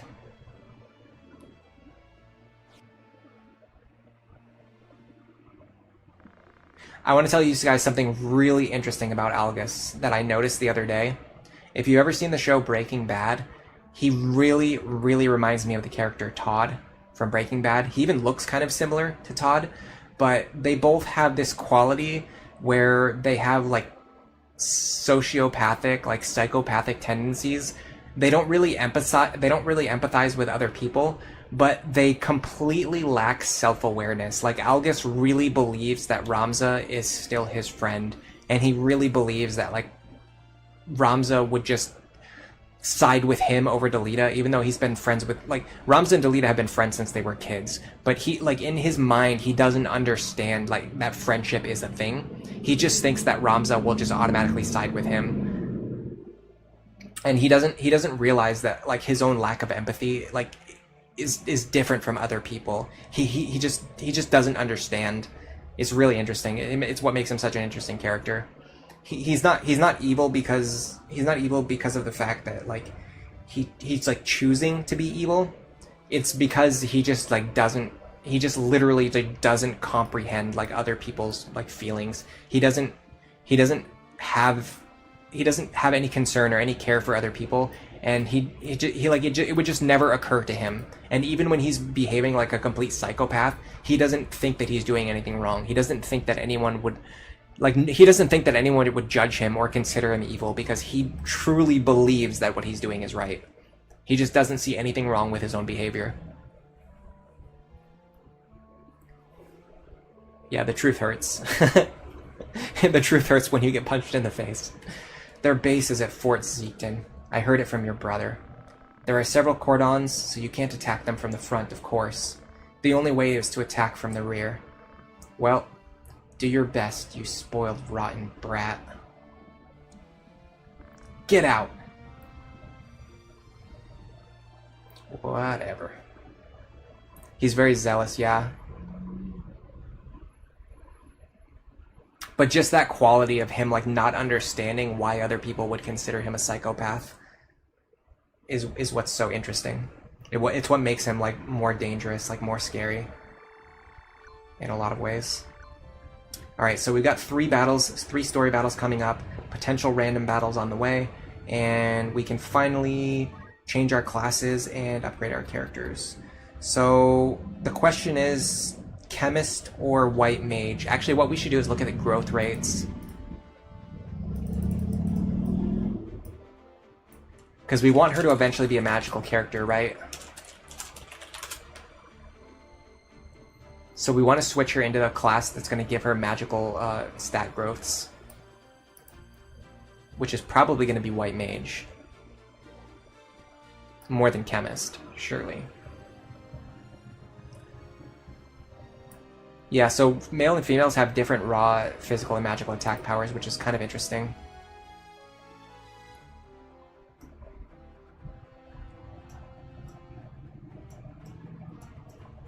Alright, when you level up,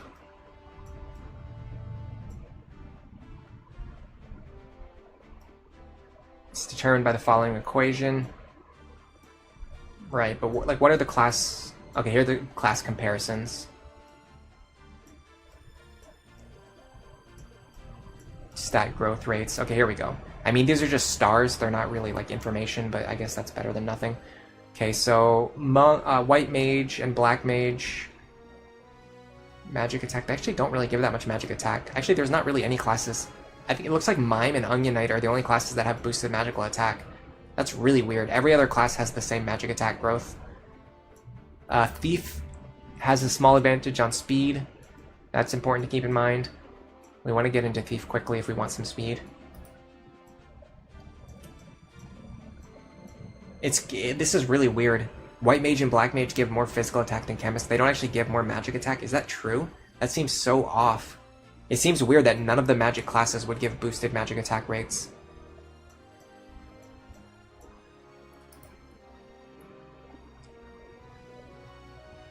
He thinks the Lowborns are not equal to him. At the end of the day, he was just following orders. I guess so, but I mean, he goes into it, like, with a lot of gusto. And he has, like, pretty, like, extreme beliefs, I would say. Yeah, literally every class just has a B growth rate in Magic. So the only thing about changing classes is that it gives you... Like, changing to Black Mage will give me a better Magic stat.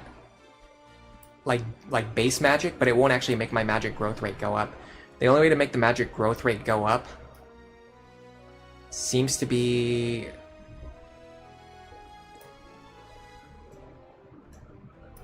Where is it? The Mime class.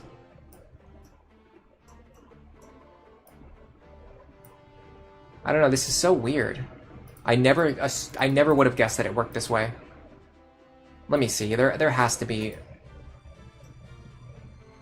80% for most classes. Chemist is 80%. Geomancer is 105. Okay, hold on, this has more nuance. This tells me the exact numbers. White Mage is 110. Okay, yeah, no, sorry, the guides that I was looking at were totally wrong. Yeah, the growth rates do vary. So, White Mage is 110, Black Mage is 150. They give the same MP. So it looks like I'd rather level as a Black Mage and then go into White Mage when I'm learning abilities. So I'm going to level as a Black Mage.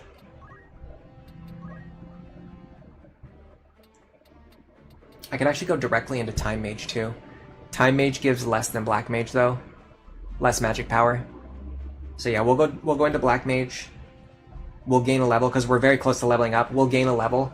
We'll get more magic power because we're in the Black Mage class, and then we can switch into another class to start learning jobs.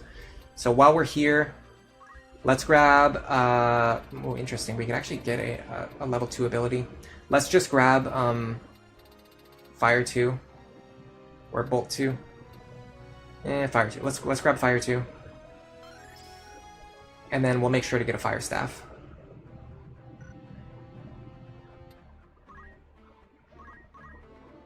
Unfortunately, all we have right now is the Ice Rod, but we should be able to buy a rod at some point. Okay, and then logins. Let me see the Knight comparison versus Archer, because we want to send him into Archer, but not necessarily if it's going to hurt his growth rates. So Knight has a little better physical attack. They're pretty much the same in most other cases. Knight does have more HP, though. More HP and more physical. Okay, we'll keep him in Knight a little bit longer so that he gains a level as a Knight, and then we'll start getting his archer abilities. While we're here, though, let's shop for some gear.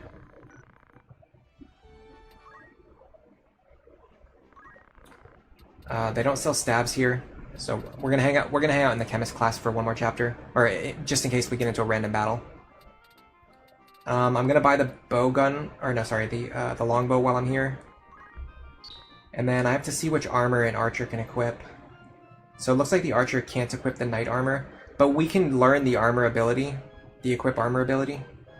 So we can just get it. We can just equip it as an archer anyway. Oops, I did the wrong thing. Let me go into the fitting room.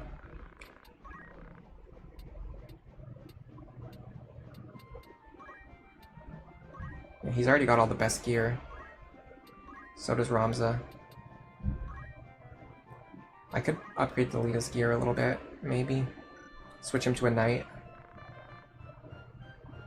I don't know. Doesn't seem that important. Maybe I could switch him to an archer. Oh, okay, so hold on. If I switch Delita to an archer, which I think I should be able to do, I actually see value in doing this. So I switch him to an archer. This will allow me to buy and equip him with archer gear, which I can then transfer over to my other character when he switches to an archer. And then also, it's just going to allow him to shoot from range and heal from range. Okay, so I'm going to keep Loggins as a knight for one more chapter. We have a bow that he can equip later. Sasha, I'm going to change her back to a chemist, just in case we get into a random battle. Well, no, actually I think it's better to keep her in wizard then, because we want her to level up in the wizard class. Even if she's not holding a staff, I think it's fine. I don't think she even needs to hold a staff to cast spells or anything. And then we'll buy a staff when we get to the other shop. Okay, we haven't got any random battles for a while. I feel it's likely we're gonna get one. We're long overdue for one. Yeah. Oh, this is a cutscene, that's right.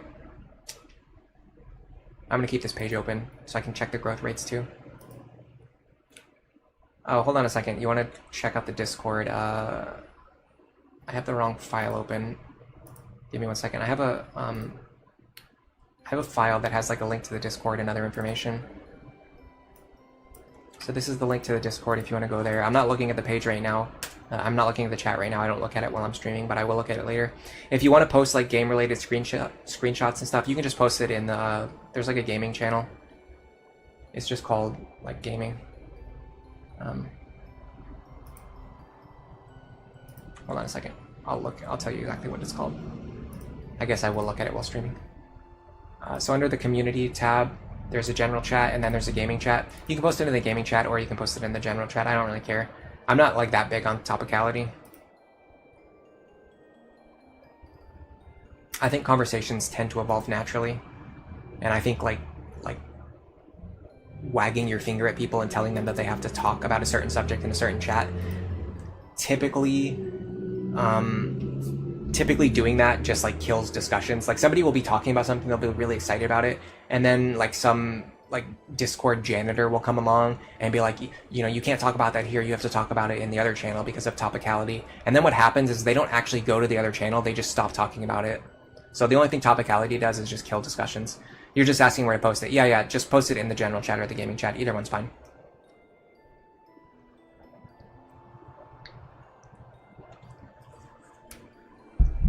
There's no Dark Knight job in the Ivyleaf Chronicles? Yeah, maybe. I'm not sure yet. I'm not that familiar with it. It just came out. Honestly, to be honest, when I'm looking at it right now, the graphics on the PS1 version are still pretty good. Like, these look fine. The FMV cutscenes with, like, the blocky, like, polygon characters looked very bad, but this looks really good, to me, personally.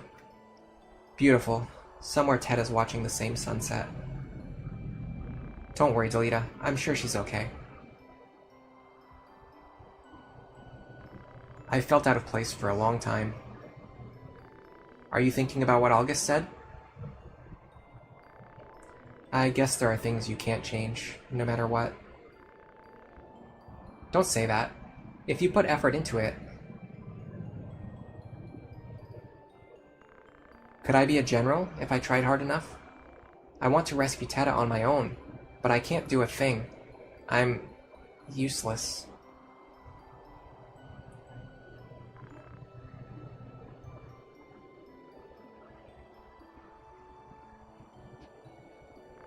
Remember how Father taught us to play that reed flute.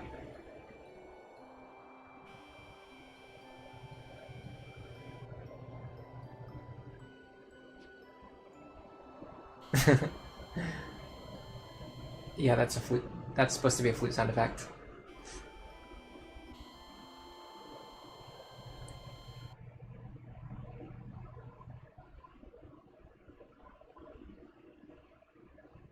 They're like blowing through a reed, which is like a piece of grass or something. Alright, I think because of that cutscene, there's like no chance of a random encounter there. Alright, so now we're going to Garyland. Now we're going to go back to our formation.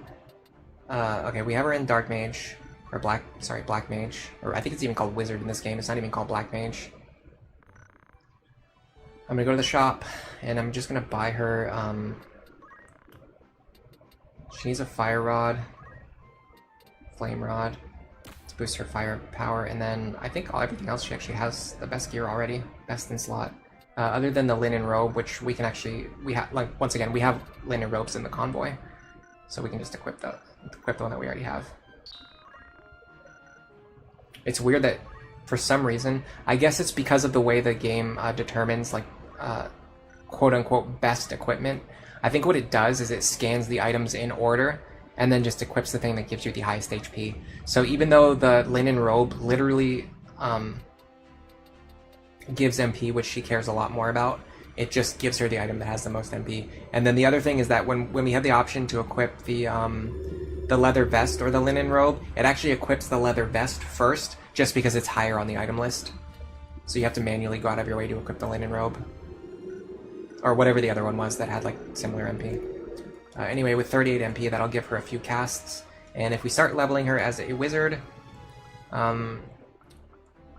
she can start to gain some more MP, some more magic attack. And as you can see, her magic attack power is higher, despite being a lower level. This is part of what we talked about before, how female characters have higher growth rates in magic. Higher bases, at least. I don't think higher growths, but they have higher bases. So because her base magic was 1 higher, she's a little bit higher in terms of her overall magic over time. Granted, it only matters, it's like 1 point that'll matter a lot. It's just 1 point that won't really matter in the long run when you're comparing like 25 magic versus 24 magic. But early on, when it's like 7 versus 6, that's a big deal. Anyway, let's head to Lanalia Plateau, and we are probably getting close to the point where we're going to have to stop and grind, because we're going to start having trouble winning these fights. It's going to be tough for us to win these fights. By the way, we missed out on the Animals Have No God conversation because Algus and Delita both went down really fast. Typically that conversation only happens if they talk to each other during the battle. Logins here, and then we'll bring Gaston as basically a chicken, honestly. Just to run around and distract the enemies. They're working on filter mods. What do you mean by filtering? You're posting screenshots of it? I'm gonna have to look at it later. Lanalia Plateau. It would be awesome if this was actually the Gaston from Beauty and the Beast. It's blocked here too. There's no way out. Forget it.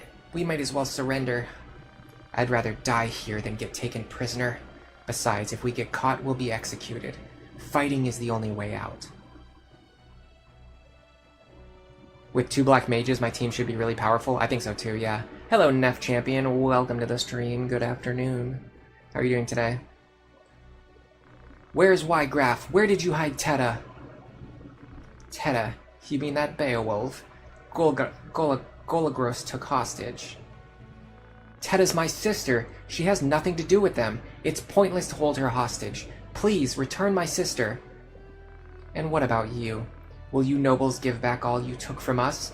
We're only asking you to return what you took from us in the first place. But no, you just keep taking, forcing us to retaliate. Just give up. There's no reason to return her. You've never heard of this game before. Oh, it's pretty good. The story's great. I think the main story is better than any Fire Emblem game in my opinion. But Fire Emblem does have more of like a character focus. So if you care more like about characters, Fire Emblem tends to have like more scenes that are focused on the characters. Despite the main story tending to be like a little bit more simple. And then the gameplay in this game is really fun too. It's a little different from Fire Emblem. Instead of moving all of the player units and then moving all of the enemy units, what happens is every character has their own unique initiative, and that causes some very different and like special and unique gameplay considerations. Like you can make characters very fast, they can run around, they can attack multiple times before the enemies have a chance to attack. All sorts of fun things like that. If we move far enough, we can actually run up and punch her if we want to. Instead, what I'm going to do is I'm just going to run over here, try to get them to focus some attacks on him, because Gaston we're not really going to be using. We can even let him die here and it wouldn't really matter. Okay. This guy is charging a spell. I'm not going to be able to one-shot him though, so what I'm going to do is move here. I don't remember who he's targeting. I wish I could see who he targeted. So if we go to the AT list, we can see his ice spell. I think either ice or bolt is going to go off, but I don't know which character he targeted. Because the character he's targeting, I want them to be standing right here so that he hits his own allies with it. I'm pretty sure he targeted Loggins. I don't know if I can bet on that, but let's just do this for now. Oh, that does not do very much damage. Okay, I'm going to throw stone. Yeah, I can just chip him for 14 and... Oh! I knocked him backwards. I don't know if that actually helps me more than it hurts me. If I stand in front of him, I might be able to one-shot him. I can't one-shot him before his spell goes off, but maybe if I can charge +2. No, the charge +2 happens after his spell. I can still one-shot him though. Might as well do it. Alright, Sasha. We don't want to stand near Delita because he's about to get hit by a spell, and then I don't know who else is getting targeted, so I'm just going to move here. I think Loggins is getting targeted. Now, if I do fire to here, I'll hit my own character. If I do it here, I also hit my own character. If I do it here, I hit Ramza. There's no good option. If I do it here, I can hit these two without hitting any of my own characters. Okay. And then I want to use, yeah, fire 2. And I have the fire rod as well, so that's going to boost my damage even further. That's another cool thing, another difference about Fire Emblem is you can like specialize in elements. Like you can just learn the elements of one spell instead of learning all of the different elements. And you can use, like, we have a fire rod that boosts our fire damage, which makes it even stronger. This character has an ice rod, so we're going to be having them use ice damage. I want to cast in such a way that I don't hit my own characters though, which doesn't seem possible. Yeah, if I target here, I won't hit anybody. If I target here, I won't hit them. And then this is out of my range. Okay, what about here? Alright, I'm just gonna wait so my next turn comes around faster. Alright, she's casting haste on nobody. Weird. He's hitting Delita with ice, and then this one I think is gonna hit Loggins, and then he's also gonna hit himself with the bolt spell. Yeah. So I actually didn't need to charge, I could have just hit him with a basic attack. But I wasn't 100% sure that Loggins was the target there. Okay, now she's gonna hit 2 enemies. Out of the ground, raise all greenery with flame. These battle quotes got either changed or removed in later versions of the game, which is really sad because they are awesome. So we just gained a level in the Black Mage class. That's going to give us more magic over time. Delita is making good use of his new archer abilities. Honestly, I should have bought a second bow. I might just want to keep him an archer. Delita's getting targeted. She's targeting my knight. I don't care too much about that. Him getting double teamed does kind of suck though. I'm gonna have to have him retreat and somebody can heal him. Can I use potions? I can. Okay, hold on. I can heal him.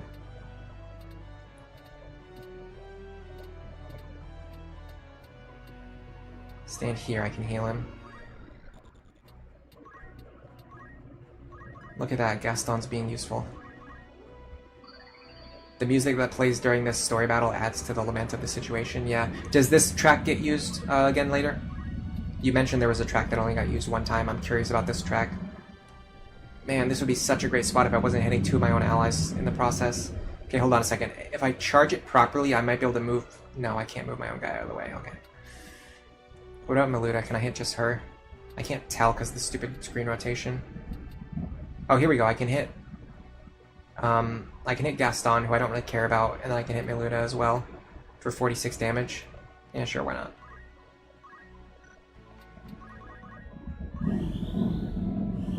We have 2 black mages, which is awesome. We can just, like, spam cast. Alright, if Gaston dies here, we will lose the items he has equipped, but other than that, it's not a huge loss, because we're not going to be investing in him for the long term. And then if we're able to win the battle quickly, or if we're able to pick him back up before he permanently dies, then we'll be fine anyway. This is 2 tiles away, so we should be able to hit the black mage from here. This will kill him before his spell goes off. Perfect. That's the other main difference between this and Fire Emblem. Spells take time to cast. The enemies have to charge them, which means you can kill them before they cast their spells. But as an exchange, they have Area of Effect, which allows them to hit a bunch of targets. Okay.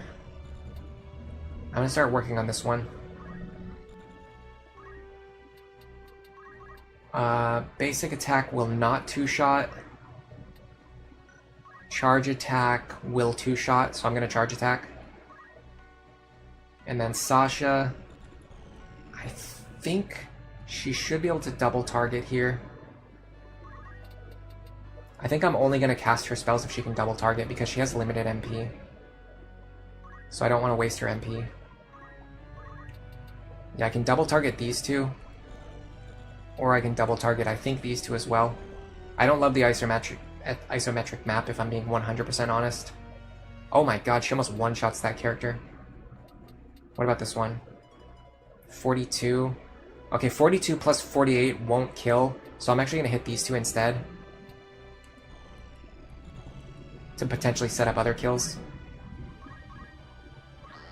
Charge goes off. I don't know if Fire 2 goes off now. Yes, it does. Okay, good.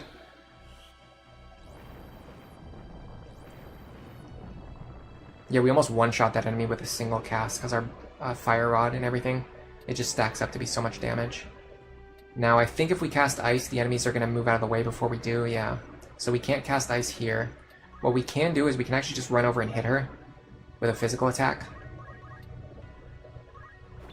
She got her guard, unfortunate, but it happens. Delita can finish her off. Nicely done. Okay, now we just have Miluta and one other knight. I can't die now. Not during the revolution. I'm a Death Corps soldier. I'll never run away. Put the sword away, Miluta. There's no use in fighting any longer. Let's put down our swords, stop fighting, and talk. There must be a solution to all this. Let's find it. I'll talk to my brother. I'll talk to Lord Larg. Trust me. No more tricky, smooth talk. I'm sick of your lies. I'm not lying.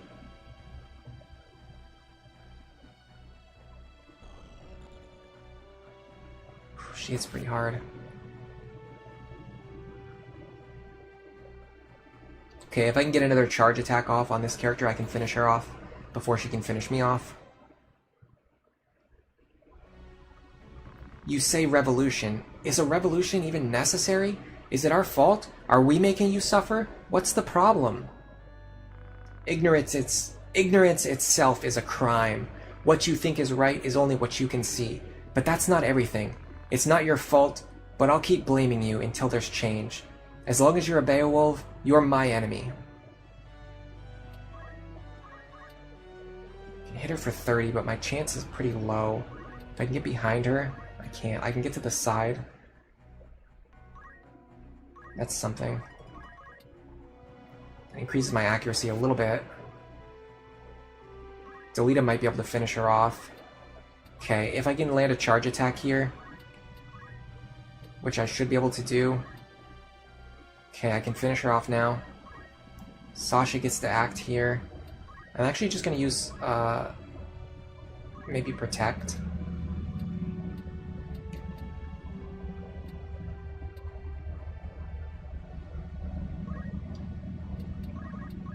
Just because I'm not sure if defeating Miluta will end the fight instantly, I want to wait and end the fight after I defeat the other character. That way I get more experience, more JP.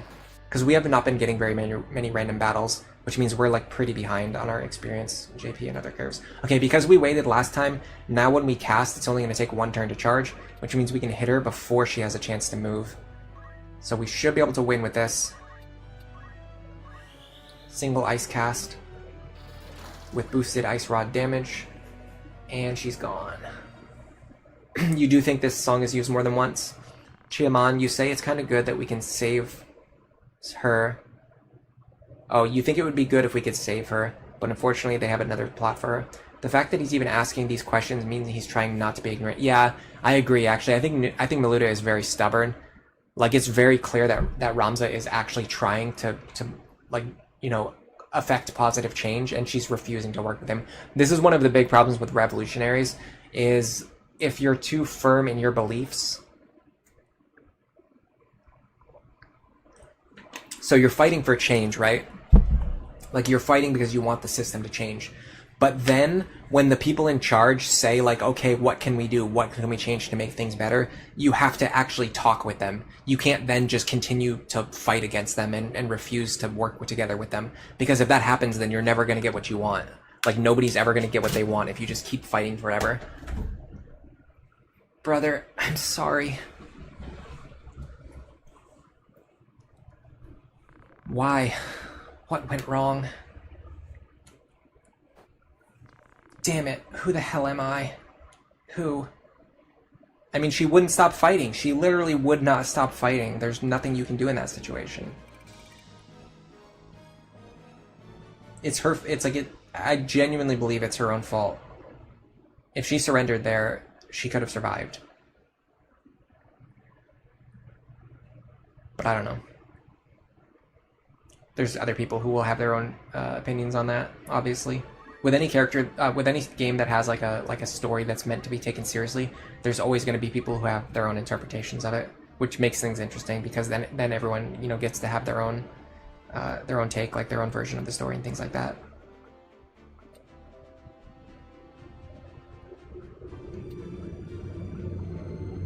All right. So if we grab counter tackle, it's kind of a nice holdover until we're able to get the real counter ability later, but it's not really that useful. I'm gonna go a little bit longer in Squire until I get Accumulate. In the meantime, I'd like to get Auto Potion. I'd like to get Auto Potion eventually, but it's gonna be hard to get that much JP in Chemist on Ramza. But having him up with Auto Potion is pretty good. The alternate is we just make him into like a Samurai or something. Which, by the way, I closed out the thing that gives me the information on the jobs. That was kind of foolish of me, wasn't it?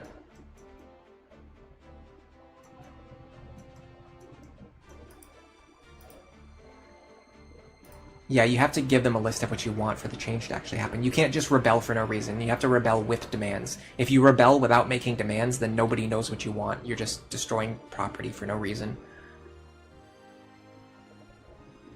She was hardened because of Algus. That's true, yeah. Algus was with Ramza and Delita at the Thieves' Fort, and so as a result, she might be associating Ramza and Delita with Algus, even though we've already separated from him.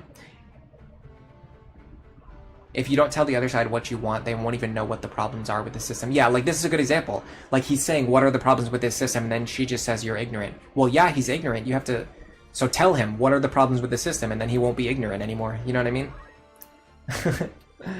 Anyway. Honestly, I'm kind of wanting Ramza to go through Archer and then Thief as well. It's just speed. Speed is just such a good stat. You know what I mean? Like, going Archer and then Thief, it just makes sense. Alright, Gaston, less useful. Heinlein, we're probably saving up for Ice 2. Either that, or just, like, Magic Attack up. By the way, he's very close to getting, gained JP up. He's 6 points away, so he should be able to get that just from getting experience from fighting together with Ramza. Excuse me. Okay, so now I want to switch her over to a White Mage, so she can gain JP as a White Mage. Or a Priest. Either that or a Time Mage. Which one would be better?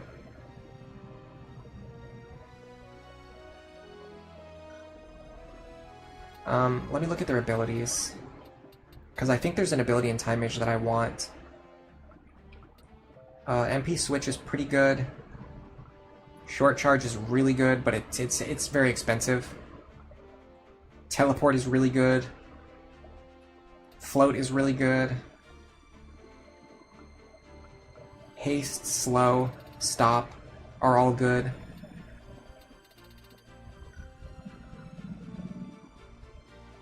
Okay, what do we actually want from White Mage?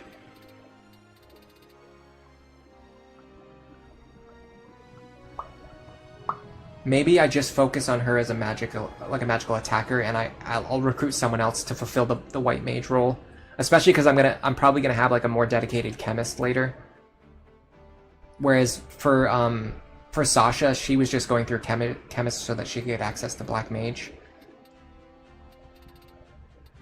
So it might be better to keep her as a wizard / time mage. Okay, so let me change her to a time mage. Is that going to lower her magic attack? Let's see.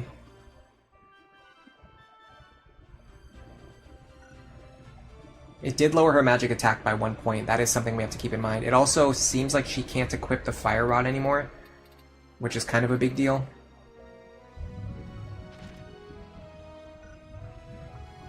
We'd have to go back and buy another rod that she can equip.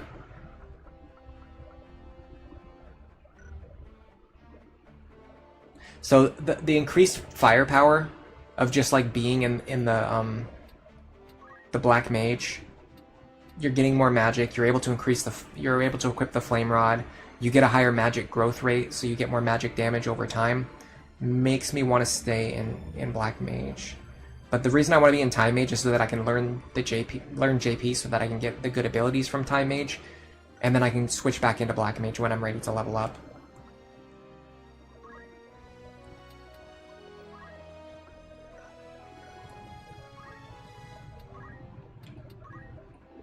We're going to learn Equip Armor, and then we're going to change to an Archer.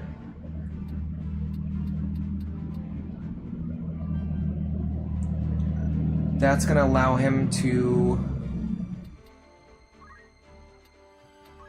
Oh, I have to actually equip it. Unfortunately, he loses JP up if we do this, but I think it's worth it. Let's see, I mean, it's the difference between 65 HP and 99 HP. Maybe it's not worth it now. Well, I don't know, that's a pretty big increase. What is it again? 65 versus 99?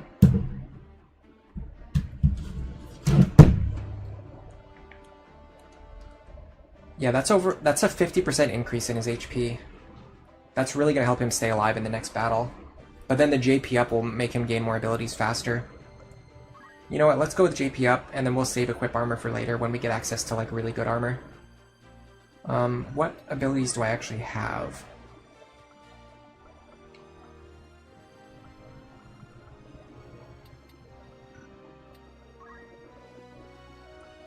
We're saving up for Auto Potion.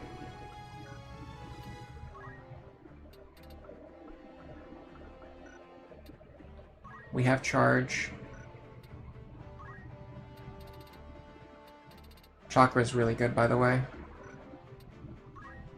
Is there anything he can get that would be useful? We could just give him Cure. Like, he's never going to get anything else from the White Mage tree, but if we just give him Cure, it just gives us an extra character who can cast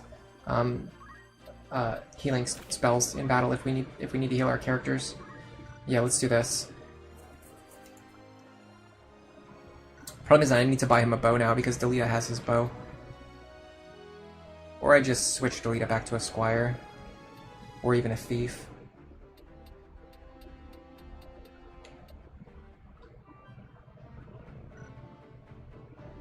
Yeah, because he has gear that he can equip as a Thief.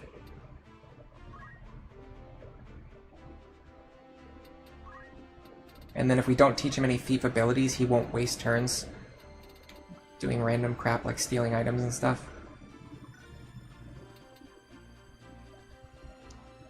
Yeah, this seems fine. So we got a Thief, Archer, Time Mage. We want to go buy her a Rod. We have our Wizard.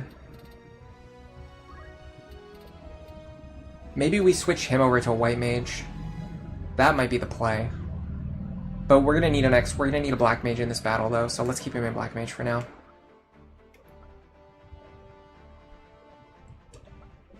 And then Ramza can stay in Squire.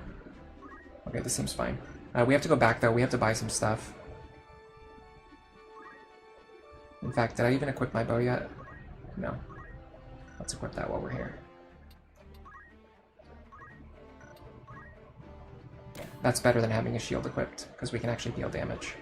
Kind of important to be able to deal damage, don't you think?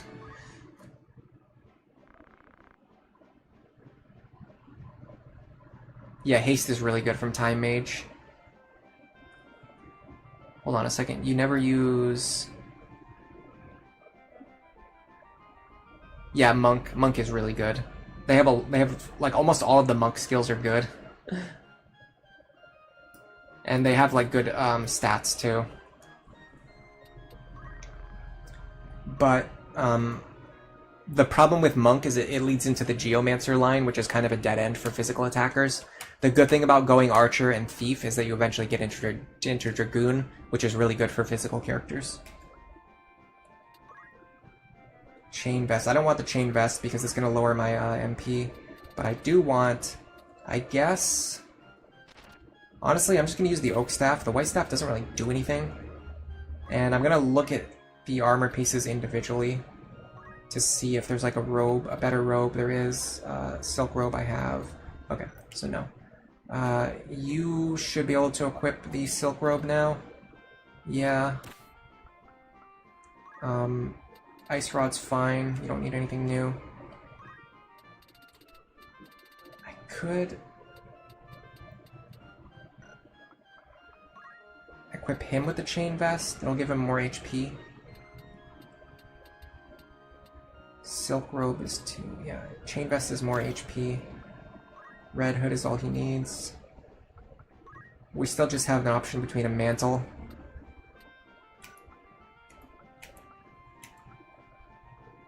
Okay, Loggins. Now he should have better gear that he can buy, yes. He can get a Red Hood and a Chain Vest. Okay. This is going to set us up so we have a better chance of winning the next battle. There's also a chance we might get a random battle here, which will mean more experience, more JP. I'm not going to go out of my way to grind, I think, unless I hit a dead end. But if I get random battles along the way, I will just, you know, take the free experience, obviously.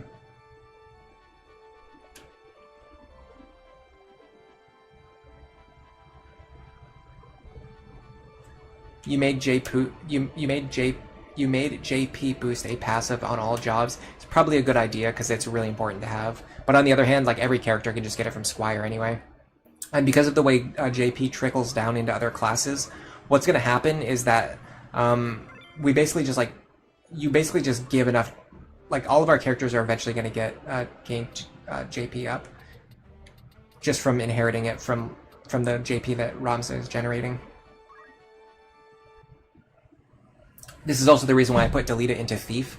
This is going to give JP 2 logins in the Thief class so that he'll get through his Thief leveling arc quicker. Although honestly, the more time he spends in Thief, the more speed he'll gain. So that's good to have too.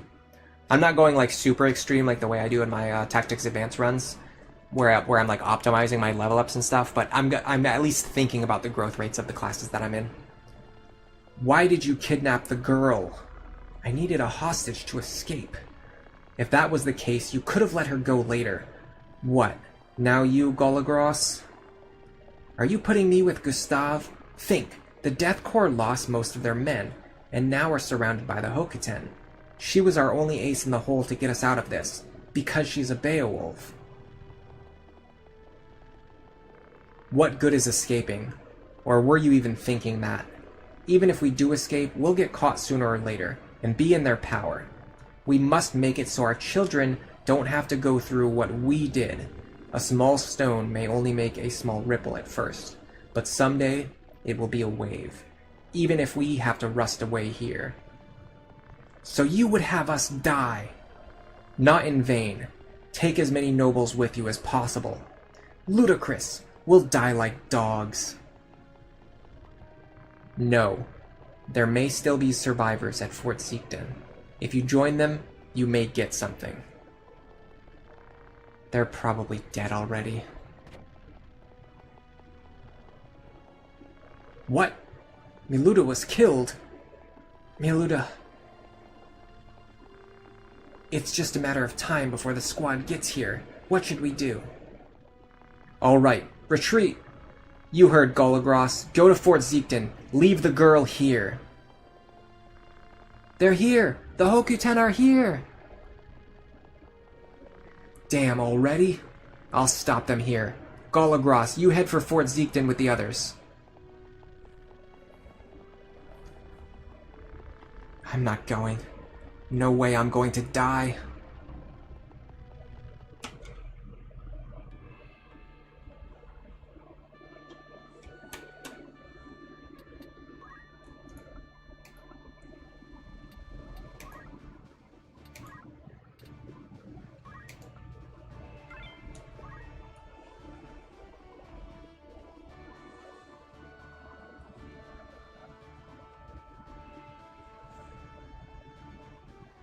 Yeah, JP's more important than armor. I think so too. Especially because I'm attacking from range. That's a good point, Jay. You need level 5 Thief in the PSP version to unlock Dragoon. Yeah, I guess one of the things... I didn't even really know about these specific differences, but now that I know about it, I would say one of the things I prefer about the PS1 version is that it's easier to unlock the classes. Because I just don't really like having to like grind to unlock classes. I think it's better to... if it doesn't take that much effort. Especially when a lot of them are like very similar. It's not like you have like promoted classes and base classes. Like most of the classes are like pretty similar. It's just you're just like in terms of power level, you're just picking like what traits you want to have. You. It was you. Did you kill Miluda? It was you cadets who killed my sister. She was Whitegraph's sister. Well then, I have no choice. I'll avenge my sister.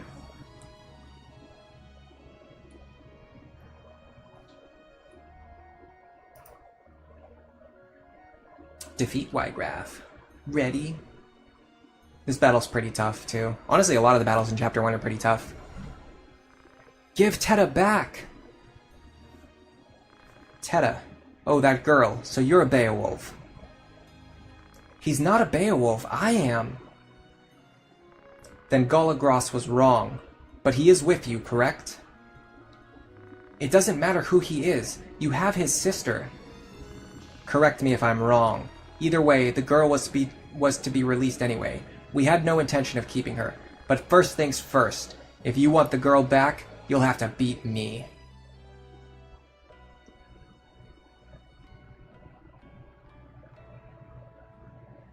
I should have taught him throw stone. Oh crap, he has a ranged attack. Why did Delita move right into his range? Why would you do that, man? Think about what you're doing, buddy. Consider what you're doing. Consider not moving right into range of the enemy. Also, I think I forgot to equip white magic onto my time mage. I'll see in a second. She might just... She either has item, white magic, or nothing. If she has nothing, that's pretty stupid of me. I'm pretty sure if you defeat Whitegraph, it doesn't instantly end the battle. I could be wrong. I don't want to get hit with counter. So what I'm going to do instead is I'm going to just throw a stone at one of these characters.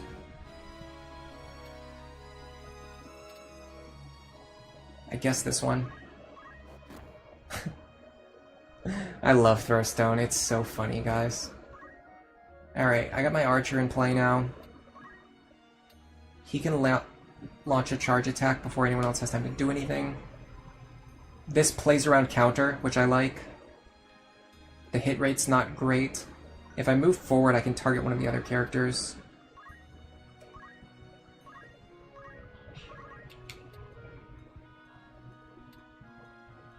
For some reason, she's immune to ranged attacks. There's probably a reason for it. I don't know why. Is it because of weapon guard or something? I actually don't know. Someone could explain that to me. I also didn't learn any time magic abilities yet. I totally blanked on this. I should have taught her Cure. I should have... Either that or I should have switched her over to items. I should have taught her some actual time magic. Now she can't do anything. She's like pretty useless right now. Okay, hold on. Let me move.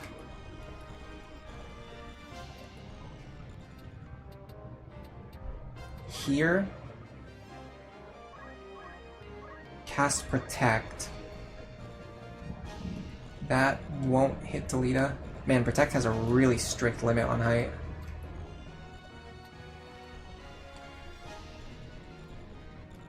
Okay, well let me just cast it here then. Well no, let me cast it here. Because this is guaranteed. I'd rather guard the person that I'm guaranteed. And then after he moves, I can move him next to someone. Potentially. So I'm standing here, 1, 2, 3, 4. No, I want to be standing 1, 2, 3 here. Yeah, I really messed up with my black magic there. I didn't teach offensive abilities to the characters who need them. Okay, I can at least hit these two.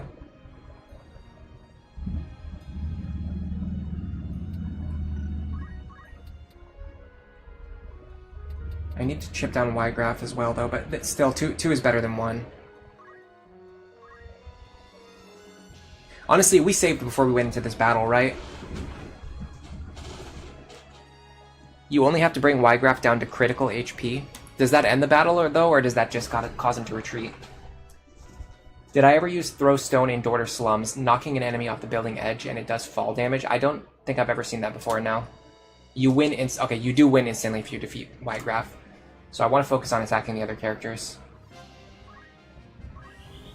I sort of want to reset so that I can get good abilities onto my Time Mage, because I just forgot to set her abilities after I changed her job.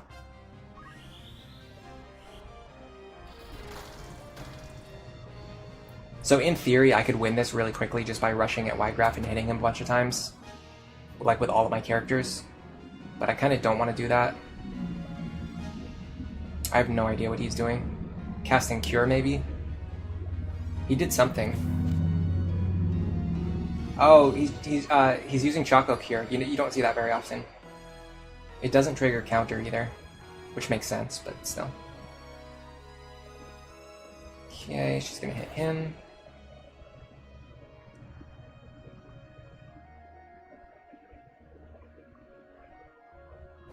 Yeah, it seems like this monk is immune to at least ranged attacks. Oh, Protect. He's casting Protect. Okay. Sure, why not?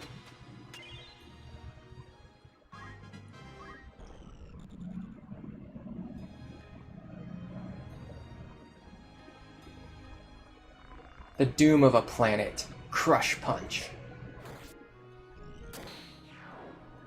No instant death, so that's good at least. I think you can inflict instant death with that attack. Which is crazy, by the way. Typically in games, if they even, like, instant death is usually a pretty rough mechanic to deal with. And even if they do give it to characters, it's usually, like, later in the game. Not, like, right away at the start, like one of the first major bosses. Just having instant death. It's pretty wild. I actually want to stand here.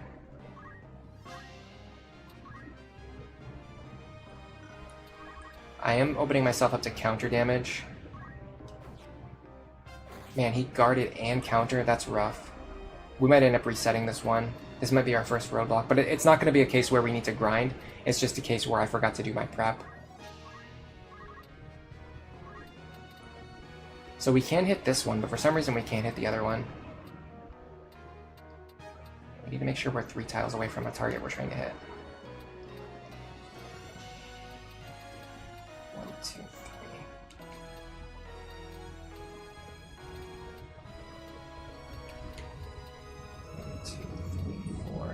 I guess we'll go back here. We're kind of getting backed into the corner. 24. Yeah, we can potentially instantly remove her if we hit, which we did. Because, like, she doesn't have items or anything that she can do right now. So she's not even gaining JP, which is the one thing that we wanted her to do. I'm gonna try bopping Y-Graph. Hopefully he doesn't counter me. Nope, he guarded and countered again. Very cool. Seems fair that he can do that. Alright, so 1, 2, 3. Okay, so if I stand here, I should be able to remove this monk 69 while also damaging Ygraph without opening myself up to counter. The fact that he guarded and countered both times I attacked him, scatter your chili sharp blades. Both of the times I attacked him, he guarded and countered is kind of frustrating. That's just like pure RNG. Granted, I suspect that his counter rate is pretty good, but his guard rate is not that high. Oh, she's doing Choco attack, or he's doing, I don't know, he or she. I don't know if Chocobos have a gender. Put the sword down. No need to waste lives. Then why did you kill her? Why Miluda? I had no intention of killing her. There are other ways than fighting. Can we talk? You still don't understand why we won't surrender. What good is talking anyway? Could you make something happen even if you wanted to? You couldn't, could you? And even if you did, your brothers wouldn't allow it. My brothers don't want to fight. Ygraph, if you put the sword down, they'll listen. Ha, that's absurd. Your brothers don't want to fight. You are so deluded. Alright. Yeah, Ygraph is an absolute beast. This is looking bad. I'm pretty sure we can win this without grinding, though. We just have to go do better prep. You're saying my brothers like to make battle? God, you're green. All leaders' hands are dirty. Dicedarg, a sense of justice? Justice must mean different things to different people. How dare you insult him? If I can get his health low enough, though, I can instantly win the fight. That's the one thing to consider. But then I'm leaving... Are you kidding me? Another guard encounter? Bro. Come on, man. 3 times I attacked him. He guarded and countered every single time. If that didn't happen, he would have, like, 60 to 80 less HP. He would be dead already. If he didn't get all those guards. Even if he countered every time. If he just didn't guard every time. And his guard rate is like 20%. It is not that high. Yeah, that's a game over.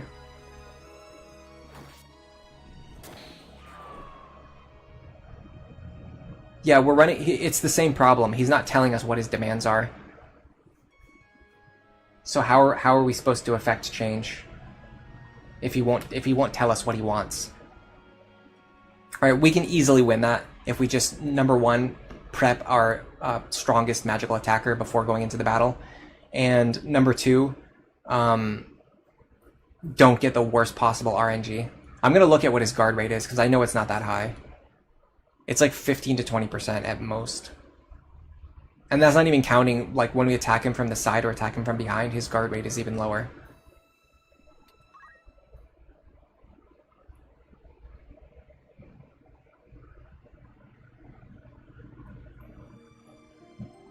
Excuse me?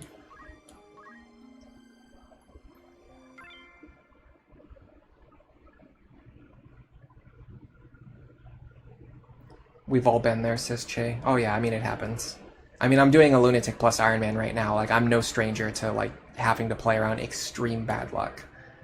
Or, like, the worst possible outcomes. Okay, so let's actually set abilities that we can use.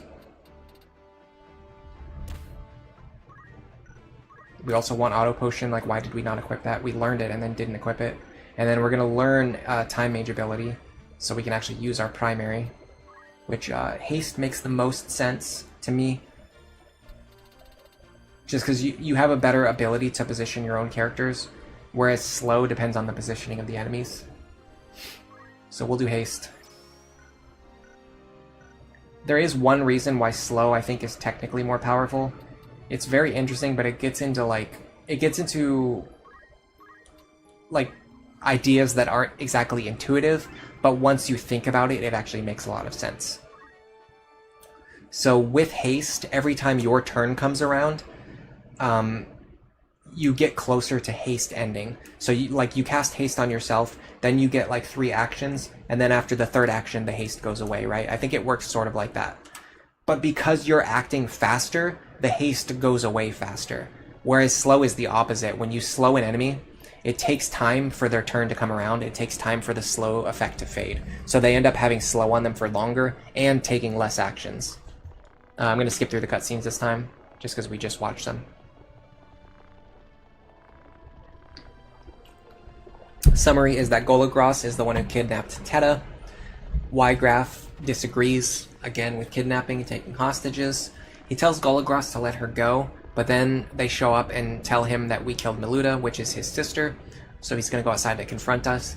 Now, because he leaves Golagros in here with Teta, Golagros is probably not going to follow Ygraph's orders, and he's probably just going to take Teta with him.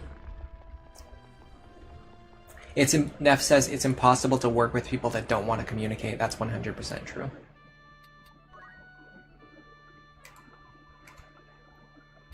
Alright, now we actually have a good squad.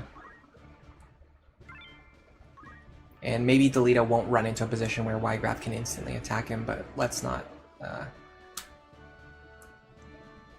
make any bets on that, because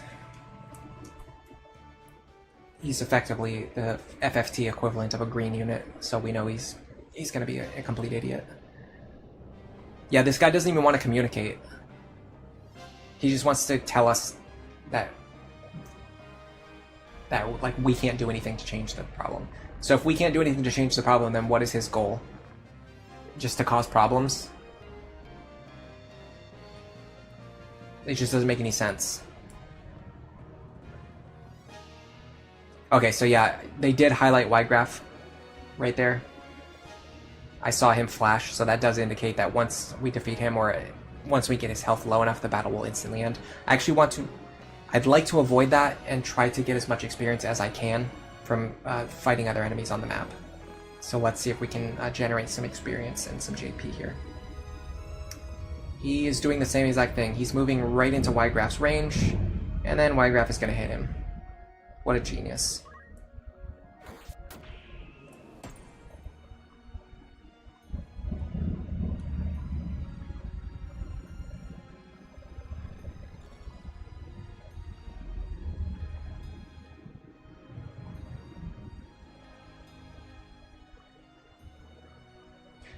I think we've seen the name Selesh before.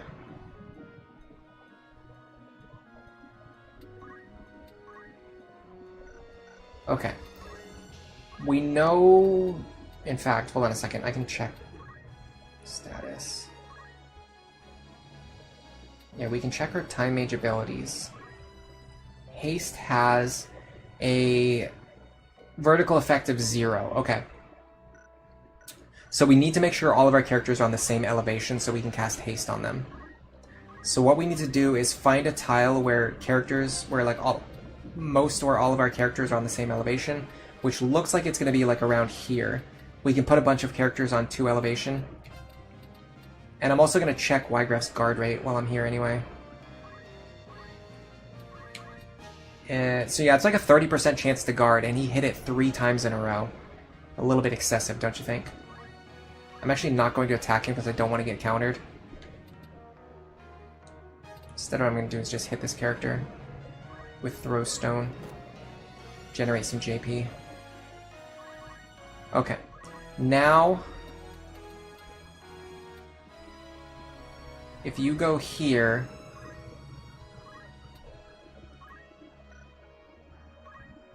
and charge, this character can't be targeted. This character, for some reason, can't be targeted. Okay. And we also can't target anyone because... Oh, you know what it is? There's somebody in the way. It's not that she's immune to ranged attacks. It's that there's somebody standing in her way. So instead, I'm going to hit, I think, either her or Ygraph. I think that's what that 0% means. It doesn't mean that I can't... It doesn't mean that she's immune to ranged attacks. It means that the arrow is going to hit somebody else before it hits her. Okay, next I'm going to move here. Hold on a second. I want to make sure I'm within 4 of what I'm trying to target. 1, 2, 3, 4. Yes, okay. So if I stand here, I'm going to cast Ice, and that's going to hit these two characters. Then I could either have her cast Haste now while all my characters are in a good position, or cast... So don't wait. Or cast Fire 2 and hit these enemies while they're clustered together. The problem is I could only hit these two, and they're already both being targeted by Ice. So I'm going to wait. I'm going to have her cast Fire 2 later once Ygraf starts clustering with his allies. What I'm going to do instead is cast Haste here. That's going to hit 3 of my allies, assuming I don't miss. Because you can miss when buffing your allies. Got it? Missed, and this one should be guaranteed. There you go. That's fine, I'm okay with that. We got 2 hastes. Now Ice goes off. And now the archery should go off next. And I'm going to see what happens. I think what's going to happen is it's going to hit somebody who's standing in the way. It hits Ygraf, okay. I do get hit with counter, that's interesting. I'm using a bow, but, you know, on the other hand, yeah. Okay. So I am standing right next to him, so that's why I got hit anyway. A little unfortunate. I'm actually going to use Wish here.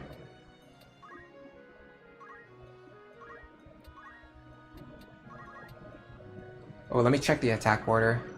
Well, I can't now because I've already moved. I have a feeling I put myself in a position where Ygraf can hit multiple of my characters. Oh well, I'm going to use Wish here. Get this character's health back up.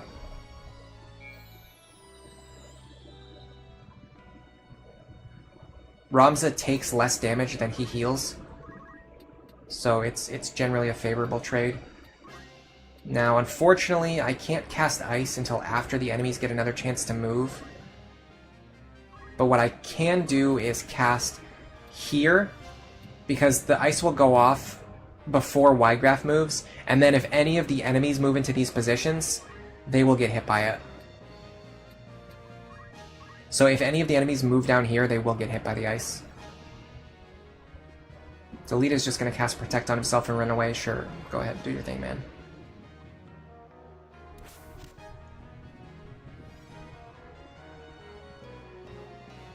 Okay, so yeah, she's moving into range of the Ice. So setting up the Ice to go off on those tiles ends up paying off, because the enemies are just moving into range to let themselves get hit. So we're going to hit 2 targets now. If you understand how the unit placement works and like the spell order works, you can use it to your advantage. You can trick enemies to moving into positions where they get hit by spells. Wish is percentage based. It's based on Ramza's max HP. That's pretty cool. I knew that it healed for more than it deals to him, but I didn't know it was percentage based. I always thought it was just like based on something, like a random derived stat or something.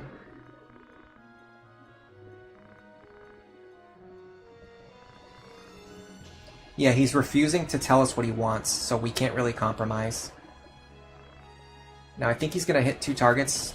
3 targets, in fact, because we stood in really bad positions, and we got inflicted with Stop. And our wizard went down. That's fun.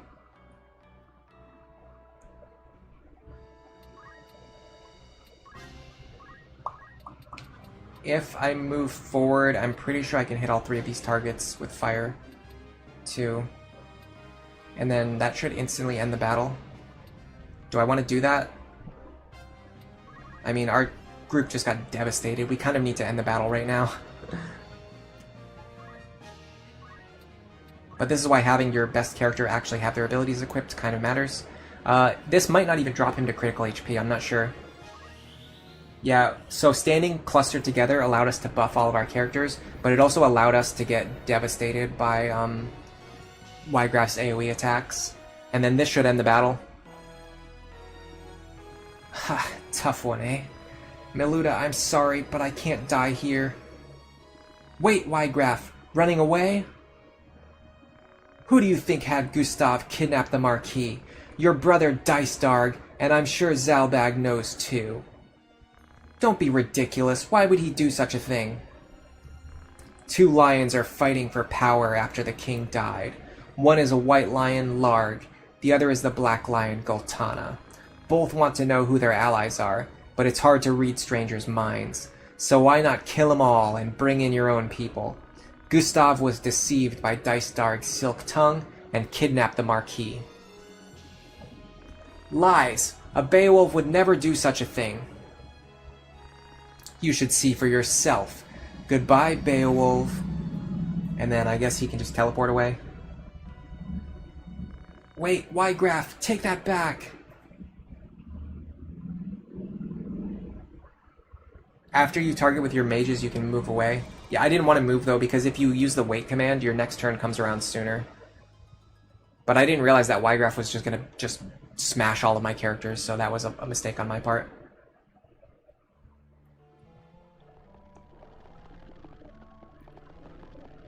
Teta! Where are you, Teta? I can't find her anywhere. Teta, where are you? Did Wygraf lie to us? Delita, let's go to Zeekton. Teta must be there. What happened? What went wrong? Tell me, Ramza. Why did this have to happen to Teta? Delita.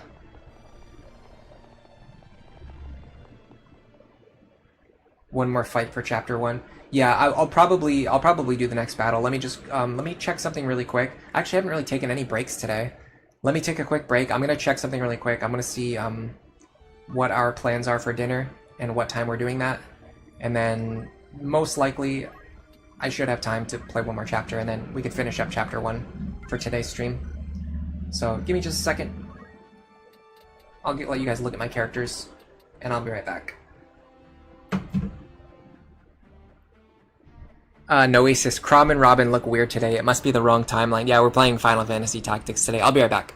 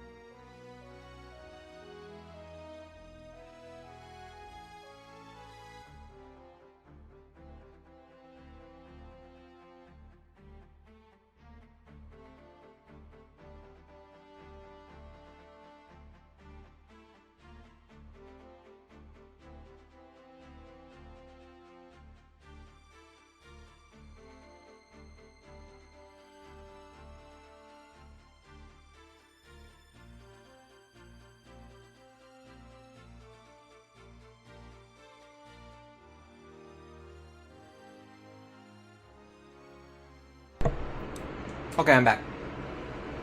That wasn't so bad now, was it? It looks like I'm making dinner today. So, I'll do one more battle, and then I'll probably end the stream after the next battle, because if I have to make dinner, I want to get started sooner rather than later.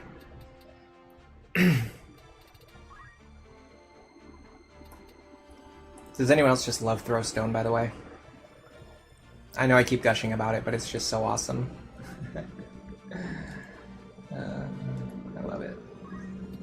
Alright, wizard stuff. We still don't have enough to get Ice 2, unfortunately. We could get Poison, but I think Poison doesn't really help that much in this game. I can't remember, but I think Poison is like not that good in this game.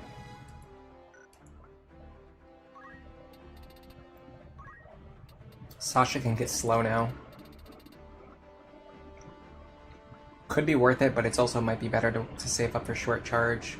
Short Charge isn't really that important on casters. It's actually specifically really good on like Dragoons and Archers and like physical fighters who have to use like Charge or Jump or things like that. There's like a lot of abilities that I want. Honestly, I feel like I'm going to be in Time Mage for a while. What's the difference between Slow and Slow 2? It just has like a bigger effect.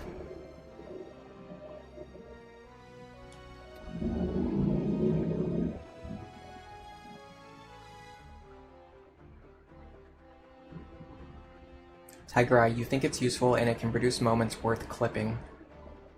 What are you referring to?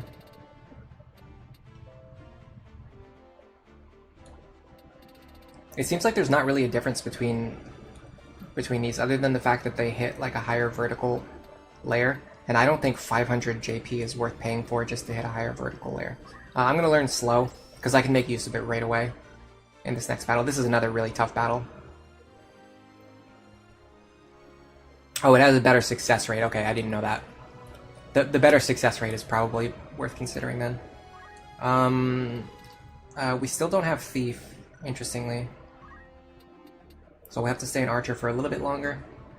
I could have sworn I saw the thing that told me I leveled up Archer, but maybe not. Oh, let's go to Heinlein. I bet he can, yeah, he can get JP up now. Wonderful. Okay. And then we've already looked at Sasha. Yeah. I think if we go back to town, they actually might have better gear, but I'll wait. I'll do that if I have to. It's been a long time since I've actually done this battle. I know, I remember this battle being really tough, but I don't think it's like that tough. Oh, throw stone. Yeah. Yeah, it's really useful, and yeah, it can produce good like funny moments for clips and things like that.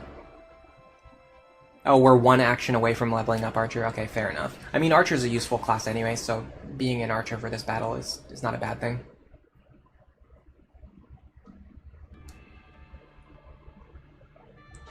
Okay, we're gonna have to split up our characters again. I'm probably gonna do it the same way I did last time, with Remza and Sasha together. And then logins. Excuse me. Logins with Heinlein. And I don't remember what this map looks like, so I'll just put the characters in the corners, and if it doesn't look good, I'll just redo it. If we have to redo the battle anyway. Fort Zeekden.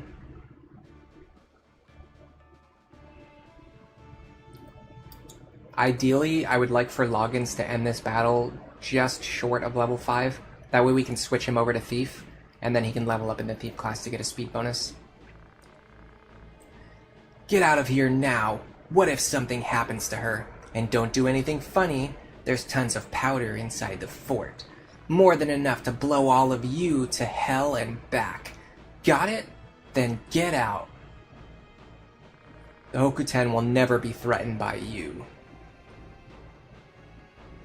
Brother, Algus. Tada. Delita. Everyone's just yelling each other's names. Get out, now! Go on, do it. Yes, sir. Bump. And there's Algus. What's this? Delita. Ta-da! That was a voice crack if I've ever heard one. General Zalbag, more enemies are on the mountain path. There are about 50 of them. I've been informed one of them resembles Ygraf. Alright, I'll be right there. Take care of the rest, Algus.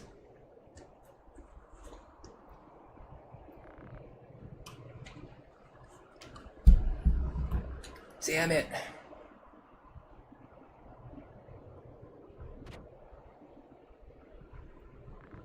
Teta! Where are you going? Algus, you bastard! You wanna fight?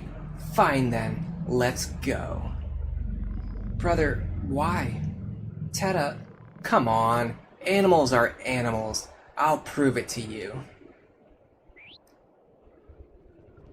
He's got black mages and knights, which are like the most optimized physical and magical classes. And the really scary thing about this fight is that Algus has auto potion. So it's pretty hard to take him down because he just keeps healing himself. Having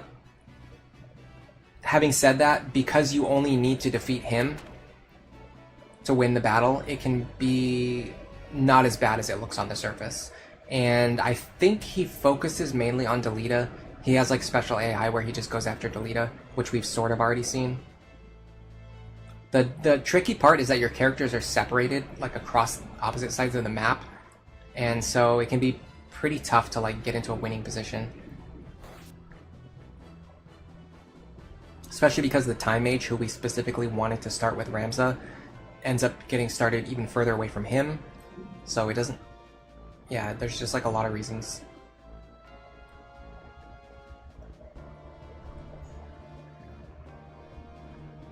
Why? Why are you doing this? Algus, why? It's your brother's orders. Please don't ask why. Besides, would you sacrifice the Hokuten pride, all for a common girl? Teta is Delita's sister. It's about time you learned about difference.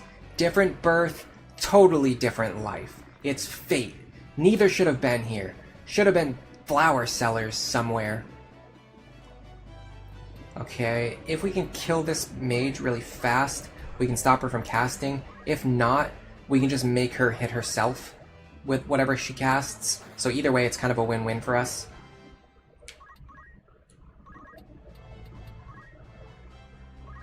I'd like to cast Haste on whoever I can have a better success rate on. Fortunately, I don't know what my success rate is on Ramza. I think it's low, though. 81% on myself. I mean, I don't love this, but it's better than doing nothing. Arguably. Hold on a second. 1, 2, 3, 4. Okay. So we want him here.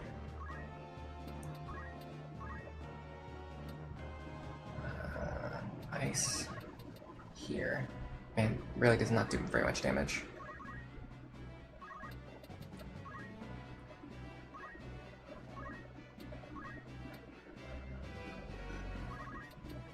Oops, I did the same thing as last time. I keep forgetting that the longbow has a specific range. This is why I actually kind of like the bowgun more than the longbow in some cases, because in situations like this, you literally just can't hit enemies with the longbow, which is pretty inconvenient. Okay, if we move towards the center, layer upon layer, make your mark now. If we move towards the center, we can reunite our groups, so that's good. Okay, we did manage to hit ourselves with haste. That's also very good. Delita's probably going down right now, which means I'm about to get swarmed by Algus and his men. Destruction of nature, gather in flame. Okay, she did destroy herself, so that is at least somewhat useful. The problem is, I'm pretty sure they're just gonna all jump on Ramza and kill him before he even has time to do anything. Okay. The problem is, we can take an action, but we can't heal Ramza. And if I look at the AT list, Leon and Humphrey are about to attack probably Ramza. I can maybe body block him.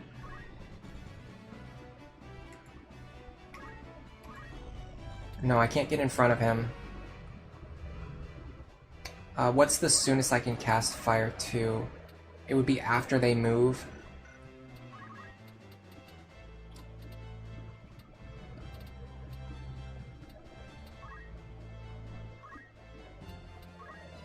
In that case, I should target Algus.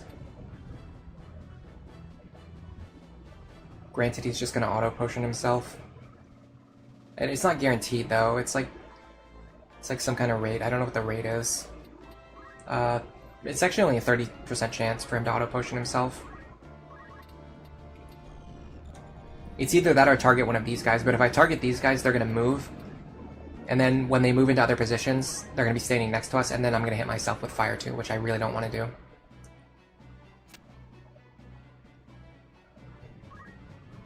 He's using Spin Fist. But he can't actually even hit Ramza because of the height difference. And then she auto-potioned on herself too. So that could not have gone better for me. That was the best possible outcome for me. Okay. So we want to be 4 tiles away from our target. 1, 2, 3, 4. And I think we can move under this bridge. Can we? It's hard to see sometimes. Yeah, we can. Then if we're standing here, we should be able to hit... No, we can't hit him for some reason. I guess line of sight is blocked. Okay, can we hit him? No, someone's in the way. God, the bows suck, man. I need to go back to... I need to get the bow gun. I need to get the bow gun. Alright, let me hit this guy then. The traditional bows are really unwieldy in this game. Okay, if I try to do charge, everyone's gonna get to move and act before it goes off. So let me just shoot him in the back while I have the chance. Now I get the job level up. Now I can change over to a thief. That's at least something. Get fire +2. I should have. You know what I should have done? I should have targeted the other squares anyway. Okay, unfortunately, he did get his auto potion. I think we just unlocked Summoner. And what about you, Ramza? Why are you arguing with me? You're a traitor to Hokuten. But this is inexcusable. You're such a spoiled child. How could someone like you be a Beowulf?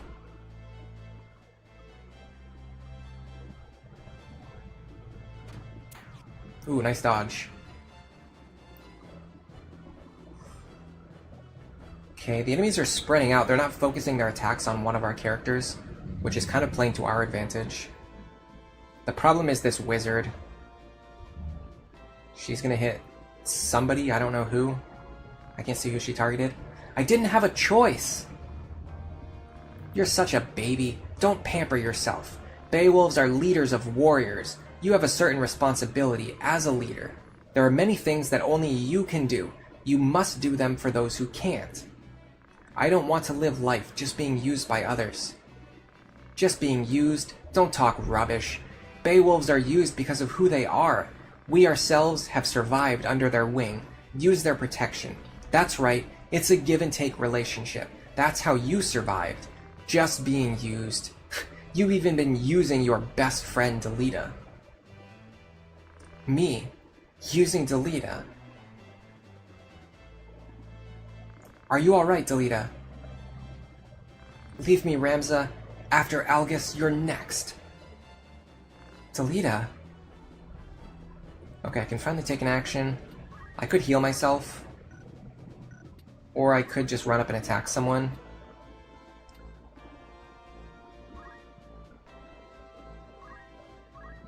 Oops. I can hit him for 30, but then he just auto-potions himself back up anyway. Maybe I should be focusing on the other characters. Alright, instead of just attacking him and then letting him heal himself, I'm just gonna potion myself instead. That makes a lot more sense.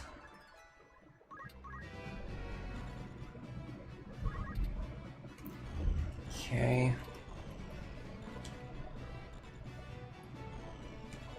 The problem is I think these tiles are being targeted by the enemy mage. So let me try standing here. I just noticed that Teta's body is still hanging on the rafter. That's horrible. Okay, I can do 22 to him, or I'm pretty sure I can shoot over the wall. I could hit you for 36. I gotta do something. And the lower I get her health, the higher chance I can one-shot her next turn before she has a chance to cast. Okay, my archer's down.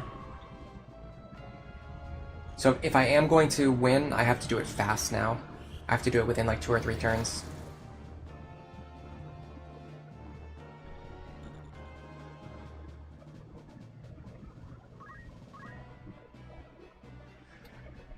The enemies are spread out, so I don't have a really good opportunity to cast Fire 2 here. And it probably has a... no, it's actually almost instant charge this time. But now the enemies are spread out, so it doesn't matter. It doesn't really benefit me to be able to cast it quickly. And then I think I determined that it doesn't really do that much damage to Algus either. It deals 40 damage, and then he heals himself for 30. I mean, that's better than nothing, though. Plus, if I'm standing here, I'm actually really protected, because there's a body next to me. I can do this, I can hit him from this angle.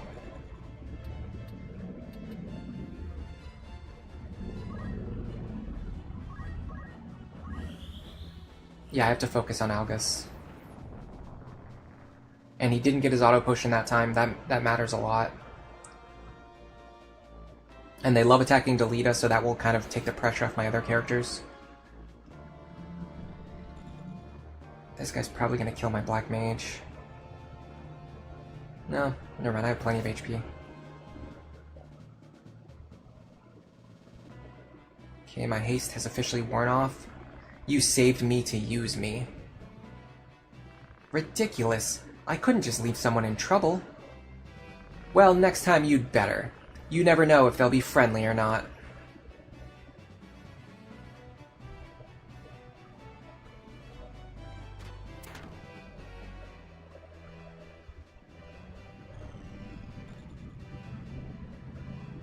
The enemy knights are just like still just cruising on full HP. Oh, these guys actually moved into a good spot. It clusters them together. It's gonna allow me to hit them. Okay, now, depending on what Marianne does, that's gonna change a lot. She's moving into a really defensible position, and she's trying to kill Ramza. Now, if I move next to them, I might be able to kill them before they cast, but I don't really know what my attack power is.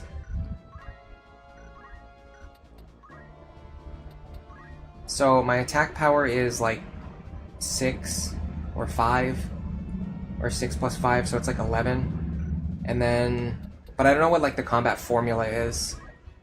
She has low brave, well that doesn't matter. Oh, I did get the plus 10 brave too. Did you see it? It just went from 70 to 80. So that's when that happens. Okay. I didn't even know that that was a thing. I can't even kill her. Okay, so hold on. What's gonna happen now, if I use a potion on myself, I think she'll kill herself with the magic that she's about to cast. And that will buy me an extra turn.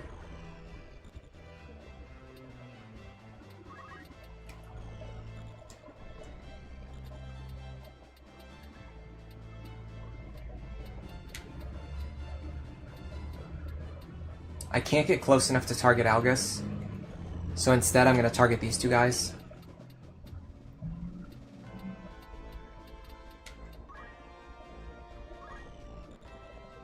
There should be a bonus to ice damage on this map.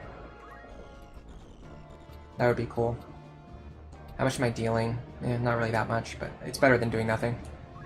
Yeah, I'm basically just doing this for the sake of experience in JP, honestly. Okay. If I do this correctly,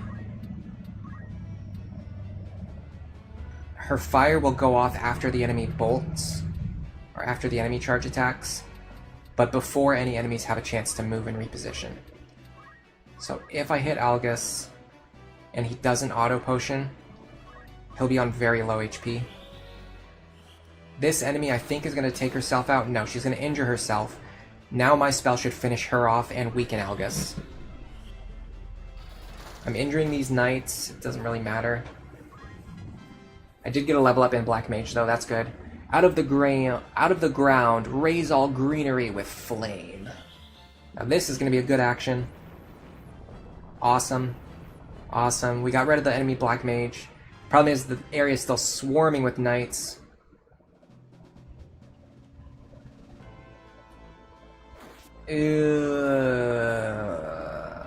Ramza going down there is really bad, because it means Algus is going to hit my Time Mage.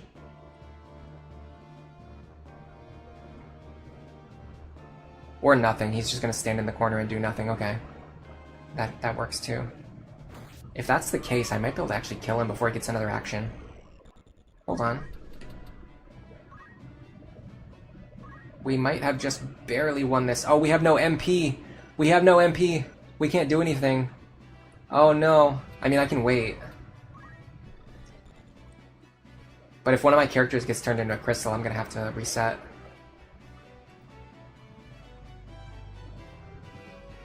I think he can just outrun me. He can just keep running back and forth. Yeah, he can just keep running back and forth and stall out the battle. And where's my character who fell? Over here. Yeah, he's on 0 already. Yeah, I have to reset. Okay. I'm just going to reset now to save myself some time.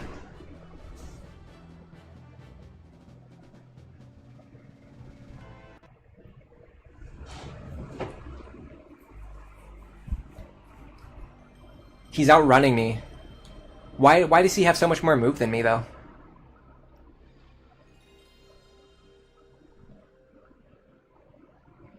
The good thing, too, about using the strategy where you save him in Mandalia and it lowers his Brave in this battle is that it lowers his chance of activating Auto Potion, too. So it actually makes this battle easier.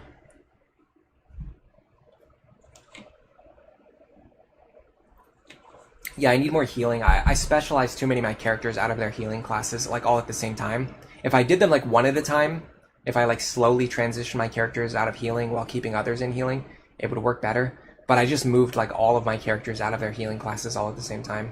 I still think I can win this, though. Especially now that I have a better idea of what the map looks like before going into it. Like, that matters. Like, having an idea of where I'm going and what I'm doing. But I'll look at my characters really quick and see if I can make, like, a small change. The problem is my characters kind of need, like, what they have now. Like, I can't really change anything. Like, he already has items for healing. She can't change, because if she changes, she loses her ability to cast Black Magic. Loggins is already using White Magic, but again, he's, like, got to be constantly attacking. Delita, could I teach him Cure? Did I not? Does he not have Cure? And then Remza already has items.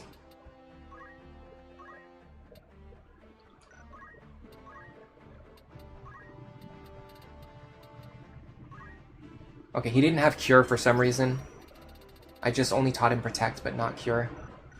That might help a little bit, especially on the turn where, because of the conversation, Delita stands back up, and he gets reset to 1 HP. After Algus knocks him down. If he stands back up and then gets a chance to cast Cure on himself or any of my other characters, that could help give us a little bit more sustain. Oh, he has move +1. Okay, I got it. So what I'm actually going to do is I'm going to move Ramza back, and I'm going to put Loggins over here. The reason is because the cutscene actually just moves Ramza, like, way over there anyway. Then I'm going to put Heinlein and Sasha over here, so we can haste both of them.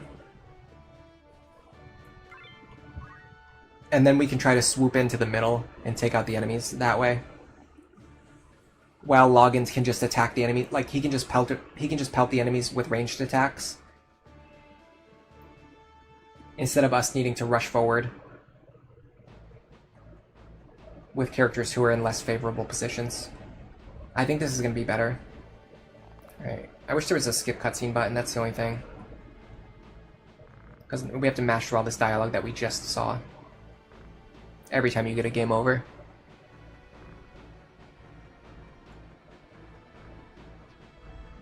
But this is the price you pay when you play games from the 90s. And they always have, like, a lot, like, worse quality of life than we're used to with modern gaming.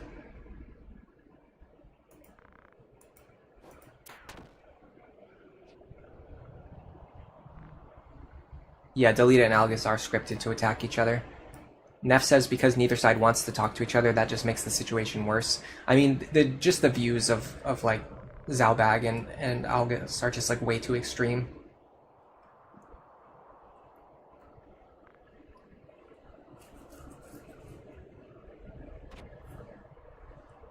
I don't think he spawned with the battle boots, but I think he had move +1. And because we were like one tile away from being able to reach him, he could just move back and forth to stop us from ever hitting him. But the thing is, now that we have our archer on this side instead, the archer can just keep shooting at Algus. Instead of having a mage who's limited by her MP. And then once the enemies start clustering in the center, our mages are going to swoop over to finish them off. It's just going to be a completely different ball game here.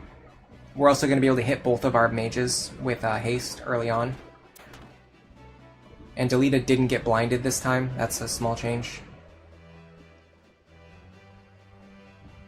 Grey Bell, thank you for the super chat. It's been an interesting nostalgia stream. Thank you and have a good day. You have a good day as well. Thank you very much. Yeah, this game is a big nostalgia game for me. I played it so much when I was younger. Ooh, nice. Critical hit. Okay, this is already going significantly better.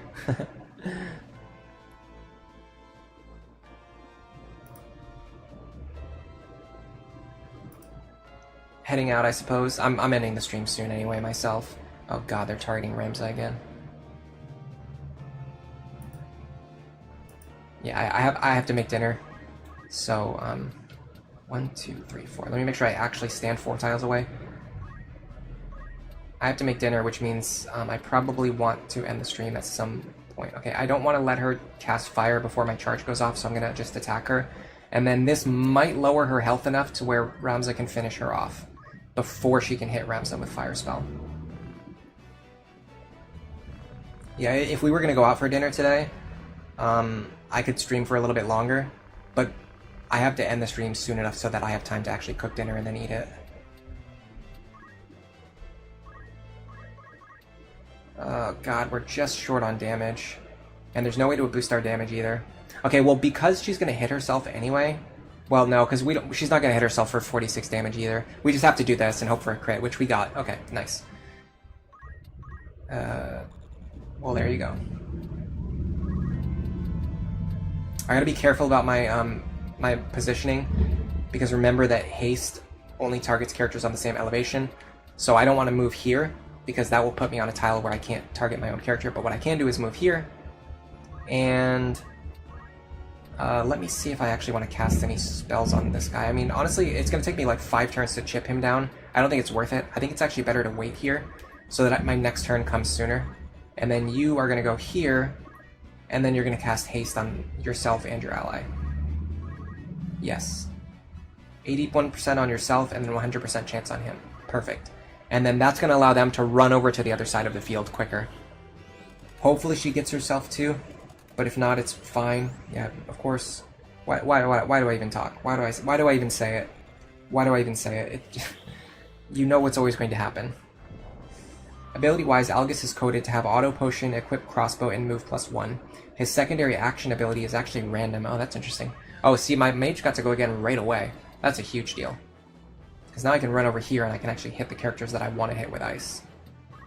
Look at that. That's so much better than what I did last time. Scatter your chilly sharp blades. And we don't want him to auto potion. Of course he got it. Again, why do I speak? Like, why do I say anything? The moment you say anything, you're just opening yourself up to getting the opposite of what you said that you wanted. It's just the way the games work. Okay, now my Time Mage is getting pinned over here.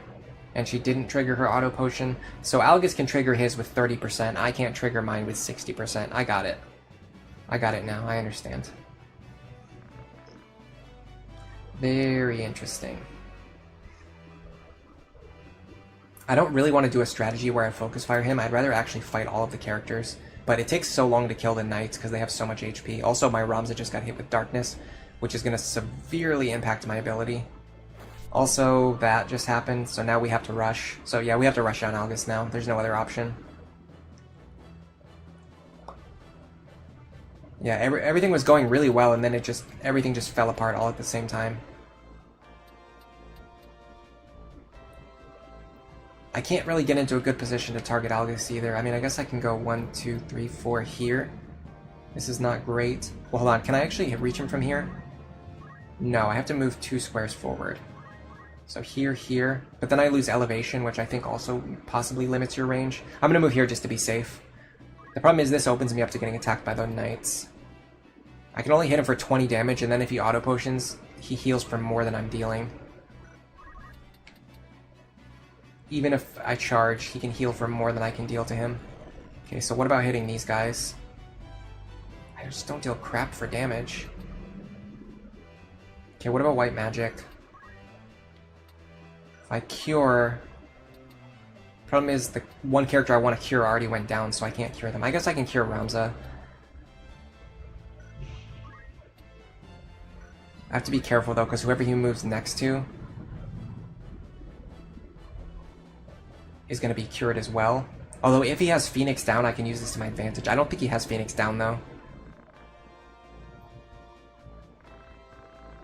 If Ramza had Phoenix down, this would be an epic play. Because what I would do is I would revive the mage, and then once the mage stands back up, the cure spell would hit them as well. But I don't think I can actually do that.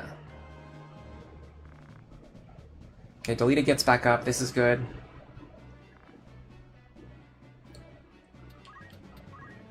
Yeah, so what I might need to do is teach Phoenix down to Ramza, maybe. What I can do instead, though, is move next to Delita, so that he gets cured. And then just throw a stone. This will hit Delita, I think. Maybe not, but either way, he would just auto-potion himself. So it's not really a great play. I like how you can technically throw stones at nothing. Alright, let me just throw it at this black mage.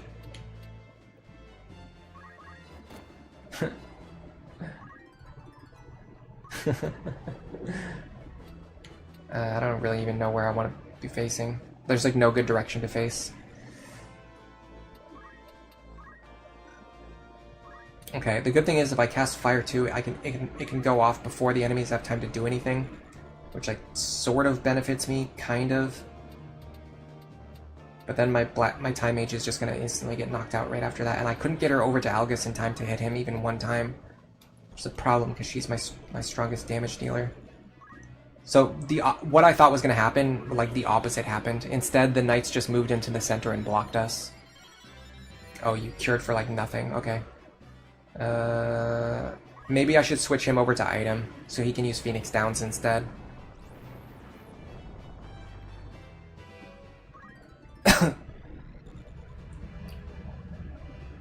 Okay, my Time Mage is going down now. Nope, the guy just moves into the corner and does nothing. It's really weird, they just do that sometimes.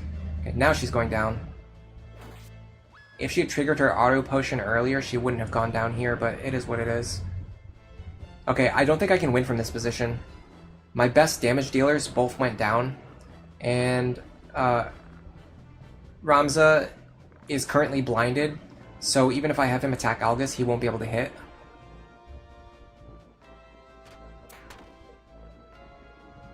And my archer can't deal enough damage to Algus. You gain 1 range for every 2 elevation. Okay.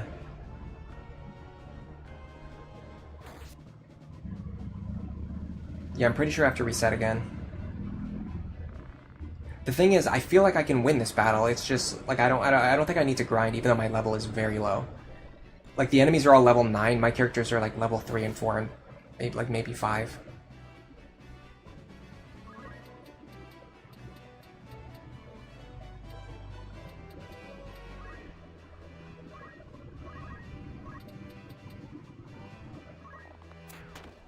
Maybe get rid of this mage, I can possibly do something.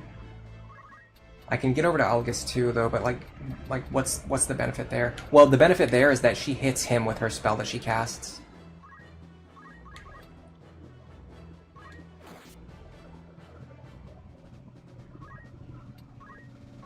So she's targeting Ramza, but then oh, never mind, she's targeting Delita. Why did I think she was targeting Ramza? Well, either way, she gets rid of herself. So it's the same thing as if I had attacked her. No, it's actually even better, because then I got extra damage onto Algus.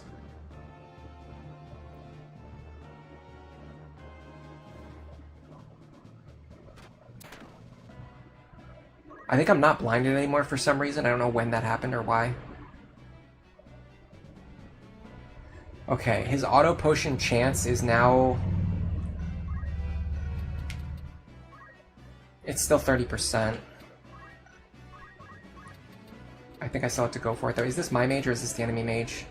That's the enemy, okay. I don't care if she turns to a crystal. I care about my characters.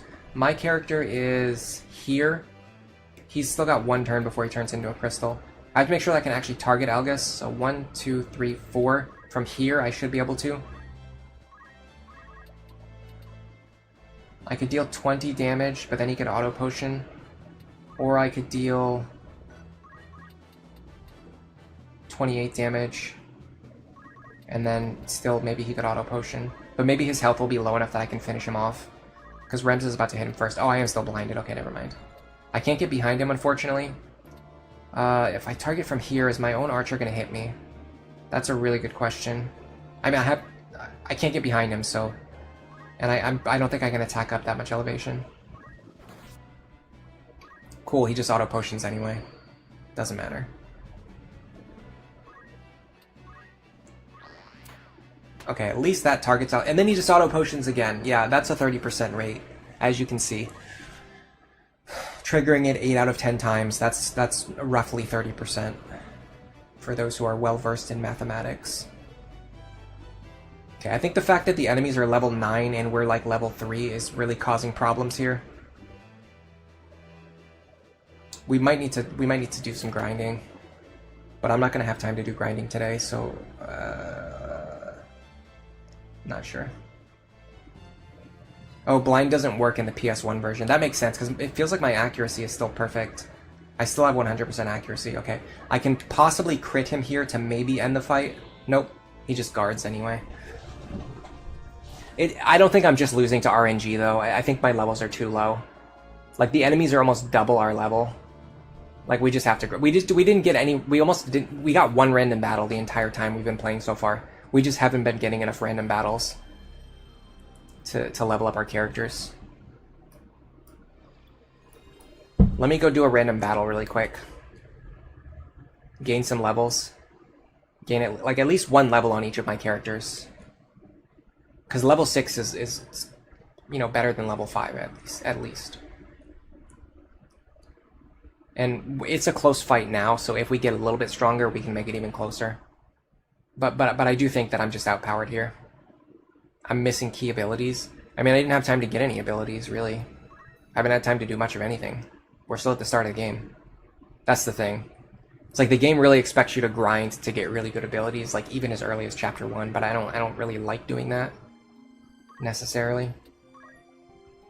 Yeah, not having Phoenix down is the big one, and I could easily correct for that. That's the one thing. Let me see if Ramza can even learn it right now. Or if not, I have to grind as Chemist a little bit.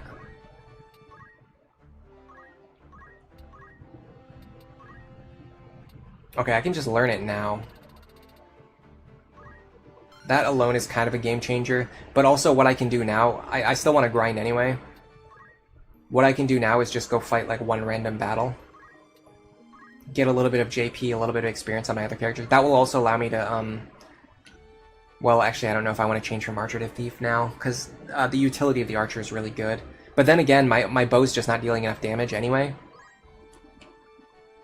I can also check if the shop has upgraded their equipment that they're selling. Answer seems to be no.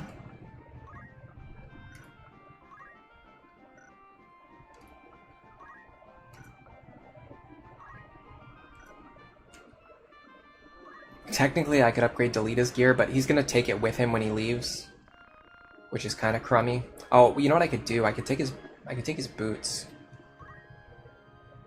I could also switch his class too. I'm not sure. I'm not sure what to do with him. Let me go over here first and see if there's any items over here worth buying. Man, I'm really not getting any random battles. It's crazy. I'm just walking around the map freely. Alright, it looks like they're not upgrading their shop selection yet. So it probably won't be until after I beat this current battle. Man, a part of me really wants to go get the bowgun and use that instead. Because the longbow is really frustrating me with the targeting ranges and things like that. It is good because you can fire over if there's anything in your way. But it's kind of bad because you have to be standing at like a specific range. Okay, here we go. There's actually upgraded swords we can get. Which means there's probably upgraded bows we can get too.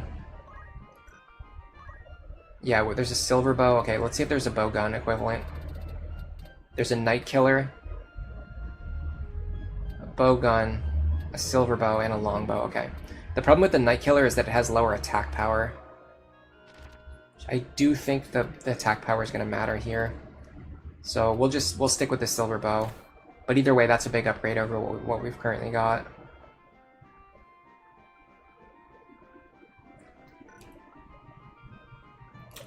Before I leave, I'm going to switch Delita into a knight and buy armor for him.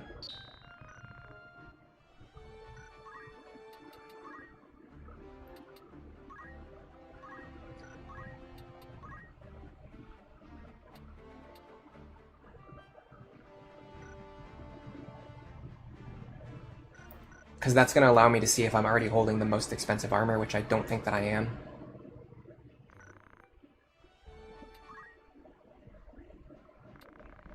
And then I can move it on to someone else later. Okay. Another mithril sword. And chainmail. Sure.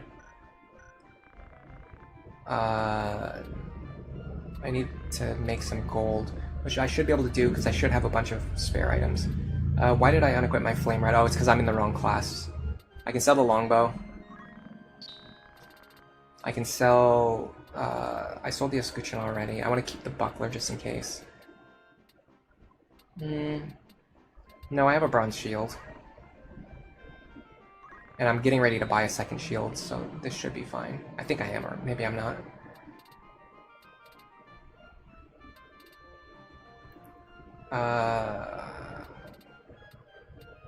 Okay, this can be sold. This can be sold. This is sellable. This is sellable. I'm not sure as much about this. Yeah, this is sellable, okay. Bunch of spare clothes we can sell. Okay, we actually had a little more money than I thought. Oops, I left the shop. Sorry.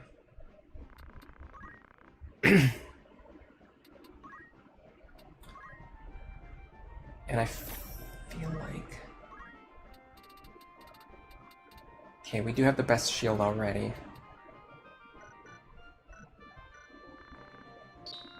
I think I want to buy a second... No, I don't need a second shield. The shield is only going to matter if I end up having multiple characters in those classes. Okay. So this is going to upgrade Ramza's damage and Login's damage, which is going to make it easier to kill Algus before he out heals it. Plus, we actually got a random battle, which is good because now we can actually gain some JP and experience. Do I have enough potions and Phoenix Downs in my inventory? I should. I have a couple. I haven't really been using them that much, honestly.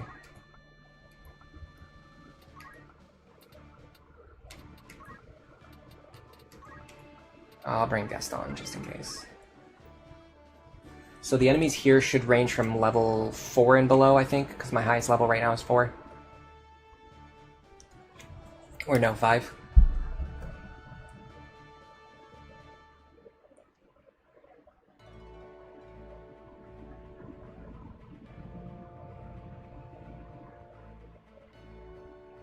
You're thinking it might be a good idea to keep Delita in Knight so you can block attacks and things like that. The problem is I think when he leaves he's going to take all his gear with him, so I don't really want him to be holding a bunch of really expensive gear. But I don't know, it might be fine. I'm going to check my levels. If I'm still level 4, if I'm level 5. Okay, I'm level 4, 1, 4, 4, and 4. Okay, so yeah, so enemy encounters should spawn on levels 4 or slightly below. It looks like they spawn on level 4. So we haven't really seen the thing where it sometimes is a slightly lower level. But I'm sure it exists.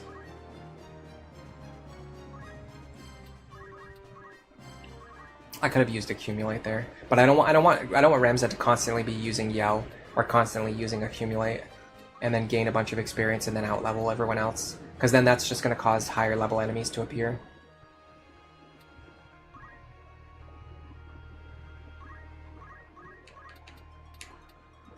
Deal 25 to you, 25 to you, or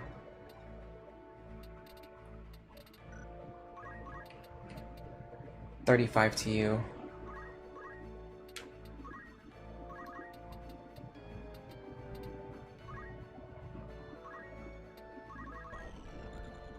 I somehow boxed myself into a corner. Okay. I guess we'll just cast Haste. And hope it actually works this time. The fact that I missed casting Haste on myself too at the start of the battle really compounded. But then I got really lucky with like crits and things like that. But then if I had the slightly stronger sword, I wouldn't have needed the crit. I would have guaranteed the kill on that mage anyway. So it looks like upgrading my gear alone is going to make a pretty big difference here. And then on top of that, if I gain like a little bit more stats, a little bit more abilities, that will also help. Okay, yeah, because we hasted ourselves, we can actually run over here now. And we should be able to haste other characters too.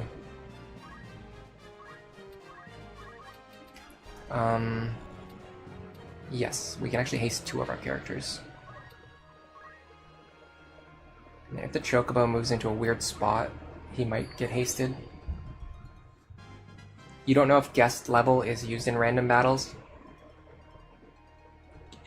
In this case, it doesn't matter. Oh yeah, he's going to move over there to get his... He's going to steal our haste. In this case, it doesn't matter because Delita is lower level than our other characters. But earlier on, it might have mattered because Algus was higher level than our characters. Alright, we should be able to finish off this Chocobo before he gets any haste. Maybe? No, actually, we're just shy of getting the kill. Okay, well, let's hit him instead then, because we do 2-shot him.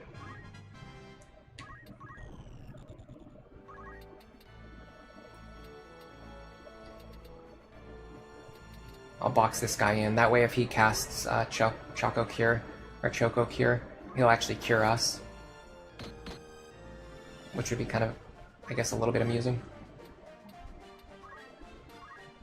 Okay, if I cast Ice here, I can remove this guy. I kind of want to hit the, let's do this. Yeah, let's stand around for 1 turn so we can get haste.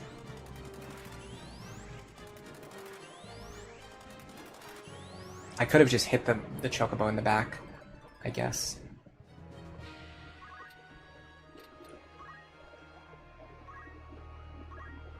Once again, I forgot about the fact that I can't target creatures that are close to me. Okay. Will this go before the Chocobo? Soul, Radni, Qumi. Yes, okay, so if I charge here, I'll hit the Chocobo before he moves. And it looks like I will hit him. This is the one good thing about the bows. I think the silver bow has better range than the bow I was using before, because I can hit things that are closer to me. That kind of removes the problem that I was having with the other bow. Maybe this is just a placebo. Maybe it's not even true. But it feels like it right now. Okay, I should be able to hit these 2 now. And they are weak against ice, as we figured out, as we discovered earlier. We can actually take both of them out with 1 shot here. Chocobo goes down. Those guys are going to go down in 1 more action. This is an enemy. Let me go over here.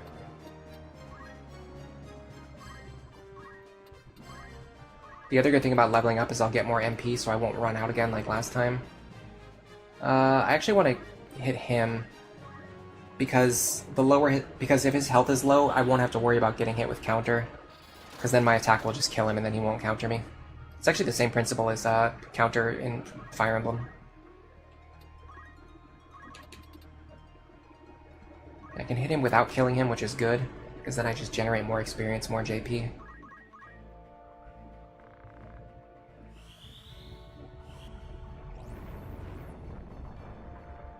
And then we've got 2 enemies to clean up, and I want to look at my character's levels and experience values, and see if anyone can be like pushed right over the edge to level 5.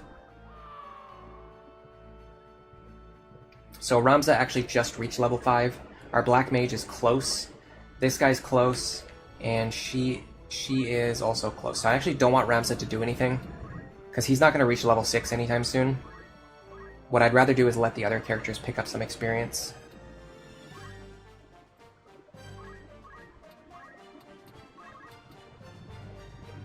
$100 damage against goblins, because they're weak against ice. That's cool. So yeah, I'll let these characters pick up some experience, get them either closer to level 5 or get them to level 5. Yeah, so get him to level 5. Now I should be able to get her to level 5 as well. The only problem is I need enough MP to cast, which I do have. So I go like this, I cast Fire 2 here. we should be able to finish this guy off, and then from the kill experience, we'll get enough experience to level up. Or I could give it to Loggins. I'm pretty sure I want her to have it, because MP is very important to me. And then if I get another random battle, then Loggins can just level up there. And he's already unlocked the Thief class, which is the one thing that we wanted him to do. Yeah, so that's a level up. What we could try to do is maybe trigger one more random battle before we attempt to fight again. But that's not going to be today, that's going to have to be a future stream.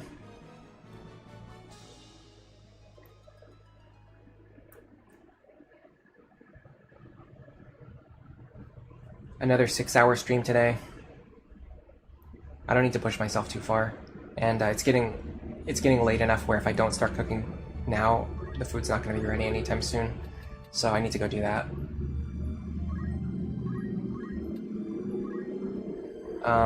Let me sort out my character's stats and stuff before I end, because we did just get some things that are worth examining. So we might have the ability to get Accumulate now. So we can grab that. And honestly, now that we have all of the skills that we want from Squire, we could actually potentially switch over to Knight now.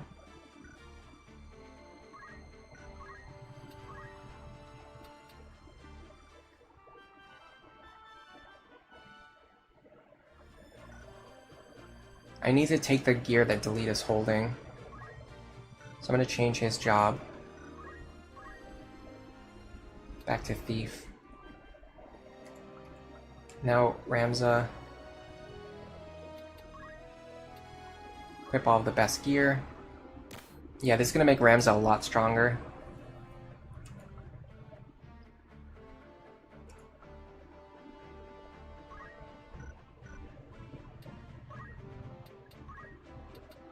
Oh yeah, he can learn Ice too now, which is also going to be a huge damage increase. So that's a big difference. Let me make sure I set Ramza's abilities properly. The problem is now if I switch him into Knight, he has to either choose between his Squire abilities or being able to use Phoenix Downs. I think the Phoenix Downs are going to be more important, but it also means I'm going to lose access to Throw Stone, which is fine. It's not going to be that useful right now. I'll switch him back to a Squire later, but like having him in Knight is really useful for this battle. It just gives him more HP, chance to guard, stuff like that. Is there any battle skill that I would want him to learn either while I'm here? Unfortunately, he doesn't have enough. I could get Weapon Guard.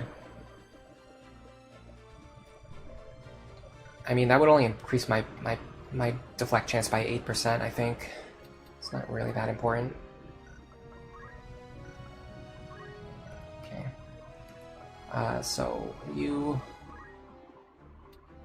he can use Phoenix Downs, right? Let's confirm that. He can. Okay, so yeah, we want to keep him on item.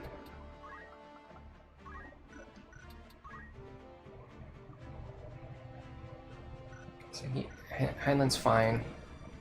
Sasha, she should have maybe the ability to learn something else. She unlocked Summoner. That's an interesting idea.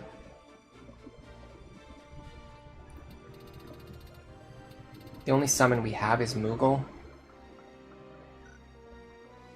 It's also very slow. We need to keep her on Black Magic, though.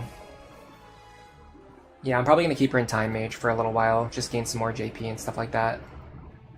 And then Loggins, we could switch him over to Thief now to start getting closer to Dragoon, but I think Archer is more valuable at this point in time.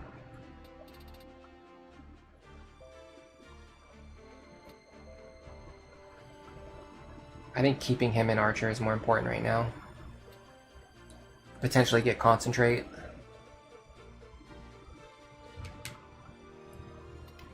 And then we'll just eventually get Thief, we'll eventually get Dragoon. Those aren't things that we need to do right this second. I'm thinking of taking him off of White Magic into item, though. Especially, oh yeah, because he has... So the problem with this plan is that we've been saving up to get Auto Potion. And if we do this now, he's not going to get Auto Potion anytime soon. But it will also give us the ability to use Phoenix Downs. Yeah, this could go either way. But I noticed that as a priest, he's just not healing for very much. His magic attack's very low.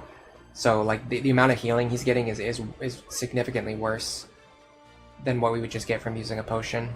But then if we unlock potion, it's gonna make it so that we can never do the auto potion, high potion exploit. Well, let's just do this. Let's just get high potion instead, and then later on, if we want to grind auto potion onto him later, we can. And then maybe we can also get Phoenix down. No, we can't. We don't have enough. I think this is still fine though. So we can have him use high potions, and then make sure Delita is like decently equipped. I am gonna remove his boots for sure.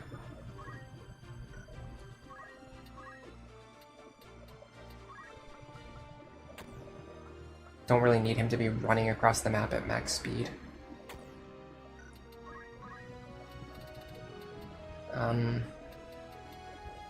And then the Mithril Knife is like the same thing as the Blind Knife, but it's just less money that we lose if he takes the gear with him when he goes, which I think he does. And then in my head I had something else that I wanted to do while I was here, but then I completely forgot what it was. Oh, I want to buy potions and Phoenix Downs and high potions and things like that.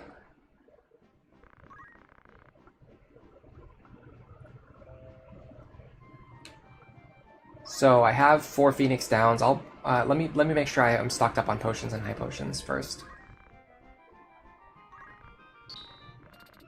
Should be fine. And then I'll buy a couple Phoenix Downs just in case my characters get dropped in the battle. Okay. I think I'm gonna call it a day here. Next stream, what I'm going to do is I'll check each of these green tiles to see if I get a random battle. If I don't, I'll just go ahead and just go right into Fort Zeekton without it. I'm not gonna like walk back and forth trying to trigger random battles. But if I do get one, then I'll take it. That'll be an extra level onto logins. And then if we're still not able to beat Fort Zeekton, then I'll actually go out of my way to try and get some random battles, basically. That's kind of the plan, anyway.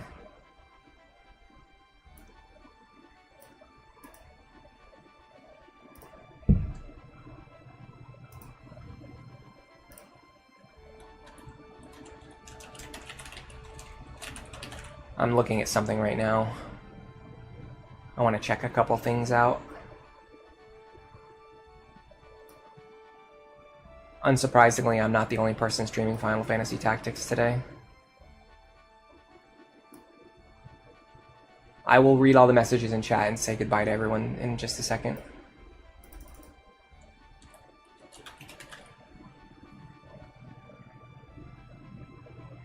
I'm seeing who else is streaming. If I want to do a redirect or something.